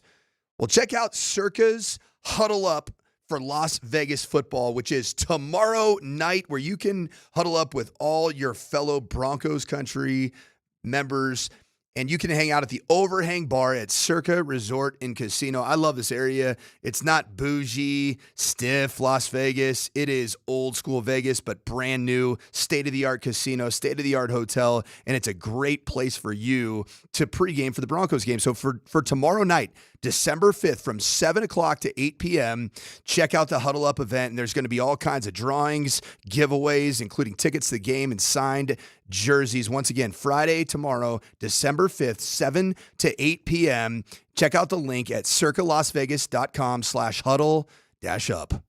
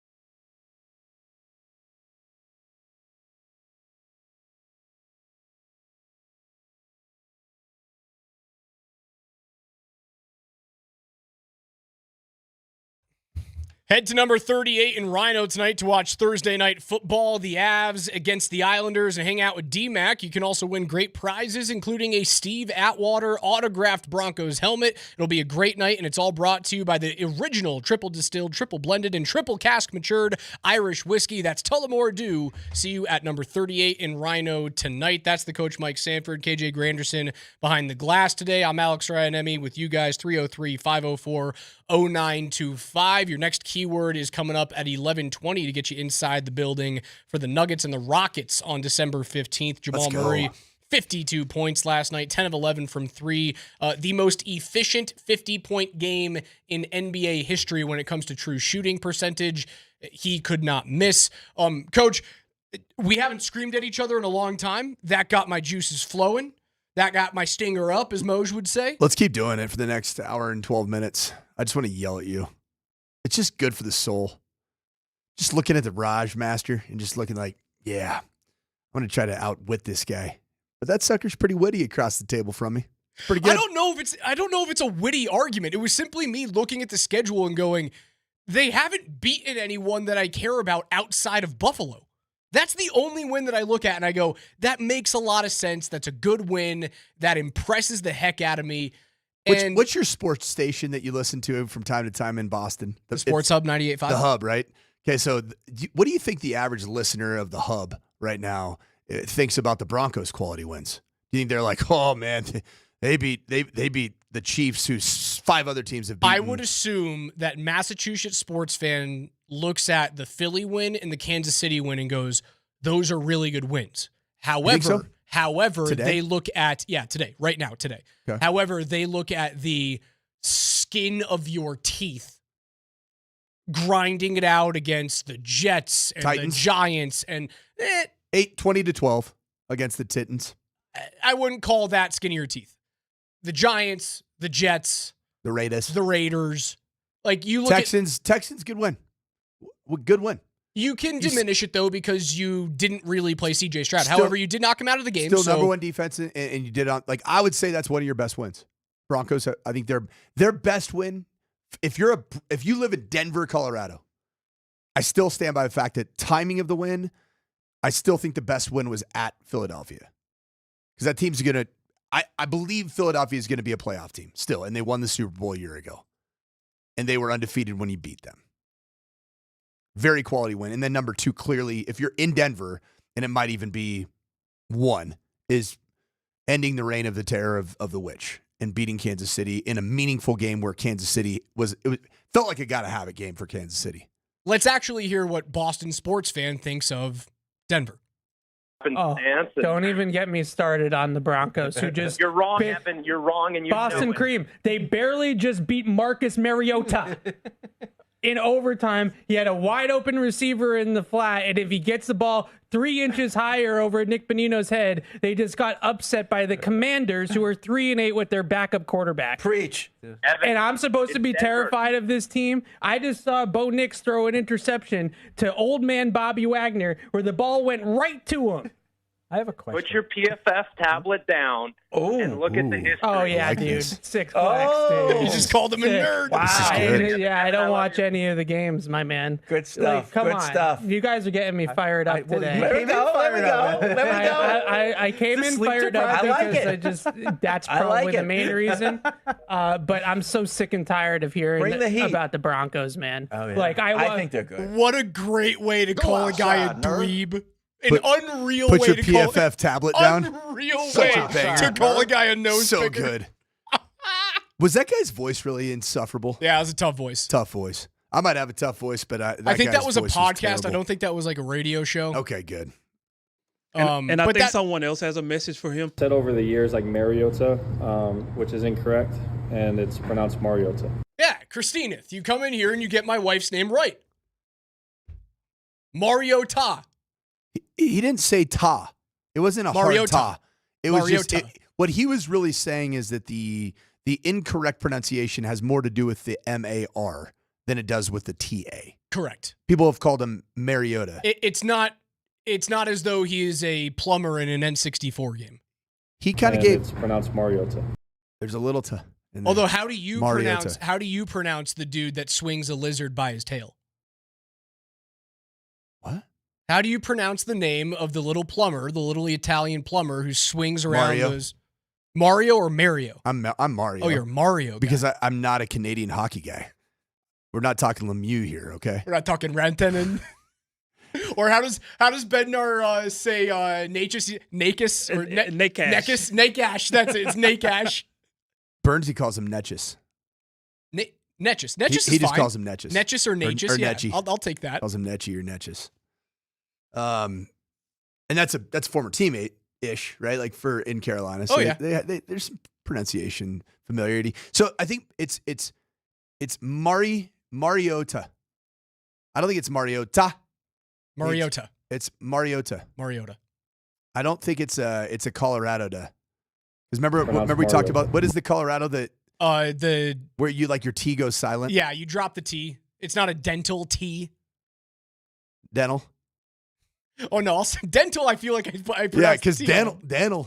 That's down south. That's you start sounding like KJ and Oh, Scotty yeah. at that I point. gotta go get some dental work. Well, I gotta get this dental work done. It's been the dentist been telling me it's KJ been gets about it, man. 4 or KJ's 5 on my years. side. For you, it's not that you lose it. The South, you lose the T. Here, it's like it's a D. Yeah, well, you add like an emphasis. So it's like Brighton. We're going up to Brighton. Brighton. Yeah. Yeah. It's Brighton. It's Brighton. Like my daughter's name is what is my daughter's name? It's Payton. No, it's Payton. Payton. Who is number 18 for the Denver Broncos? Full name. Peyton Manning. What's his? Do you know his middle name? I don't know Peyton Manning's middle name. I think it's Sheriff. You know what? It is. Yeah. It should be. Yep. It should be Sheriff. Might be Omaha. I think it's very clear that like Boston sports fans still has a little bit of the Brady days left in them where like we're not scared of anyone, where those have come and gone. I heard Portnoy talking about if you find a way to win a title this year, is it looked at as just one mega dynasty? I don't think they're going to get there. I am not as scared as I previously was about New England, because I look at their strength of their wins. I look at their bad losses and I compare them to their only other peer in the AFC right now, which is Denver. And Denver's wins are better. Their quality wins are better. And their losses at the time of those losses and against that opponent are better losses. Right? If we're going to be in college football playoff talk where losses matter, can't I use that argument in the NFL too? Yeah. Yeah, you absolutely can. But speaking of college football playoff, I am rooting so hard for a team that I have never rooted for in my life. BYU? Duke. I want a 7-6 Duke team, or they're 7-5 right now, to find a way to upset Virginia. Virginia's a 10-2 team right now, and if you win, you get in because they're actually ranked. Duke, even if they win and improve to 8-5, wouldn't be ranked, and if I'm correct, would not make the college football playoff despite being a Power 4 conference champion. So as of today, college football playoff first round matchup would be number 12 Tulane versus number 5 Oregon. Does that sound fun to you? No, Oregon's going to smack them. But you have to find a way to get a group of 5 team in there. Tulane, if they beat North Texas on Friday, is your best group of 5. Number 11 Virginia. Oh my gosh. ACC projected to be an ACC champion. So gross. Versus number 6 Ole Miss without a coach. Mississippi wins. Number 10 Notre Dame versus number 7 A&M. Didn't we already see that? We already watched that game, didn't we? Beginning of the year. Cool. Number 9 Alabama versus number 8 Oklahoma. Didn't we already see that game? Sure did. Number 1 Ohio State, number 2 Indiana, number 3 Georgia, number 4 Texas Tech. Goodbyes. Why is BYU not in that? BYU has to win the Big 10. 12, yeah. Sorry, Big 12. They have to beat Texas Tech. Does Texas Tech have to beat? No. I think if Texas Tech loses to BYU in a respectable manner, they still get in with an at-large. Football fan, are you rooting for 2 Big 12 teams this year? Or are you rooting for just Texas Tech to be in? I know what I'm doing because my brother-in-law coaches quarterbacks at BYU. But they're an 11-1 football team. So is Texas Tech. BYU's a 2-loss football team right now, aren't they? They're not. I thought they were 10-2. It's the Big 12 championship is arguably one of the most fascinating. Even it is a rematch. 11-1. Yep, it's 2 11-1 teams. Now Texas Tech won the head-to-head in their previous matchup. BYU totally crapped the bed. Neutral site game, I believe, right? They play at, I think, Jerry World. Big 12 championship. I think it's in Jerry World. But I like college football fan, do you want to see BYU and Texas Tech in the college football playoffs, or do we want to see all of these SEC teams, Georgia, Alabama, Oklahoma, A&M, Ole Miss? Which teams do you think legitimately can win the title this year? That's what I always like. Like last year, it was fun to say, "Oh, Boise State, oh that's fun, oh they're cool, man, they're undefeated, they got Ashton Genty," and then they saw Penn State and they got beat clearly. Who can win the? Can the Indiana Hoosiers win the the college football championship? Why not? Do you really think they can though? No, I think Ohio State finds a way to get it done, or Georgia. Ohio State. I was so wrong about Georgia. I was so wrong about Texas Tech. I really only think I think there are only two. I don't want to do this. I think there are only two teams that can win the title this year. Make sure you guys stay tuned. 11:20 is your next keyword coming up to get you inside Ball Arena for the Nuggets and the Rockets. Hour 2 of the morning sprint coming up next.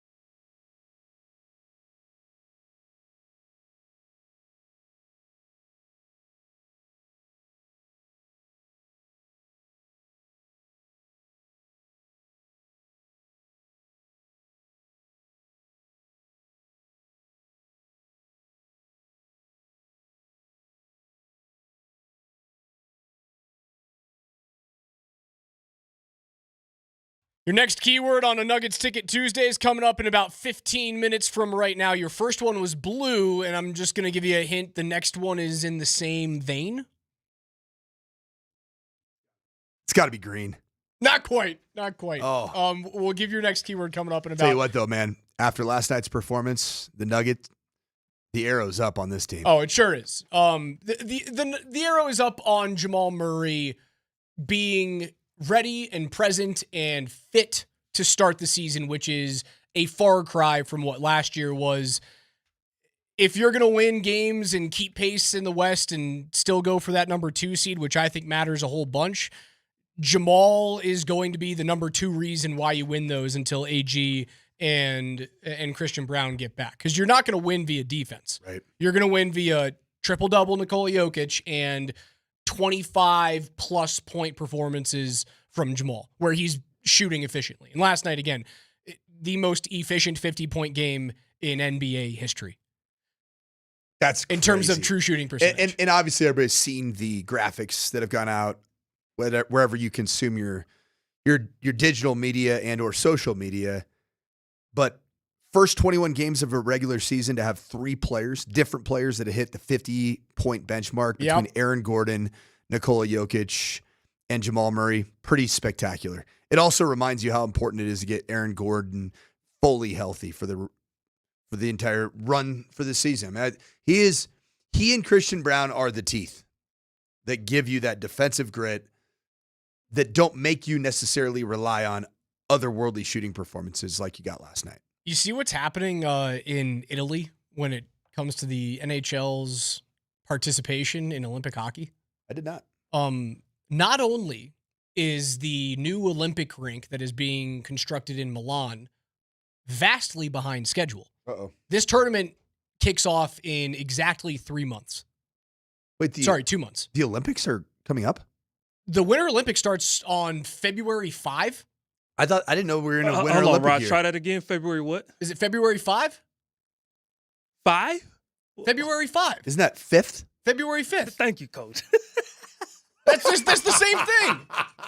It's the same thing. Who says February 5? I don't know. 5th is a very chewy word. What's 5th? What's today? It's the 4th. It's a little bit easier to say. It's less chewy than 5th. 4th and 5th are the exact same thing. No, it's not. There's an F after 5th it. There's is an not F sound. chewy. It's a little chewy. February 5, 2026, I think is tomorrow when is that tournament February starts. Not only is it vastly behind schedule and December not 5. currently done, there still isn't a roof essentially on the building. They have just come out. The rink is too small. The size of the rink, the length of the rink is too small. regulation pond hockey? It is 3 feet shorter than any NHL rink, and it is barely wider. So in international play, typically you play a shorter rink that is about 10 feet wider. That's the reason why the international game feels so spread out. It ends up slowing down the game when you have elite players out there because there's a little bit too much ice. The NHL game is faster. It's more compacted at 200 by 85 feet. This rink will be shorter. The league does not love it because of how fast the game is, how intense the checking was of the Four Nations tournament. You now have a shorter space to protect yourself. Okay, so it's interesting that I'm looking up right now, doing some research about who the architect was for this arena in Italy. Vincenzo Lombardi. Oh no! He is a direct relative of Vic Lombardi. I don't know if you can say that for sure. There's probably a lot of Lombardis out there. I made that up. I made all of it up. There's son no of a gun. Vincenzo. Get your family in order, Vic. But want my international. Could you hockey. see Vic though, being in charge of a project like that, and the rink was 3 feet Crap! short? I was supposed to do it in meters. I did it in feet. That's neat. Oh no! I forgot to account for the weight of the books. Hey, Chenzo, what are you doing? I don't understand it. Got to get it right. Forgot to account for the fact that water expands when it freezes. But you know what the real Italian male will do to you after they've made that mistake? They'll tell you, "Oh, you're the one who's soft. You can't play on a shorter ring. It's too physical for you. You can't. It's a better game. It's a better game. It's a way better game. It's more faster, more physical. We're gonna muck it up. I say this because the hurt hockey fan in me is ready for the NHL to go, we're not going. You all thought we were going to be able to watch professional hockey at the Olympics. We're not going.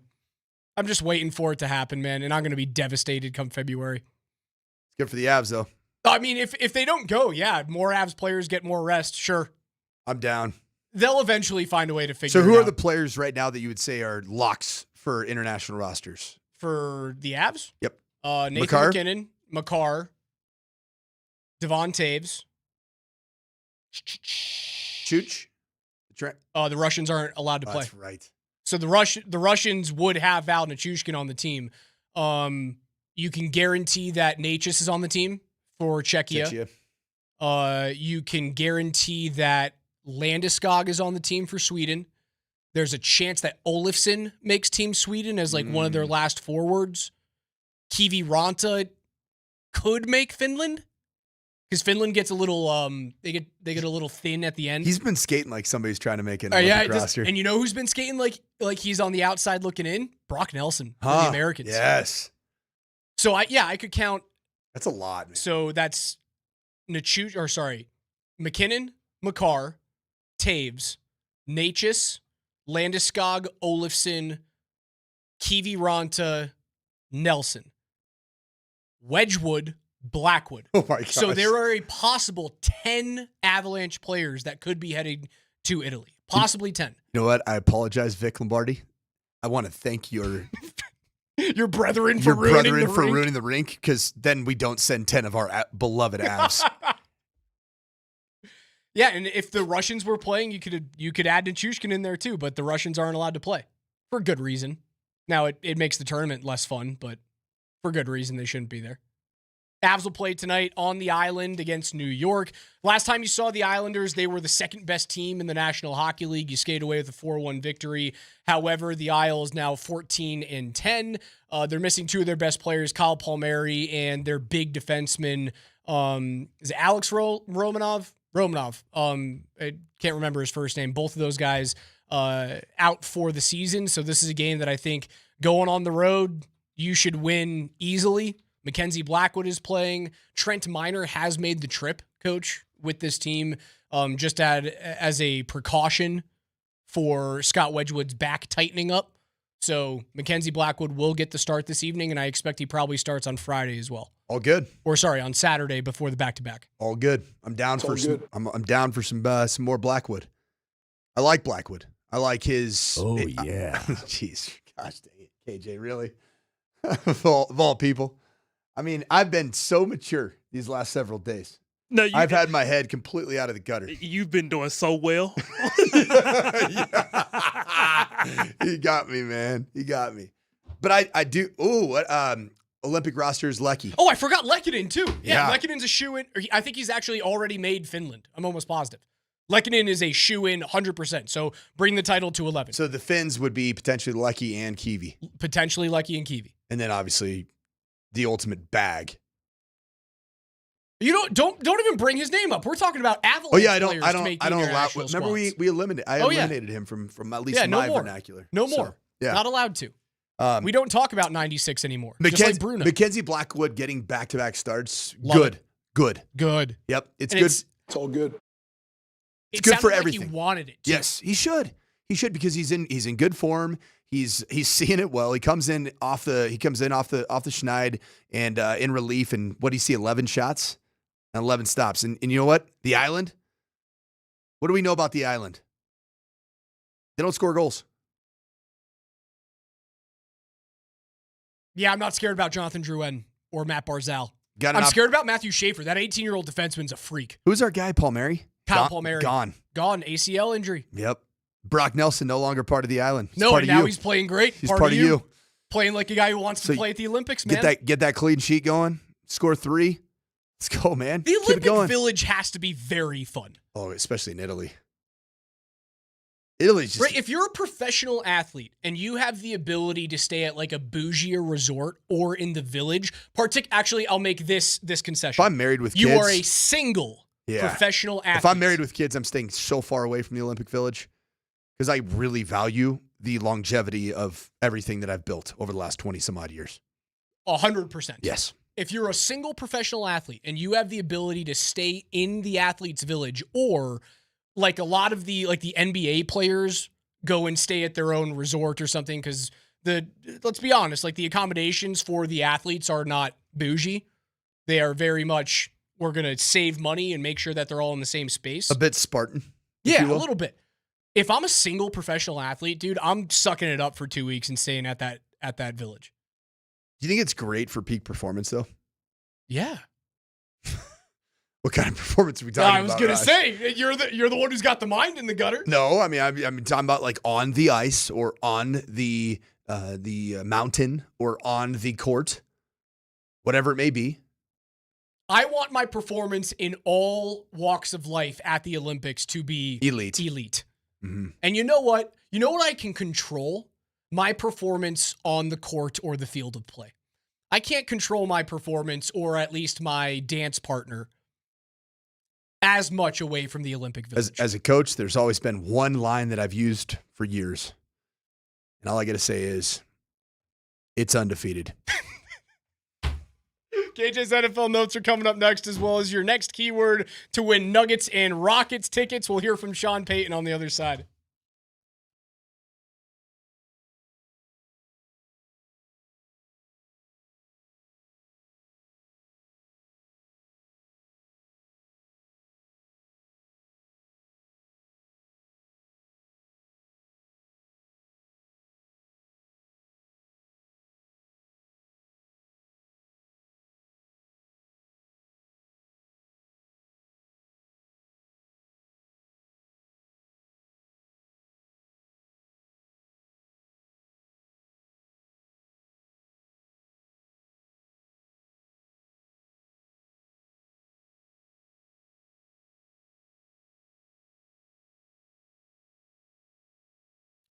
Hey, what's up, all of you powderheads that love to get up to the best snow on planet Earth, which we have here in Colorado. And I love, obviously, my spot is Loveland Ski Area, where it's all about the snow, it's all about the laps, and it's not about the people or the crowds. Check out a very authentic Colorado experience. And right now, I've got some great news about the snow. It has been phenomenal.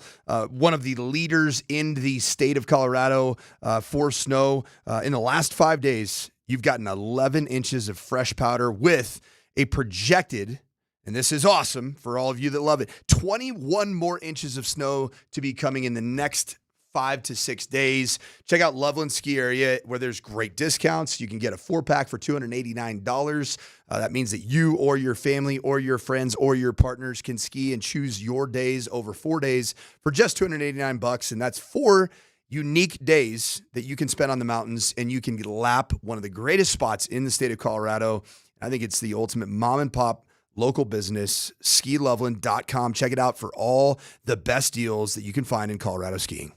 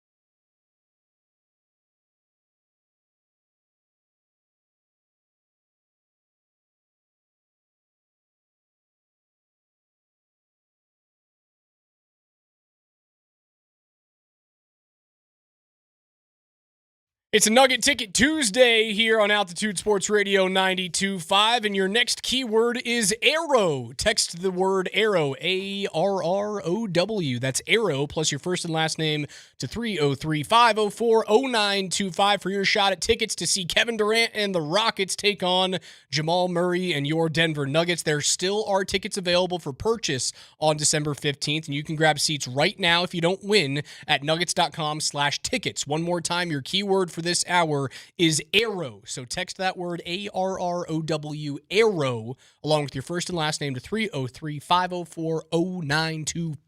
Love it.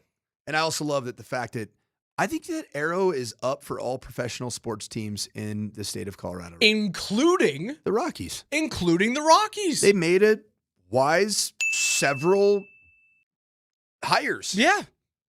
And it might fall flat on its face, but we're not playing baseball right now, so you get the thumbs up. Yeah, I mean, this is the first time I've even felt like the Rockies have a chance to win the offseason.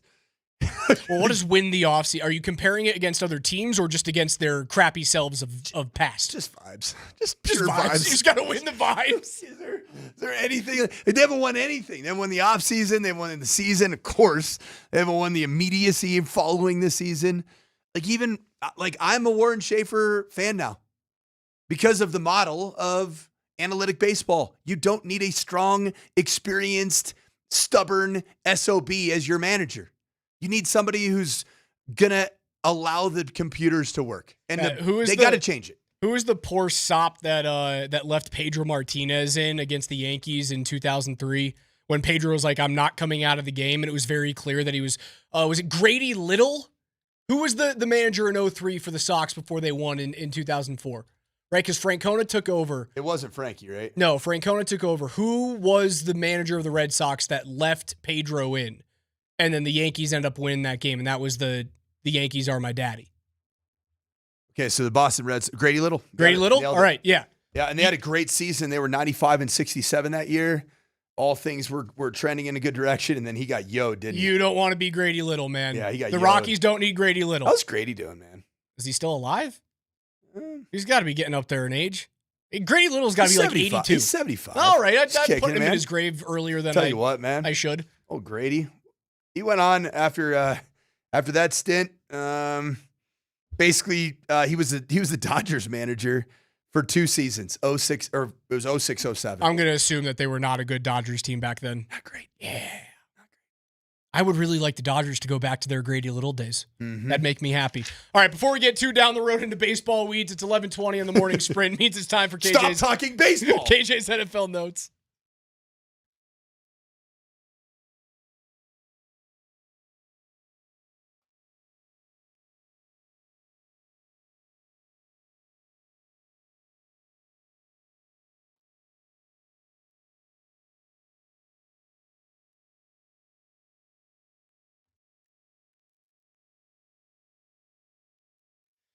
Every day here on the Morning Sprint, we go through the biggest stories on the gridiron with KJ's NFL Notes. We told you we'd hear from Sean Payton. KJ, let's kick it off. Well, no matter how many times we've turned the page this season on Thursdays, the question we keep coming to, bigger than the Broncos' offense, is more specifically the Broncos' running game, and what exactly will we see week to week? Sean Payton talked about whether his vision for R.J. Harvey has changed at this point in the season, and he kind of further discusses the challenges of maximizing a rookie running back like R.J. Harvey. Yeah, I think I would say this, though. Man, there's that saying, you haven't seen anything yet. And he was still had this rare running skill set that you're going to see and continue to. We knew he was really good with the ball in his hands, catching it, former quarterback. And so, he's being thrust into, there's a lot that goes into it. I mean, Vegas is going through it with Genty but like we as coaches, like identify, hey, how do we get him even to where you're looking at it, how do we get him the touches he needs? And look, there's certain things he's got to be able to do in protection. All right. It doesn't mean he has to be our third down protecting back, but when we run a play on second, it can't just be handoffs when he's in there. And he's good with protection. He's put together well. He's smart. He's just quiet. You guys that have talked to him, you know, you really got to poke him to get something out of him. But I think that's just his nature. We might need to go back to the era of speeding up Sean responses. My word, that was a lot of air, in order to get out a very little amount of substance. But anyway, he's 10-2, and I'm not even coaching anymore in the playoffs. So what the heck do I know? But here's what I tell you. First off, I loved, and this reminded me of my dad, who spent 40 some odd years coaching. He's 70 years old now. I loved how Sean Payton built up the, as the saying goes. And so you think that the as the saying goes is going to be like a really cool new saying that you've never heard. He's like, there's a saying, man. You haven't seen anything yet. That's it? That's the saying? Also, why haven't we seen anything yet? I don't understand it. We're 12 games in, and like, is RJ holding something back? No, you're just not utilizing your run game as much as you need to. You haven't seen anything yet? Is that like a banger of a saying? You haven't seen anything yet. I mean, is that a huge, like, wow. I would this call that quote, this quote is big. I recognize that as a phrase. I know, it's just kind of, but does it have to be built up? You haven't seen anything yet. Yeah, it's not like giant leap for mankind levels, but like, I would have said more, the best is yet to come. Okay. Would have been a little bit more appropriate to say, man, there's this old saying, as the saying goes, and then a long pause. Because I'm sitting there. You've never I'm heard waiting for it. Oh my gosh, I can't wait. As a coach, I got my notepad out. I'm taking notes. Well, you haven't seen anything yet? Okay. You haven't seen anything yet. He's just a big Bachman-Turner overdrive guy. That's what we learned today from Sean Payton. No question. That's okay. Sean Payton was, he had time, which I appreciate. I listened to a lot of the comments that he had. There's some really interesting philosophical conversations that are happening around the Broncos locker room and their culture. And we'll get to that here in a second. But as it relates to RJ Harvey, I think that, it's interesting what he said, that he doesn't want RJ Harvey to be a one-trick pony right now. And I think he said it with regards to on first or second down, it can't just all be handoffs. He's got to be able to pass protect. And he said, to your point, Raj, you pointed out a fantastic clip of Dude, that RJ weak Harvey. side block was so freaking cool. He recognized the nickel pressure coming off the right side edge outside of the offensive line, and that was the offensive line had their slide inside of the box, meaning that it was from tackle to tackle. Therefore, an outside rusher could be handled by RJ Harvey. He quickly diagnosed it and violently cut blocked the blitzing player for Washington. That was a great step in the right direction. I agree. And Sean Payton even saying what he said, he is a competent pass protector. That clip probably stood out to Sean, just like it did to you. So credit to you for seeing that. I have the same football brain that Sean Payton does. Very similar. That's what you're telling me. Very similar. Yeah, right on par. Does Sean have the same radio brain that you have, or would his show not necessarily have elite ratings? It would be a stupid little radio show, stupid little internet show. Little internet It show. would be that. Yes, Yes, it would be. There we Yes, go. it would be. KJ, what's next? I hate losing more than anything There it is. like in the world. Let's check the injury report powered by Ramos Law, the official injury law firm partner of the Denver Broncos. So coming off of yesterday's practice, as far as the Broncos, they were fine. Jonah Ellis, he's finally practiced in full. Reese Taylor, he practiced in full as well. Nate Atkins, they're still waiting to see about him. DJ Jones hit the injury report yesterday with an ankle. So that's the Broncos side of things. Here's the Raiders. Dylan Parham, their guard, he was a DNP yesterday. Michael Mayer, their second tight end, was a DNP yesterday. Geno Smith, Max Crosby were both limited yesterday. And when I was looking at this injury report, the one thing that kind of came to my mind was obviously there's a difference between the Raiders and the Broncos. And it's not just their record. The difference is the excuses. Because while the Raiders have been full of them, the Broncos have limited them for the most part. And Bo Nix talked about whether you have the ability to be clutch or you don't. And here's him talking about exactly why that is the case. I think a little bit of both. I think a little bit is the competitive spirit you're born with, but also just the I've been through several situations having to be down at the end of the game. I've won some, I've lost some, and this year we just happened to win them more than we've lost. So I think it's something that you can sort of build on over time. You learn how to not lose. You learn how to not beat yourself.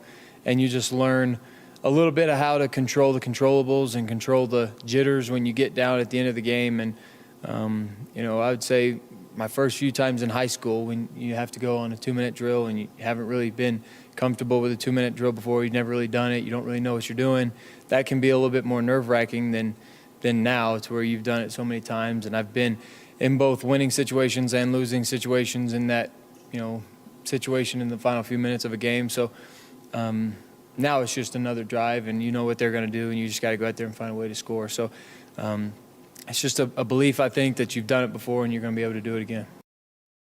They will find a way to do it again. I don't believe I see a 10-7 game coming up against the Raiders. The other thing is the rosters are so vastly different. Like, there's one elite player on Vegas's roster. One. I disagree. No, two. Sorry, two. One on each side. I think there's Brock three. Bowers and there's Max Crosby. Do you not think that Ashton Genty's Can't an put him there yet. elite talent? Can't put him there yet. Okay. I think to take Ashton Genty as high as you did in the draft and have him be good but not great is a little disappointing. He's a top 14 runner in the National Football League. Good, not great. I think he has the ability to be elite.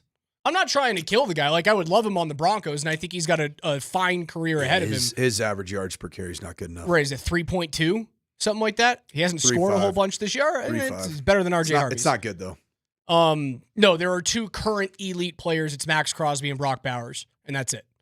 Your roster it's a million times better. And you're starting to get at the end of the season here where the Raiders' lack of leadership and even some of the drama that's starting to spill out over into it just feels like Pete Carroll gone. Yeah, here we are yet again with the Raiders franchise, right? Like, and this is a team that if you look at how many consecutive losses do the Raiders right now have? I mean, it's remarkable because they started out the year with a little bit of like, okay, they got a little something maybe. I mean, they beat Tennessee in week. They've got 6 straight losses. Stop! Like, don't allow them to even think about cauterizing the blood that they're letting right now because it's a bloody mess. That would be such a bad loss, man. After all of this, puffing chest out this week, you find a way to lose to Vegas. It ain't gonna happen. They're just so much better, man. And even if they don't play as a team that is a complete record flip, and that's what they are, 10-2 and 2-10, Denver will find a way to beat them. I would put the mortgage on them winning, and I know the Raj curse is still very much alive and well, but the Raiders suck. It is such a worthless franchise. We don't talk about the Raj curse anymore, okay? Because the arrow is up on the Broncos and the arrow is down on the Raiders, and you just got to go play good football. Well, we've also cleansed the curse that must not be named, with our St. Sean effigy candle over here. For all of you that are concerned about St. Sean running out of candle juice and wax, if you will, and wick. I don't like candle juice as a word. I just like juice. Big fan. Because if you're juiceful, you're useful. But if you're juiceless, you're useless. But anyway, we'll continue on with the St. Sean. For those of you like myself that are glass half full individuals, the candle is half full. I think we're about 60% full right now. We're over half full. Yeah. That's good. It's gonna last the longevity. Your keyword right now to win Nuggets tickets is Arrow. Text Arrow, ARROW, to 303-504-0925 for your shot at tickets to see Kevin Durant and the Rockets on December 15th. Once again, Arrow to 303-504-0925. If you ever feel like you don't have a chance to win tickets, today is a great day. The numbers are in your favor if you text Arrow. Okay. Trust me when I say this. It's going to be your lucky day. KJ, one more. I hate losing more than anything like in the world. Well, with the Raiders being 2-10 coming into this weekend, the time for a youth movement in Las Vegas obviously is now, or is it? Coach Pete Carroll talks with the media about the potential learning curves of his young players and the next steps for them in his process in regards to not only getting on the field, but ultimately just staying on the field. I know in the summer, over the summertime, you mentioned how like you're not afraid to play young players, but I was wondering, as over the course of the season, kind of like what's been the challenge for them to get, I'll say, more consistent reps? Is it more like the learning curve been a little bit steeper than you guys anticipated with some of these guys? What's been that challenge? It's up to the competition at the spots, and who they're trying to kind of remove from play time or gain some play time. It just depends on what's happening. And not everybody, it's not a wholesale idea. It's an opportunity to compete, to find your way on the field. And we want to be wide open to it, which we are. And then they got to earn it. Yeah, so that's basically, there's some guys come along faster than others, or other guys maybe play better at their spots because they feel the pressure of it, which is kind of the whole idea. Pete Carroll sounds old. For a team that's in a youth movement. I was a fan of the hire when it happened. I'm not anymore. Dude, he's an old man. Just go enjoy your grandkids.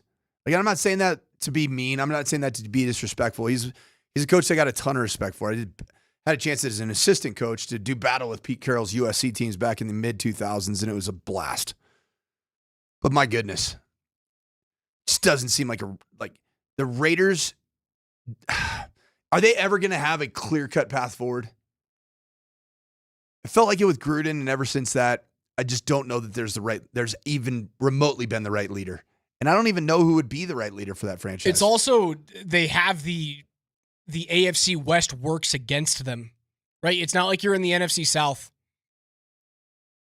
You have to go through still Patrick Mahomes being in his early 30s. You have to go through Bo Nix and his rookie contract and this defense being at the height of their powers right now with honestly no end in sight because all of the dudes on the defense are signed long-term right now. Like everybody on the team is basically signed. You have to go through those two teams. Then you look over your shoulder and you go, oh, the next best team, the third best team in the division it's got Justin Herbert at the helm.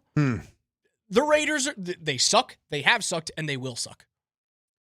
That's what it feels to be the case. And like, are they going to be long-term in Las Vegas if they continue to be awful? Yes. Yeah, I agree. Yeah. You can't leave Vegas. Sports capital of the modern American sport world. We're getting a lot of texts right now, Raj, that the text line might not be working. Your entries are going through. The bounce backs might not be working. So if you're not receiving bounce backs, I still see your entries going through. And again, your keyword ends in 5 minutes right now. It is Arrow, ARROW. We'll give away winners to get inside Ball Arena December 15th against the Rockets coming up in just 15 minutes from right now. Don't go anywhere.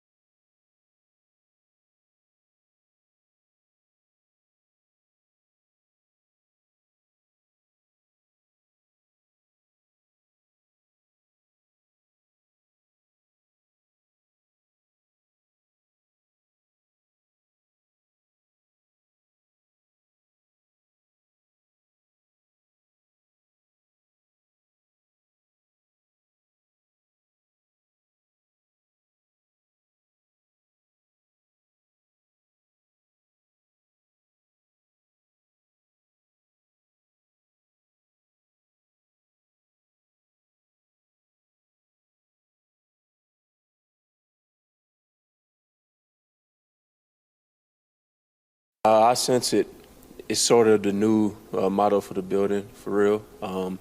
Winning is at an all-time high in this league, and to be able to win games, especially winning 9 straight, now I think that's pretty big and huge for our confidence moving forward. And obviously we got big goals and aspirations ahead, and every game is not going to be easy. You know what I mean? I think Washington, they gave us their best shot, I believe so. But to be able to come out there with a victory, it just builds more and more confidence, and make us be very optimistic for the future of the season. Hate losing more than they love winning. That was something that was echoed by his quarterback, Bo Nix. Sean Payton would go into a long diatribe about how the Broncos season and the culture is like a garden, that you have to cultivate it. And even though things are happening below the soil, you might not see them start to bud and pop out, certainly if you're digging yourself out of the snow today. But I do love the idea that you hate losing more than you love winning. Do you really love it more? It's always been me. Okay. I'm a little different, and that's probably why I'm not coaching at a high level ananymore. You are coaching at a high level. Well, you're not coaching professionally. Not coaching in the National Football League or Power 4 currently. Here's what I tell you about the whole mindset. Pat Surtain II loves this. Why? Because he played his collegiate football for the guy that epitomizes, I hate losing. Therefore, even winning sometimes sucks. And that's what I heard from everybody who's ever worked with Nick Saban at Alabama. The only time you ever saw him crack a smile was when he was hoisting a national championship. And even then, it was like he already was thinking about it. So someone's in my ear telling me, Nick, smile. Smile, please. Nick, honey, smile for the camera. It's Miss Terry. One picture. Miss Terry's like, Nick, honestly, I can't stand this. Like Nick was awful to Miss Terry on Thanksgiving last year when he brought her pies, when she brought him a pie and he was coaching her up on how to bring a damn pie. Don't call me that. Nick, enjoy a pie, okay? Sean Payton also looks like a guy that has zero fun. Like my mom's been around coaching in football for her whole life, right? Married a ball coach that would still be coaching, frankly, if my mom said, hey, stop it. And he retired just last year after his 43rd, 44th year of coaching football. Finished out the high school level, which was awesome. In the state championship in Nevada. My mom's watched the Broncos game. She goes, Sean Payton's miserable. And they're so good. Oh, I think he loves being miserable during a season. I think it's something that he thrives on. But what I've learned, Raj, okay, this is a little even deeper than maybe cultivating a garden. And winning is really hard. And if you can't even enjoy wins in the National Football League, like deep down, you can't actually tangibly enjoy them. It's kind of like that whole conversation when Sean Payton, drove around and what's the meaning of life? And, do I even like sushi? Why am I in a sushi restaurant? 2 lattes later, all the different things that he talks about. You know what that shows me? It shows me somebody that is like Nick Saban. At some point, you've got to enjoy this life. The team certainly enjoys the wins. They do. And Sean Payton talked about that. He's like, they play music all the time. I would say I allow them to have a smoke machine in a professional locker room.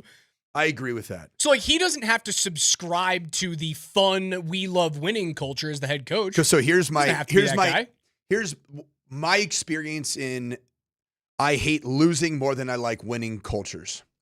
I'll tell you what it's really, really good for. Nick Saban, what was he known for most? Which side of the ball was he known for? Elite, suffocating defense. Correct. Because guess what? He won national championships with A.J. McCarron. What do you do defensively? You essentially, you play with a tight sphincter and you allow nothing to get outside of your grasp. And so tight sphincters around fear of losing, it works on the defensive side of the ball. Where that sometimes tightness or like extreme hatred of losing, which ends up perpetuating into fear, where I see at times it inhibits your ability to play free and loose on the offensive side of the ball because it's a fear-based mindset, not a growth-based mindset. Don't take a sack, don't throw picks. So what am I? What do I like doing? You like spreading it out and scoring I like playing points. football. You like double I like nickels. playing offense. I love scoring. Hey, let's put up half 100 today, shall we? Didn't on my last game. Played a good one. Played a good team. But that's what I love to do is I like to play offensive football. So my theory is always, and I do think that the Broncos do this. I just want to make sure Bo Nix does this.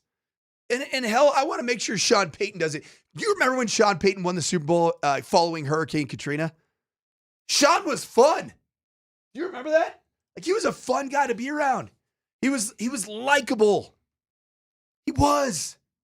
Like the Parcells, it was purged from his body temporarily, and there was joy. Wait until he wins. You might have to wait until he wins.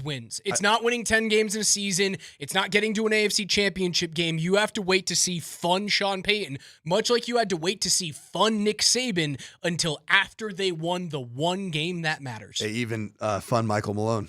The one game that matters. Remember how that was? I've been lucky enough to be on fire trucks for both of those parades. Michael Malone was the coolest dude in the world to be next to for both the Avs and the Nuggets parade. And all he did during the actual playoff run was just stomp his feet. Sorry, I interrupted you, Coach Malone. Go ahead. What'd you have to say? You put that in your pipe, you smoke it. You sure do, Michael. But all he did was just, we're not playing defense, and he just rage timeout called, right?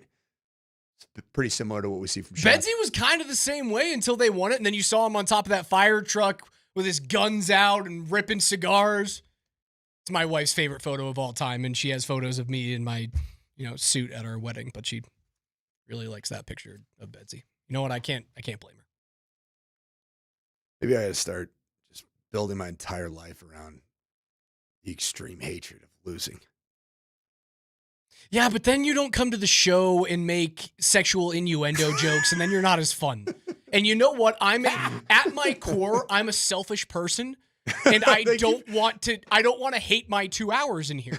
I love my 2 hours when I come in and talk to you every day. So what I need you to do is sacrifice maybe your defense giving up a couple of points to make me happy in the middle of the day.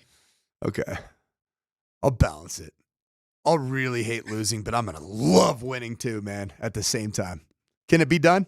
It can be done. Question from a listener in Castle Rock. What do you expect the Broncos defense to do over the final 5 games of this season? I think they're going to respond to a bad performance against the Commanders, just like they responded to an air quote bad performance against the Colts. They didn't give up another game like that for a while. I think they make the adjustments needed, and I think they play a suffocating brand of defense against the Raiders in Vegas. Congratulations to our Nuggets ticket winner, Corey Hansen. Corey, you're going to see the Nuggets take on the Rockets on December 15th. Congratulations. If you guys didn't win with us, go to nuggets.com/tickets. You can still buy tickets to see Kevin Durant and Nikola Jokic do battle 11 days from right now. Also, listen on the 20s to PhD. 12:20, 1:20, 2:20. Kreckman and Lindahl have opportunities at 3:20, and then 4:30 pregame show for the Avs as they take on the Islanders in New York on 92.5. You'll have AM 950 with, Bills and Cowboys? Is that what it is tonight? Who is it tonight? Cowboys are playing. Who are the Cowboys playing tonight? The Lions, not That's the Bills. right. The Lions. The Lions Yeah, and the Cowboys. Yeah, Thank you. we decided that might be an eliminating game. Yeah, it's a playoff-style game. It'll be fun. Elimination game. If you want to listen to that, you can listen on AM 950. You can also listen to the Avs on 92.5. But You sold the Bills so hard that I was buying. I was like, gosh, who is it again? I knew it was a team that was like bubble-ish. Yeah. I'll tell you this, man. I just love our sprinters. Thanks for all your texts today. You guys make the show a lot of fun. So keep them coming. Congratulations again. You're going to see the Nuggets take on the Rockets. Our winner, Corey Hansen. PhD's coming up next. For Coach, for KJ, I'm Raj. We'll see you tomorrow morning on a Bud Light Football Friday at 10 a.m.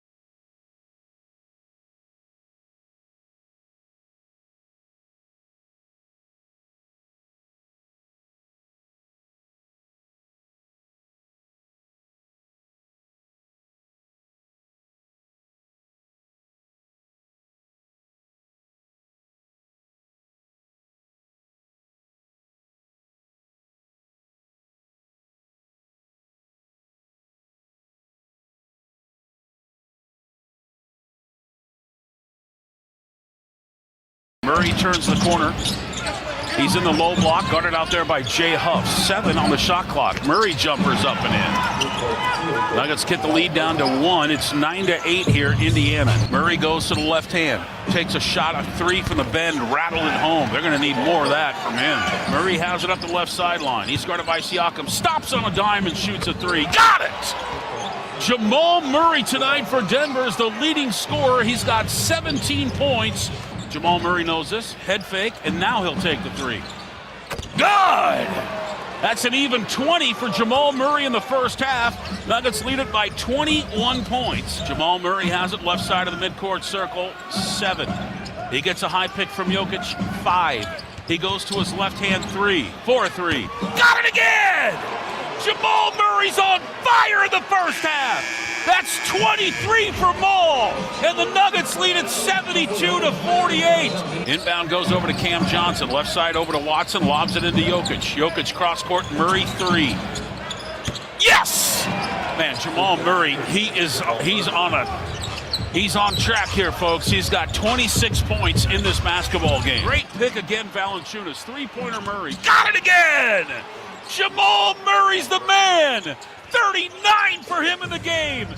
Throws it inside the arc over to Jokic, back to Murray. 3-pointers good. Jamal Murray is cooking tonight. That's 44. Murray goes to the left hand. He's got 44. Head fake on the 3. Step back 3. Yes! Hit the front of the rim and bounce down. He's blowing on his hand. It's so hot. 47 for Murray. Inbound goes over to Jokic. Less than 4 minutes to go in this basketball game. Jokic has it up the left sideline. Hands off behind him over to Jamal Murray. Murray has it for 3. Yeah! That's a 50-piece for Jamal Murray in Indiana. Nuggets lead at 128-112. Unbelievable. I got so many nerd numbers on this game, Tyler. It's ridiculous. I don't know how nerdy you want to get with the numbers, but well, I'm a dweeb. You're a dweeb. crazy. Let's go. All right, let me roll some of these out for you. The 52 piece from Murray of 10-11 from shooting from 3. Finished with 9 straight, by the way. It's unbelievable. In NBA history, Jake Coyne on this, only 3 players have had multiple road games in their career with 50-plus points on 75% or better shooting. Will Chamberlain, Michael Jordan, and Jamal Murray. Good company. All right, so there's that. Jamal Murray, second player in NBA history, 2 50-point games with a TS percentage. Oh, Dan, you know what a TS percentage is? True shooting percentage. True shooting. What are the metrics of true shooting percentage, Dan? Do you know? I'll have to look it up. All right. Well, they're true shooting percentage of 95% or better. Second player in NBA history to do that. That's our guy, Adam Maris, doing that one. How about this one? 3 of the 13 most efficient 50-point games ever have come from the 25-26 Nuggets in the first quarter of this season. Gordon, Murray, and Jokic. This is a fun one, too. Teams with 3 different 50-point scorers. It's only happened 3 times. 61-62 Lakers. I'll get back to them in a second. 18-19 Warriors. I bet you can even guess. 18-19 Warriors. Steph Curry, Klay Thompson, Steph and Durant. Yep. So, right? Like, you know the names. 25-26 Nuggets. Gordon, Jokic, now Murray. 61-62 Lakers. Elgin Baylor, Jerry West, and Tyler, the infamous Rudy Lazaro. What's up, Rudy? And I'll tell you, this is ironic. Rudy Lazaro was dealing with an ankle injury before that game in 1961. All right. Hey, I don't know what's going on with Jamal Murray's ankle, but that ankle looked A-okay to me. I mean, I can't believe I would have never said this personally. I wouldn't have ever suggested something so silly, but I know you would have considered signing Chris Paul yesterday. I mean, I never thought that would be a good idea, but I mean, boy, that ankle. I guess we're not worried about Jamal. Only twice in NBA history has a player scored 50-plus points, made 10-plus threes on 90% three-point shooting. Both were Nuggets players, and it was both this year in NBA history. And of the 3 best individual games of the season, again, this is nerd numbers here, But by these metrics, the 3 best games of the season, Murray 52-piece, AG 50-piece, Jokic 55-piece. They literally have the 3 best games, with Murray not only having the best game of the entire season of any NBA player, but one of the best games, period, as an individual in NBA history. Well, he's having the best season of his career. Is that debatable? I mean, the best start of his career. He's averaging nearly 25 points per game right now. He's shooting lights out. The 3-point shot's been phenomenal. He's 10 of 11 last night. He's had other games that he's been very hot, very consistent from the 3-point line. This is the Jamal Murray season. And when Jamal Murray gets hot, there is not a more fun player in the NBA to watch. I mean, there's not. Jamal Murray, when he is streaky, when he gets that face, when he gets dialed in, and he puts that FU mode on, he is one of the most fun players in the entire NBA to watch. He should be on track for an all-star season if he could keep this up for the first time in his career. And finally, Nikola Jokic could say, I had an all-star teammate. Well, I do wonder, with Jamal's track record as good as he's been, with the best shooting night of anybody this entire year, has he done it? Does that lock him up an all-star spot right then and there? No, I don't think so. But, I mean, if he were to stay on this path, yeah, he's an all-star. He's finally an all-star. What more does this guy need to do? Well, all right, fine. I think it's... he needs to prove he's not a streaky basketball player. That's the narrative about Jamal Murray. So this year, he's not been streaky. This year, he's just been fantastic. All right, let me get some numbers up here, some more nerd numbers for you, because it's unfair to like. Do you know every game except for 2, Jamal Murray has had over 20 points this year? Exactly. That's kind of where I was going. A couple nights ago against the Mavs, he had 10 points. Okay. Early in the season against the Pelicans, he had 16 points. Other than that, it's 23 here, 26 there, 37, 24, 52, 29. He's averaging 24.7. 4.6 rebounds, 6.6 assists on 50.3% shooting. He's had the best scoring game of anybody last night. I understand what you're saying. Is that enough, everybody? If he just keeps going 24.7, 4.6, 6 points. So he just keeps going there. Up until, what are we talking? The week before the All-Star game? When is the All-Star game announced? I mean, after game 40 or so, 50 or so. I mean, what's the number, right? I mean, I know it's more than halfway through the season. So there's already 21 games in the bank. If he can just do exactly what he's been doing, is he an all-star? Yeah, absolutely. He's finally an all-star. Now he's got to play for Team World, right? So he's got to play for, that's correct. Yeah. Good pickup. Yes. And it probably is going to be a little more difficult to make Team World than just, whatever. Because there's 2 Team USAs. Mm-hmm. So, yes. And I think it's only 8 guys. And will they do it by position, or will they just do... I don't know. That's a good question. Like, I bet they don't. I think it'll be You've got so many top-heavy guys for Team World, from Jokic to Luka to SGA, Giannis... Wemby. Are you sure about Giannis? Yeah. Sure? Pretty sure. He's going to be out for 2 to 4 weeks now. Yep, that's not going to stop him from making an all-star game. Are we positive about that? Dan? I don't know, man. He misses 3 weeks. He's still making the all-star game? I think he's a lifetime all-star. Okay. That's the way these things work.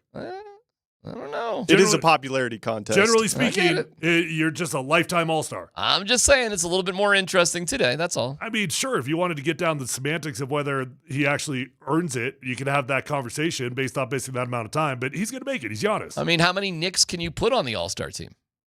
Well, or on World, I don't know how many are going to be on World. All right, so the best players in the world, I'll roll with you with Giannis. So Jokic, Luka, SGA, Wemby. Oh, okay. Yes, these guys are going to make. Why are you doing that? Because he's missing games. Wemby's not going to be. Of course, he's going to be an all-star. He's missing games. That's all I'm saying. Of course, he's going to be an all-star. Okay. Embiid.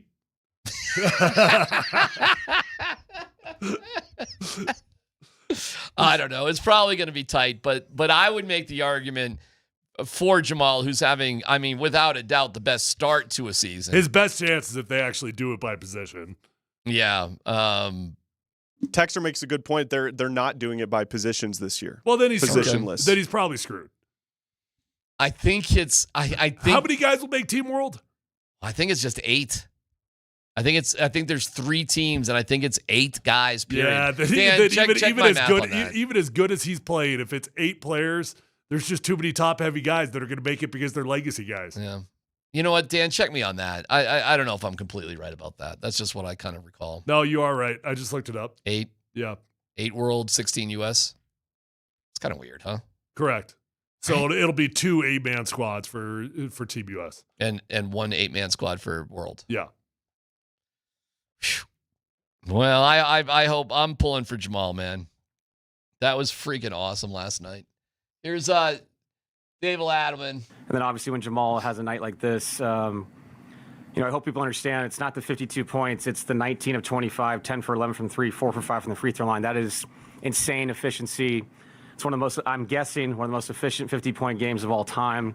But I was, as far as the team goes, I was proud of the second quarter. We turned the game around. It was because of our defense. All right. And Jamal? Honestly, I was good from the start. Warm-up was good. My mental was good. Body felt great. So, I just had to roll in all game. I don't know. If the dude's averaging 25 points, he had that night, how do you keep him off the All-Star team? Seriously. He deserves it. I mean, he absolutely is having a deserving All-Star season. The problem is it's just a popularity vote. I mean, the fans get to vote on this thing. I don't even know. How is that how they're still doing it with this new format? Yeah, fans always get to vote. Do fans not around the world love Jamal Murray? No, not like they love Giannis, not like they love these other guys. He can't bring in a serious Canadian vote. He cannot pull Mississauga. Or is that vote Well, going Katy Perry will vote for him. We got Katy Perry? Just saw her vote. I just saw her photo with Trudeau. Yeah. Okay. Yeah. All right. I mean, is SGA going to split the Mississauga vote? I mean, are we going to, have a nation divided? I don't know what the Mississauga is. It's just outside of. It's like the Highlands Ranch to Toronto. Okay. Anyways, listen, great game by Jamal. And how funny. Here we are. What were we talking about yesterday? Well, I could miss a month. Hope he comes back. Oh, okay. I guess I'm all right.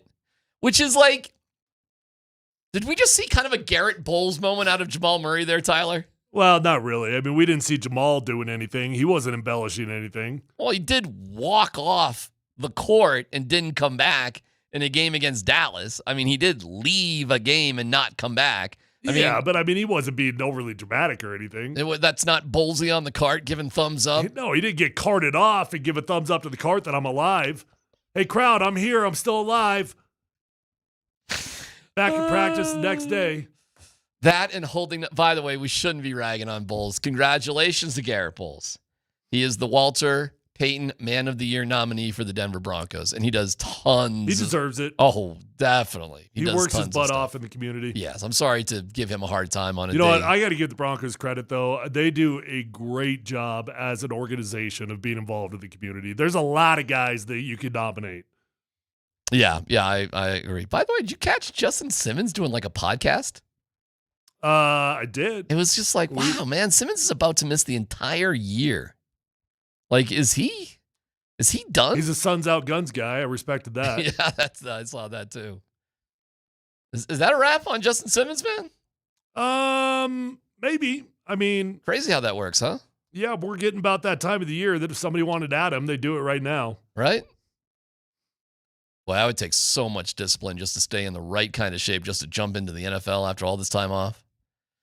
Crazier things have happened. Guys get added all the time. They do. They get added they get added in the playoffs. They get added before the Super Bowl. I mean, literally anything can happen. It was just like, wow, it's just a reminder like, man, Simmons has been out the whole year. Did not expect that. I know. Really did expect him to be with the dude can still somebody. play for sure. The only thing that makes sense to me is that he was holding out for the right opportunity and he wasn't just going to sign for anything. All right, well, we wish him the best. You never know what's going to happen. He could easily end up in the Super Bowl this year. You just never know. We will announce our next keyword for our Nuggets Ticket Thursday, so hang on from that. And Sean Payton, very zen-like, Tyler, yesterday. Very zen-like, very reflective, good old Sean Payton with one of the biggest cliches of all time. Details next.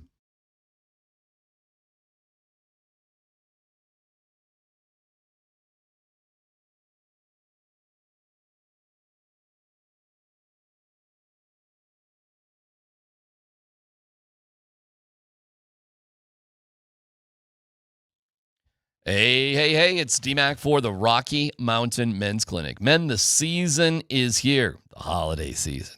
A time of hustle bustle, packed with all kinds of activity. But when your energy level is drained, and I see some of you, you've given up at the mall. You're just hanging out at that bench. You're just sitting there, beaten, surrounded by packages. If you're not sleeping well, your sex drive is, man, fond memories. Maybe it's tough to feel festive. Well, this could be just low testosterone. If that's what's going on, time to take action and get treated with my great friends at the Rocky Mountain Men's Clinic. They'll get your man machine going in the right direction. Start losing that T, it's like, oh, what happened to me? Well, all right. It happens. It happens. Go to RockyMountainMen'sClinic.com, take the low T quiz, 10 questions, yes or no. It just takes a couple of minutes. You schedule your consult, and you go from there. They'll draw your blood. You'll have your results in 30 minutes, and they'll set you on the right path. The cost of the appointment is only 99 buckaroonies. It'll be worth it. So call them today, 720-440-7900. Visit RockyMountainMen'sClinic.com.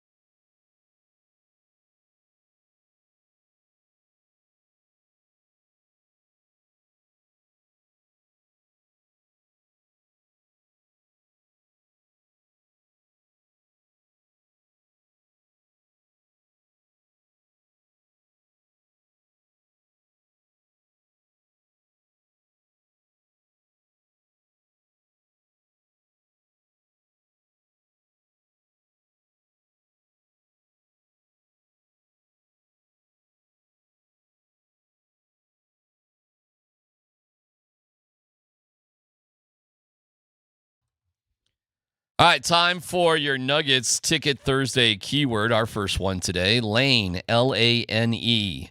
First and last name, 303-504-0925 to win tickets to see the Rockets at Ball Arena on the 15th. All right, see, there you go. If you don't want to wait until 2:55 to see if you win, you can purchase your seats now at nuggets.com/tickets. Again, your 1220 keyword is Lane.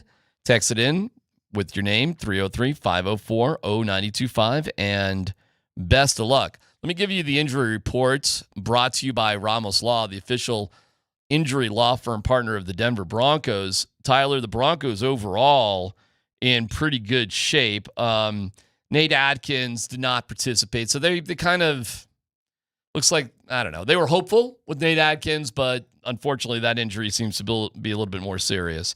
And DJ Jones with an ankle didn't participate yesterday.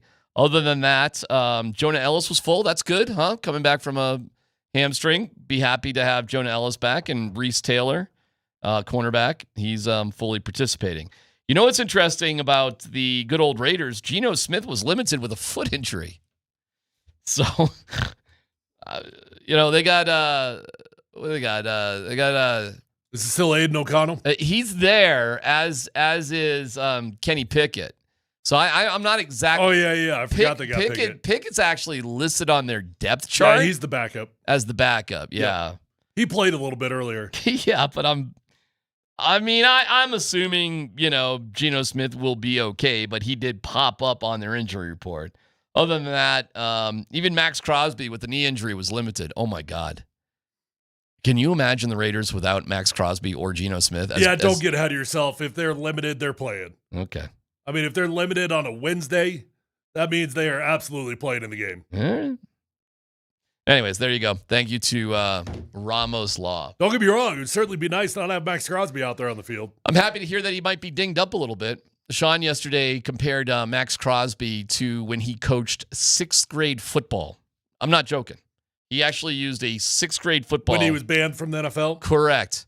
And he became the storyline in the epic Netflix movie Home Team, starring Kevin James, that details his reunion with his son in his year of being suspended. By the way, in that movie, they really What was the comparison? What was the 6th grade comparison? Well, what he said about the Raiders was every 6th grade team My 6th grade team could beat the Raiders? Is that what he said? He said no matter how good your 6th grade team was and how bad the other 6th grade team was, there was always one kid on that bad 6th grade team that had a beard and drove his car to the game. That is true. Having coached 8th grade football, just a couple grades older, I can absolutely agree with that statement. And he said that's Max Crosby. That's pretty funny when you think about it. Yeah. He's kind of ripping on the Raiders right there. See, this is when I like snarky Sean, Slim Shawnee. I think this is the funny Sean Payton. I thought that was a riot. He also said corners are an elite position. It's not like Atlantic salmon. So Sean was in a good mood yesterday, man. Like he was very reflective. He was very zen-like. I guess I'm not up on my salmon knowledge. The Atlantic salmon are easy to come by. I guess so. Okay. I guess so. I guess when you walk into the supermarket, I guess we're just staring at endless batches of shrink-wrapped Atlantic salmon. Got it. That kid with the beard thing in 6th grade, everybody who's coached or... Dude, my team that I coached, we won a singular game. We were like team number 4 of the Parker Hawks, so I got all the new kids, right? Okay. But I had that one kid with the beard. I had that kid, and I got him the ball every single time I possibly could. I put him in the backfield. I put him at tight end. I put him at wide receiver. How do I want to get you the ball here? Well, you're my only chance in this game. Let's go, buddy. I had a kid I coached in baseball, 6th grade. It was 6th grade, actually. And Cesar, great kid. Tyler had just very limited athletic ability. However, he was the kid with the beard, metaphorically. Like, he was bigger than all the other kids and just, he just was there. So he would strike out most of the time. But here's what was fun. when he connected, when he would hit the ball, it would go in. He did. It's a little league story here. He did hit the furthest home run I've ever seen in any little league game ever. I mean, it was mind blowing. The fences in little league are, I don't know, 210, 220, something like that. Dude must have hit it like 360. Love it. Love it. Then there was usually speaking, the metaphorical beard kid Yeah. usually struggles when you get to high school, though. Yeah. It's always the way it goes. The kids that peak in middle school, yeah, buddy, you're going to be behind by the time the other kids start hitting their puberty. Caesar's brother came up to me and he goes, "Wait, what do you think?" Because, obviously he just hit a ball 360 feet. I mean, that's pretty impressive. I go, what do you think for him in the future? I'm like, well, keep working at it. it's all good. Because Caesar was also the kid, Tyler, who hit a ball to the fence. Because anytime he hit it, the ball went somewhere. Hit the ball to the fence, easy double, just have to stay there. And he gets on second, that's it, the ball's in, and he just starts running to third. Why are you mocking on Caesar right now? Oh, I love Caesar. He was one of my favorite kids in the world. I'm definitely not trying to mock on him. I love Caesar. So he runs to third base, and he's thrown out by a mile. And I go, Caesar, you were at second. You hit a double. Why'd you go to third? He goes, oh, I just felt like running. Hey, I get it. I don't get that chance very often. I'm like, I wasn't even upset. I was just like, you knucklehead, get back out there. That's kind of fun. No, I love Caesar. I love kids who were playing sports for the joy of just playing the sport, and that's all there was to it. And he was one of my favorites of all time. But he was the kid with the beard, that sort of thing. But Sean rolled out this cliche. See if you like this one there. I hate losing more than anything in the world. I think fear of failure is a very significant motivating factor. I think from a detail standpoint, there's nothing that's too small that's not significant that has to exist outside the lines as well. The entryway, the locker room, the signage, post-game, and everything we do. Sound system. There's been thought given to all of it. Tyler, you're absolutely right. This is like Lombardi in the movie Office Space at the birthday party. Mm-hmm. Of course we're having fun. We have a sound system. Right there is what people love about Sean and hate about him at the same time. He drives you nuts, man. if you're working for Sean Payton, have fun. Yeah. Matter of fact, you're not going to have fun because he's going to be all over you on the details. You got to get those TPS reports in on time. I do think the all-time greats, maybe not even the all-time greats, maybe almost every professional athlete of all time, I think we hate losing more than we love winning. It's just like losing. I can't do that. I can't do losing. It was fun to win, but that moment only lasts. That moment lasts for about 12 hours. Then I'm going to wake up and I'm over winning. But you lose. That sucker don't get out from underneath your skin. Now, is that just leaning into an epic cliche, or is it true? No, I think it's true. I absolutely think it's true. I mean, I just think about my career for an example. How many good moments do you think I can remember in my career? A handful. Like the biggest plays, the beast quakes, those moments. Yeah. It's I can remember a handful of big moments. I can remember almost every sack I gave up. I can remember them all. I can tell you the situation. I can tell you where I was in the game. I mean, it's failure that sticks with you. Is it failure that sticks with you or failure that motivates you? Because it could also bring you down, right? Yeah. If we're going to go all Zen here, which we clearly are. I guess it motivates you. I guess it does. I mean, it's a fear of failure for sure. Mm-hmm. There's an embarrassment. There's an accountability. There's an offensive line room. You got 5 peers. You got 4 others that were doing their job, and you were the one guy. I don't want to go into film and be the guy. All right, Tyler, we now present this moment. And now, Deep Thoughts with Sean Payton.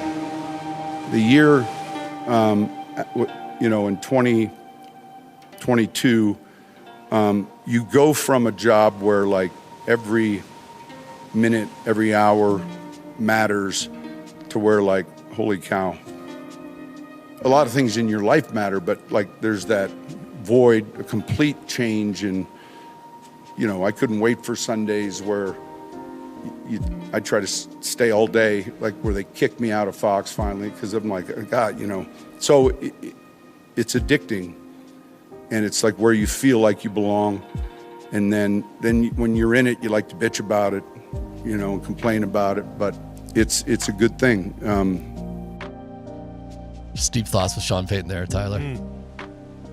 This guy, you could see where he could drive people absolutely nuts that have to be around him. He's tough, dude. He is a piece of work. He's tough. This is the Sean Payton that was death gripping the steering wheel, doing circles and donuts in the sushi restaurant parking lot a couple years ago after they beat the Packers. This is the guy right here. Hey man, I totally believe it. I think that is who he is. It was funny. Thank you, Dan. That's perfect. You can fade that down. Bo Nix was asked the same thing. Bo is not wired like that, though. No, Dan's on the phone. I think Bo's motivated like that. I do. I think Bo's a grinder, dude. He's not like. It's not a bad thing, by the way, but I don't see Bo as like an overly joyful guy. Okay. I just don't think Bo is all that deep like Sean is right there. I mean, Sean is really going deep here and reflecting and that sort of thing in life. I'll play it for you. You need me to play you some Bo Nix YouTube videos? I'm going to play. Well, I mean, do you think you didn't go deep in those? Okay. Don't get me ripping on Bo. I mean, I can play those for you. Here is Bo being asked essentially the same question. That's a deep question. I don't know. I think I really enjoy winning, and that's why I hate losing. The end. Bo didn't go on and on. He just was like, that's it. I like winning. Losing sucks. What? Next question. It's pretty funny that he goes like, this is really deep, and then he gives like a 3-second answer to it. Because I don't think he's just. Listen, I think Bo is incredibly competitive and wants to win. I'm not doubting that whatsoever. There's a difference between Tyler, a 25-year-old guy in his prime, and a 62-year-old dude who was out of football for a while. You know what I'm saying? It's just a different sort of mindset. But I really was reminded of like Office Space with Lombardi and, the TPS reports. Like, if does Sean consider game planning with the Raiders like just as important as how the entrance of the facility looks? Yeah. Haven't you seen Compete Street? Exactly. And we've seen Sean splaining like all sorts of things and like, hey man, I'm so glad this guy's the coach. I like it. But I can see where this could drive, listen, I get it. I get all of it, where it could drive guys nuts. And it is funny looking at the smoke machine and all that and seeing the response of the guys in the smoke and the haze. They're all happy. We won the game. That's all good. But it ain't Ben Johnson, Tyler, with his shirt off and the Bears jumping around, right? Like, it is more Lombardi than Ben Johnson. Yeah, but there's a lot of ways to coach. No doubt about it. It's not a good thing, and it's not a bad thing. There's coaches that are young and hip and cool. They got the swag, and you want to play for them. And there's grumpy old coaches that have got the pedigree that you're like, hey, you might not be as fun, but I sure respect the hell out of you. Right. I totally agree. Totally agree. I'm thrilled Sean Payton is the coach. I'm not trying to say this is a negative at all. I'm just saying it's kind of funny. It's just different. That's all. And I'll tell you this, because the media room is right next to the locker room at Empower Field. That locker room was exploding, and you didn't need a sound machine or smoke machine against the Chiefs. You didn't need any of that. The guys were pumped, as they should have been. They were really fired up organically. So this team is into this season. You just hung out with a bunch of them. They're excited for it. I'm sure you didn't get a sense they were burned out or anything like that. There's so much to play for. It's exciting. Yeah, man. I mean, the season's just starting. Isn't that awesome? You're just getting to the good stuff. This is when you get motivated. This is when you find your second life. Sean, man. Sean is a trip, man. Overall, how do you think he's doing as a coach? Fantastic. Yeah. We got back-to-back 10-win seasons. Yeah. We got a team that legitimately has got Super Bowl aspirations. Yeah. How's he doing? Great. He is doing great. You just got to deal with a little Seanness every now and then, which is fine. It's fun. I mean, we're enjoying the battles with him and Luca every now and then. My name is Luca. What do we care? I don't care. But there's no buts. I don't care if he's snarky or whatever. That doesn't bother me whatsoever, nor do I think it has any impact. I think the relationship with him and Bo is a work in progress, but I think the relationship, I bet you anything, with him and Drew Brees, it was no different. I bet you it was no different. I bet you it was the same exact thing. I bet you he's like that with a lot of guys. But it works. He's a great coach. And when you think about what we had with Nathaniel Hackett, oh my God. My goodness. Night and day. Hey, we had some funness with CP3, Tyler. Boy, people they respect him and they hate him at the same time. It's a trip. And the Giannis thing is interesting. Vic Lombardi had a decidedly different opinion than everybody else we talked to yesterday. Details on that coming up.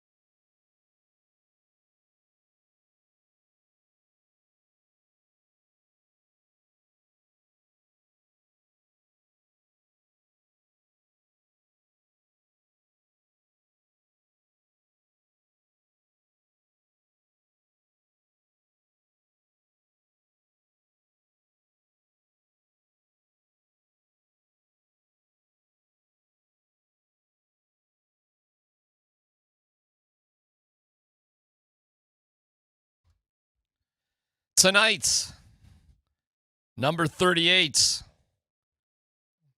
Got to watch along for the Avs and the Islanders. And also Thursday Night Football. Great game, huh? Dallas, Detroit. Come on now. That's a good one. You going to win Somebody's getting knocked out of the playoffs, more or less. Ooh, good point. Are we there with both of those teams? Pretty much. Close, huh? I mean, it's not a scientific fact, but in reality, probably. Big game for both teams.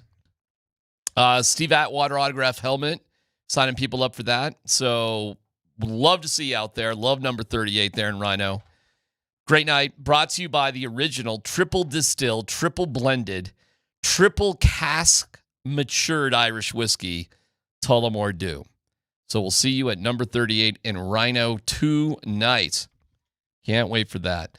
The Giannis stuff, Tyler, is interesting as the report is how much time is he missing? Giannis calf strain out 2 to 4 weeks. Did you see the injury? I did not see the injury. It was like 3 minutes into the game. A game, by the way, the Bucks beat the Pistons. Great win for them without Giannis. And, dude, I'm not saying he was faking it. But you're saying he's faking it. What are you saying if you're not saying he's faking it? I mean, non-contact early in the game. Wasn't doing anything all that athletic. And it's just like, sniper. Man, that calf. Ow. Owie. Well, that unfortunately is pretty normal when it comes to calves. Yeah, I know. When it comes to Achilles and calves, those are like non-contact deals. You just play your foot, you try to drive, you do something weird. All of a sudden you pop up and you're like, dang, I can't use that thing. The timing is, Dan's putting it up on the big board here. Here we go. Bucket by, that dude. And, ow! Here, rewind if you can, Dan. Because it's after a made layup by somebody else. And you can see, this. And, oh, my God. Yeah, a little bit weird. You know what I'm saying? Yeah. Well, hey, I want out of here. All of a sudden, this calf hurts a little bit more. Ow!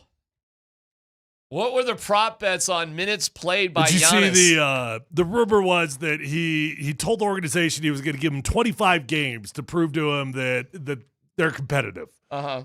Well, why'd you even go back? Why didn't they handle this all in the offseason? Why didn't they just get rid of Giannis in the offseason? Oh my God, who knows? Well, because you don't have a team. Like your year's over. You're nowhere. My serious no dumb question. Does Giannis expect his brothers to go with him? They certainly went with him to Milwaukee, didn't they? I know. I mean, he's been employing like a family of 9. Just 3 of them. Just 3 of them. Didn't his dad get a job with the Bucks too? Really? I thought he was like, oh, Dan, am I wrong on that? I thought like Giannis's dad was like a scout or he was something like. I could be wrong on that. I thought that was the story. I don't know. Yeah, but his brothers, he's definitely had 3 brothers come through. I don't know if they're all on the team His at the same dad time. died in 2017. Oh, okay. Oh, I feel bad. And it says he did not have a job with the Bucks. Oh, all right. Oh, no, I feel Way bad. to go, DMac. Maybe it was an uncle. Anyways, here's Vic. So just to refresh, here we are today, 24 hours later after all this was coming out. You interested in having Giannis on the Nuggets? Yeah, of course. I mean, you are. Well, yes, but I think it's a little bit of a loaded, silly question. I don't think the Nuggets have any amount of ammunition that you could go get Giannis in a realistic world. Like, what do we got? Okay, so we're going to give up Aaron Gordon and Jamal Murray? Is that what we're giving up? I don't know. Something like that. Is Aaron Gordon and Jamal Murray enough? Cap space-wise, do you fit it in? Because you got to make the numbers fit in the NBA. Mm-hmm. You don't have, like, a luxury of first-round draft picks. Okay. So, I mean, like, if you're just asking me, would I be interested in Giannis on the Denver Nuggets? Yeah, I would. Even at the expense of some people that we really love. All right, here's Vic on this. I'm tired of the Giannis drama. And I'm saying right now to Nuggets fans, be happy and fortunate that you have a non-drama superstar on your team. Nikola Jokic never once has threatened to leave or complained about his teammates. If there's anyone that deserves to complain, Nikola Jokic has never had an all-star teammate. Yeah, Giannis has had several. Okay? I'm tired of it. Giannis, if you want out, just rip the Band-Aid off and get out. What else do you want from Milwaukee? They've hired your entire family. That's right. That's true. This is true. They've hired your family. You've held them hostage. You wanted Damian Lillard. They got you Damian Lillard. How'd that work out? They've gotten you everything you've wanted. Enough. If I don't care anymore, stop it. Apparently, he gave them a 25-game window ultimatum to prove that they were competitive. Just another diva basketball player, right? Again, be fortunate, be thankful that the superstar that plays for the Denver Nuggets is not like that one bit. See, that's Vic having his heels dug in a little bit. Well, but I also think it's a little bit of a convenient take. Like, Nikola Jokic has also had a very competitive basketball team. Mm-hmm. There really is not, like, I know he's not had the All-Star, and that's true, and I don't think that's in Jokic's DNA. I agree with everything. I'm not fighting what Vic is saying at all. But Jokic also hasn't necessarily had a reason to want out of Denver. Yeah, and just because we're not... And welcome to the NBA, by the way. Like, welcome to the NBA. Are we going to run from anybody that's ever had a problem with their organization? I mean, it at the expense of making our basketball team better? Why did we want Russell Westbrook? Did Vic want Russell Westbrook? It's a good question. Did you want DeMarcus Cousins? Yeah. I don't know. Welcome to the NBA. They've all got problems with their team. A lot of divas out there. Which, when you're that good at something, it makes sense a little bit, right? And by the way, just because we don't know about it doesn't mean Jokic hasn't expressed how he feels about this guy, that guy, or whatever's going on. We don't know. We have no idea. I mean, the point does stand. Nikola Jokic does feel like one of the most content superstars in the history of the NBA. Like, I actually do think, even if things were bad here in Denver, Jokic might be the type of superstar that's like, yeah, I just want to play for the Nuggets my whole career. Well, I'll tell you this. When they make big moves, they certainly consult the big fella, though. They don't. That's fine. It's not done in a vacuum. As they should. I could go either way on Giannis right now, to be quite honest with you. I'm laughing because he probably isn't faking. I mean, to think that you're faking is just, I wouldn't cast those many negative aspersions on him, but it looks like he's faking. That's for sure. The timing of it is unbelievable. So it's certainly, for those who suspect that he might be faking. But, we thought that you did advise Nick Bonino to fake an injury. I did. You absolutely advised Nick Bonino. You're like, hey, Nick, you can fake this thing. I certainly did. As a matter of fact, you were so convinced of it that you were convinced he actually was faking an injury. I did. I was wrong. But I was like, hey, so man. So you can't hold it against Giannis if he is. I'm not. I didn't say I was holding against him. Well, I guess I would be holding against him. Yeah. I mean, that, to me, this is different. Why? To me, forcing a trade is different than trying to negotiate a different contract. Done left and right. The hay was in the barn. The worst thing that could have happened to him was to get injured. The season is happening now. I wasn't